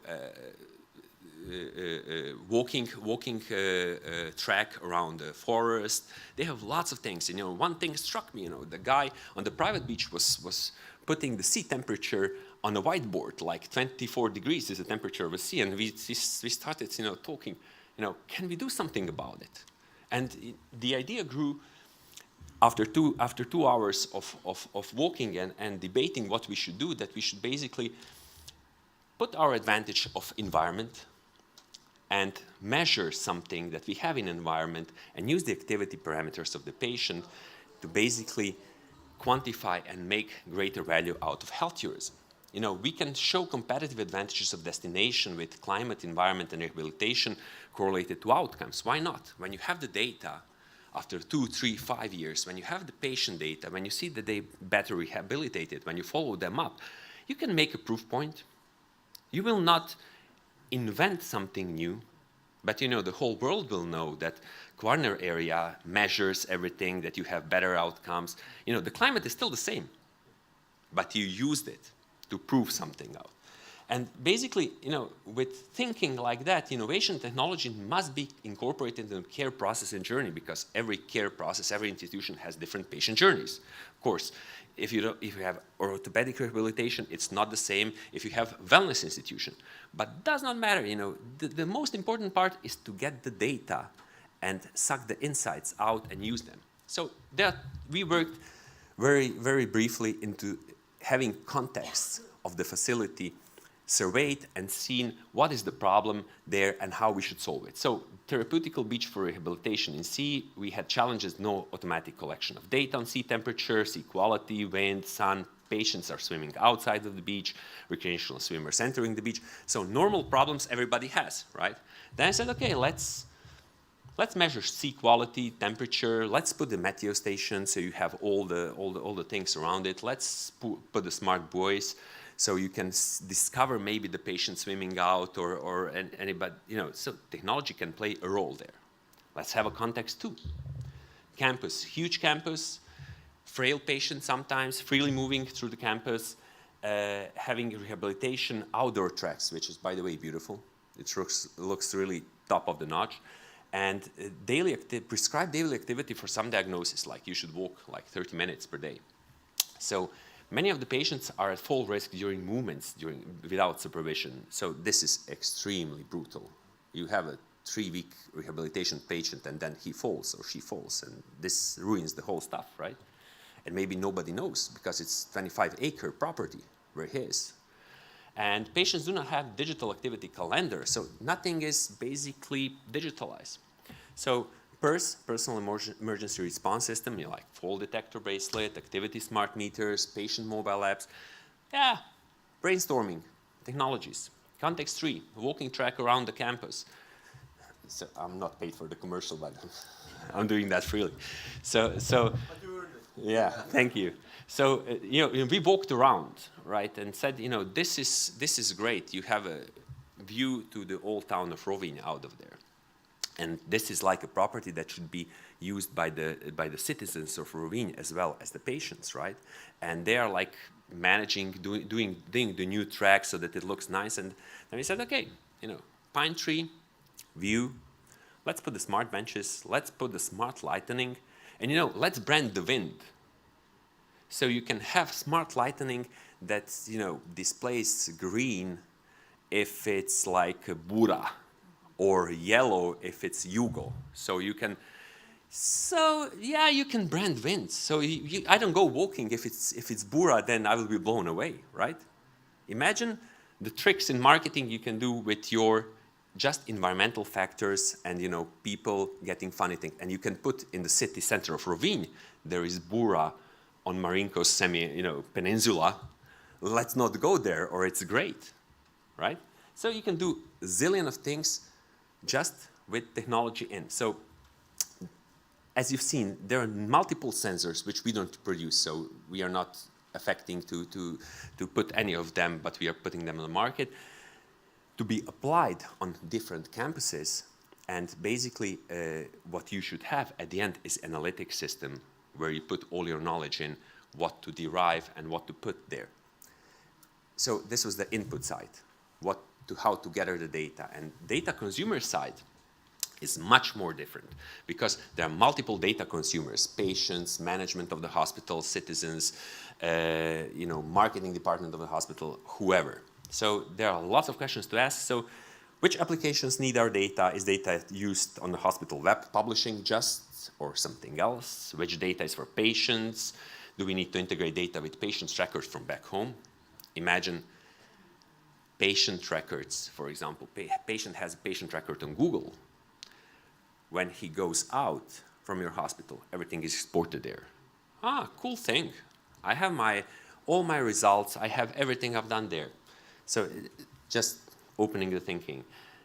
Which open data to collect? Open data is like weather data and all the data you can get on internet, basically to synthesize with your data, etc., etc. So it brings you basically to the cloud and to the data science. And still, again, if you're a scientist or if you're a manager, you need to have the data to make better decisions, but use it carefully, right? So all this brings you, technology like this, having like, I need to go back. I messed it up. Technology. Yeah. How to go back? Down? I needed help. So all this, now we should start again from slide 1. No, I put here IoT platform. So I put here IoT platform as a place for gathering all data and basically. It's alive. It's alive. And this is the consumer side, which basically gives you opportunity for different value proposition. One value proposition is ecosystem creation. I heard you have 37 members of the cluster. So imagine all the institutions interconnected and changing the data on patient activity. You're able to do comparisons. Or you can interconnect with the ecosystem of traffic and see what is the traffic like in Rijeka and basically put the services to the patient from the traffic ecosystem. Or basically you can tailor all their journey connected to that. So there are multiple values when you have the data, how to create your own business value. So that's first the ecosystem. Accreditations. One beautiful thing that I learned that is in preparation is, how to make all the institutions be ranked and qualified on similar level, but accreditations to them. So what if you can do air quality, water quality, sea quality accreditation automatically with your sensors? You don't need to do any assessment, it's there. We assess you all the time, data is there, you can use it on a beautiful value proposition, saves you a lot of money. What if you can use this differentiation to be like not just nice Kvarner area, environmental, history blended area to go, but very high-tech area to go where all things are measured, where patients get all the data, where everything can be perceived still natural, because this is what you sell. But how can you move to the next step? Next step is important. Next step in short time is important. And I think this is one of the solutions, because nothing can bring us up there as fast as technology. But just by the way, I'm finished with the presentation. We are applying for funding for projects like this, and I hope we will get some of them soon and invite you for a showcase. That's all from my side. Thank you. Thank you so much.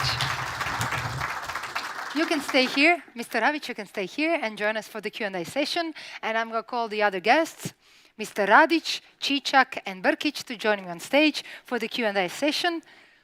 I'm sure that you have lots of questions for our guests and for our speakers. And one question we have already posed to you, Mr. Brkic, in the first row. No, if somebody posed about the investment. If you remember, were you in the room? Yeah. Okay. Then we would cut the time short for the panel. So now is the time. The investment, we tend to understand the investment not from a strictly financial transaction point. So the investment is it's like a question: is it better to live long or to live better? It depends on the timeline. If you expect a return on investment in the end of the process, yes, then it's better to live longer. But personally and throughout the company way of working, we believe that investment should be more than a transaction in finance. However, like we have heard before, in the end, finance is something that drives us all. To cut the story short, our investments are more than financials. As I've shown in the presentation, There was investments in our internal potential, in our experts, investment in gathering all the external experts that are available at the time to develop the system.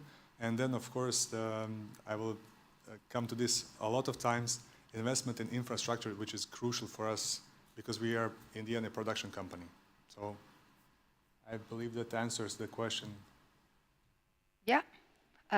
You got one question, I think. Yeah, please.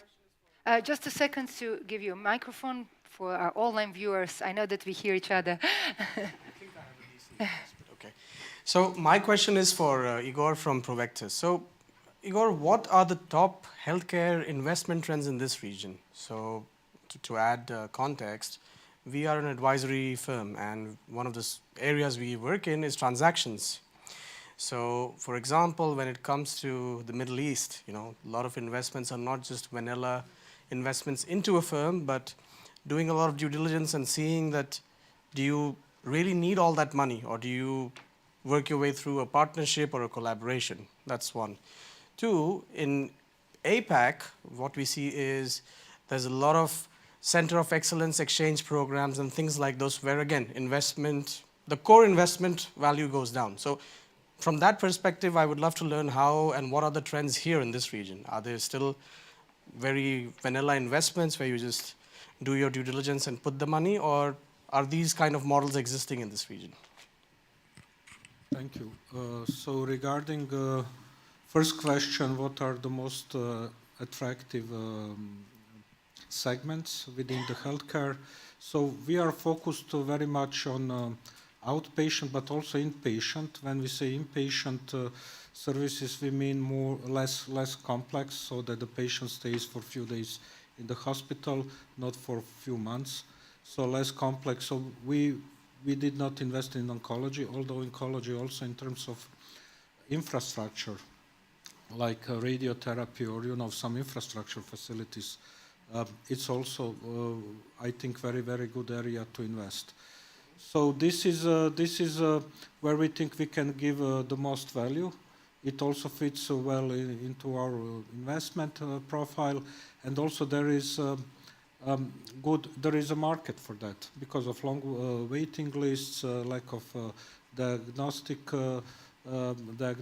options, etc. Yeah.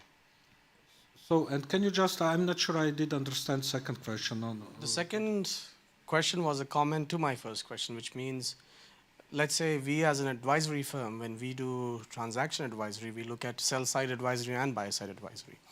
So recently we helped a home healthcare entity, which is based out of Thailand, to be acquired by a Kuwaiti capital firm. When we helped them, what we saw is they actually don't need all that capital that they thought that they would need. Which means we told them that if you need, let's say, $25 million, you can actually work only with 5, because just look at a clinical exchange program or look at opening your business within a business in that country, rather than going there, putting all the brick and mortar, putting everything. Yeah. So that's my question, that do these things exist here, or they're still... Well, I can just tell you how we work. So we always make very detailed analysis of investment proposal, yeah. That includes all initial investment and any add-on investments. And we always like to invest in something that exists and to develop it further. And that's how we work. And I don't know if that answers your question. It does. Okay, thank you. Thank you. Another questions? Do you have some questions from the audience? Please don't hesitate. Yeah, here in the 4th row.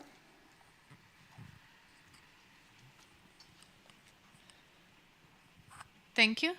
My question is for Mr. Ravic. It's amazing what IoT can do today, and I know that today data is the money. So when we use a lot of IoT devices, we get a lot of data. And what I've been hearing a lot, that the companies, and especially like institutions in Croatia, don't monetize that data. So I was wondering, do you see a rising trend in that area as well? Do companies understand what kind of value that they have in that data, or it's still just sitting there unused? sitting there unused. Yeah, Okay, next unfortunately. question. So it's good area to invest. Yeah, that's the general answer. Of course, there are you know, I would say 98% of the companies just sit there.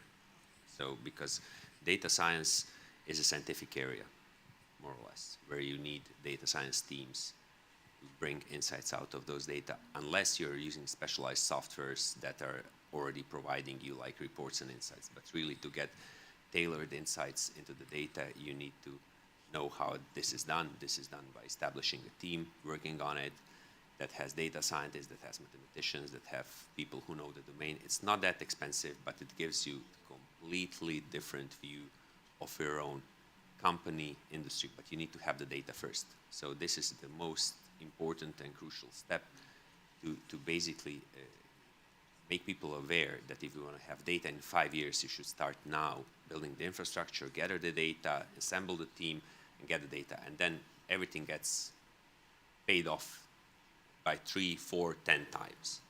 And that's, so you cannot see it now, we need to educate the people to do that. Nice recipe for future, for the firms. Just write this down. Another question maybe? Yeah, we have here, Elizabeth. Here's the microphone. I'll unmask myself. Thank you, gentlemen. And this is, I think, more of a general question that perhaps all of you could offer your perspective, and that is, what role does quality of care play in your investments? How do you determine quality? How do you build quality of healthcare as your investments mature? Okay, so I will start. So what we do, we always we try to implement SOPs, standard operating procedures, and each service is guided by procedure from the moment patient calls a clinic, and then it's admitted, and then first check, etc. So through those precise quality procedures, you can then implement quality control measures, because then you monitor whether it's obeyed procedures, and also we monitor patient satisfaction.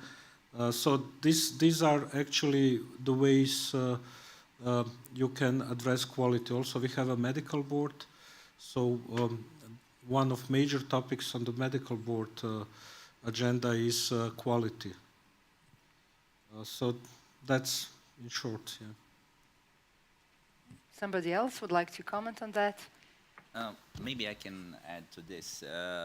When we start negotiating the multi-annual financial framework and the National Recovery and Resilience Program, then the European Commission asked us whether do we have pre-identified projects, and we said no, it's not up to the government to decide where the particular projects should be implemented, or how it should be a smaller or larger one, or by whom it should be implemented. And we said, we set up certain brackets. We said, obviously, in this school that we want to have particular infrastructure, but we didn't said we wanted to have it on a coast or maybe in an inland, or we said it needs to be, it needs to have the construction permit. Obviously, then it's approved by the local government, local officials. So it meaning that it's acceptable to the local community, and if as such, then it's applicable for our funding. And also what we are aiming is to have a to have a quality that to have a project that have larger quality to the local community than the in previous years. So this is also important to you. Yeah. Okay, another question from the audience. Yeah. I'll put just a comment on this, because it's not without a purpose this panel was here and these people are on the stage. Tell us. So through the idea to combine all those ideas, we start 1 year ago as a cluster with our partners about to establish the Center of Innovation in health and health tourism and health industry. And the partners are Ericsson, Nikola Tesla, Jadran Galinsky Laboratory, members of our cluster, as well as the both ministries, Ministries of Tourism and Minister of Regional Development, the EU funds. So there are several points of it. One, it's the education, research, new products, digitalization, telemedicine, and as Elizabeth mentioned, certification and quality.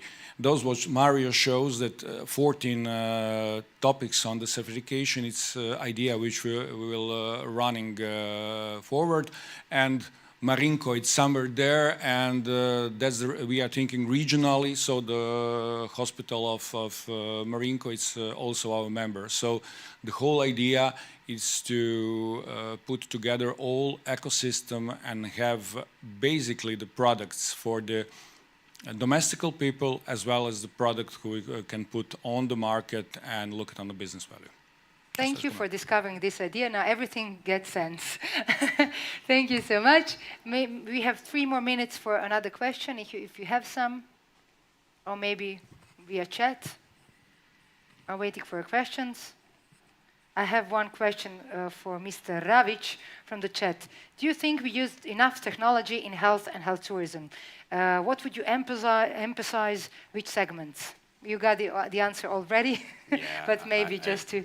I don't think that we have used enough technology there because we are generally not seeing the world how it progresses. So in medical technology itself, the facilities, health facilities are using just a fragment of technologies available. You know, there are good examples of innovative centers, but in general, if you take Croatia or if you take institutions here, they are not on the world top scale. In health tourism, in usage of technology, of course, and that is related to funding, etc., etc. So it's not just very linear. Why we are not using that.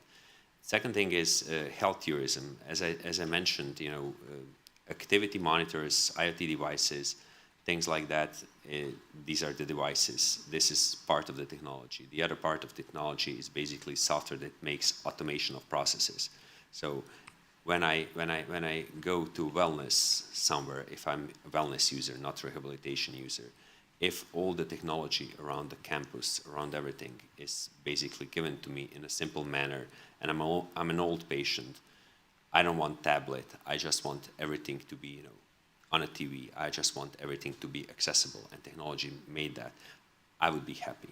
So thinking about different patient profiles, thinking about incorporating technology takes time.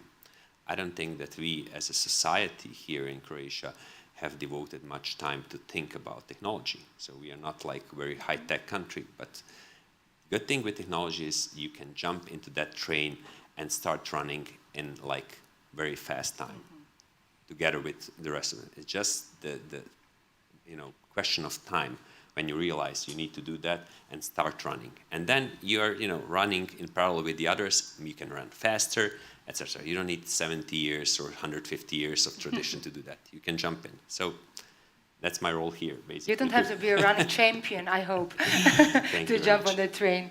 Thank you so much. Another question from Khalid Hassan. The question is pretty general. How to start health tourism business? What are the things a person needs to focus if he wants to make a career in this field? To start running, maybe. Somebody has... This is maybe a broad I can question. answer to this. In my presentation, I didn't have the presentation about the other call that is also launched on the 5th of October for the private entrepreneurs. And that call is worth 160 million euros. And one of the eligible activity is startups. So basically what we are seeking there is that the firm is established here in Croatia, that have the goals that are fitted in our brackets, what we want to achieve with this goal, and if the project have the construction activity, then it should have the construction permit. But nevertheless, you can start with the EU funding and start your career in health tourism by the EU funding. Okay, a good recommendation for a start. Yeah, another question? Please, yeah, here's the microphone because of our online viewers to listen to you. If we are speaking about new technology, about health tourism, then we must think another is program for health tourism on highest level to collect it all data for all institutions. Then you cannot do this before we have not in base who are working long years in base. So we create 4 times in 33 years our program for health tourism. And it consists of a lot of things. So first interview is not enough 45 minutes. You must know from where is he coming, what he wants, what his wishes, what is health program, what he want to eat, where he want to go, what is excursion. So we create our own program. This is without medical care. That next time you know exactly who was the best physiotherapist, what was the best treatment for him, and to make surprise and I can say the usluga, service more than he expected. This is the point. So we know exactly how many procedures we have per day, who was involved in these with these persons, what languages was deficit or was okay, and this is really complex work. So we try our best, but I see that you cannot go forward without institutions who really have experience. Thank you so much, Vlasta, for your comment. Do you agree? We all agree. I think this brings us back to the previous question. How do we measure quality of investment? The investment is just a tool to get the development going on. So basically, we're measuring the quality of the goal throughout the process. So this is basically what Ramirez just said. Great. Consumer-centric approach. Now, when we all agree, it's time to sum up everything and to leave you for lunch. Thank you so much. One big round of applause for our speakers today. You're free to have lunch. Just one service information, please. I should remind you that at 5 o'clock there's a workshop held by Elizabeth and Irving, and so please come back at 5 o'clock. Please don't forget to fill up this form, the form evaluation form. It's really important for us. Then at 8 o'clock tonight is a gala dinner for the first award ceremony ever, this CIHT conference award ceremony. So please dress nicely and come here to hang out with us. And then the next speakers will start tomorrow at 10. So see you guys. Thank you for everything and thank you for your participation. Thank you.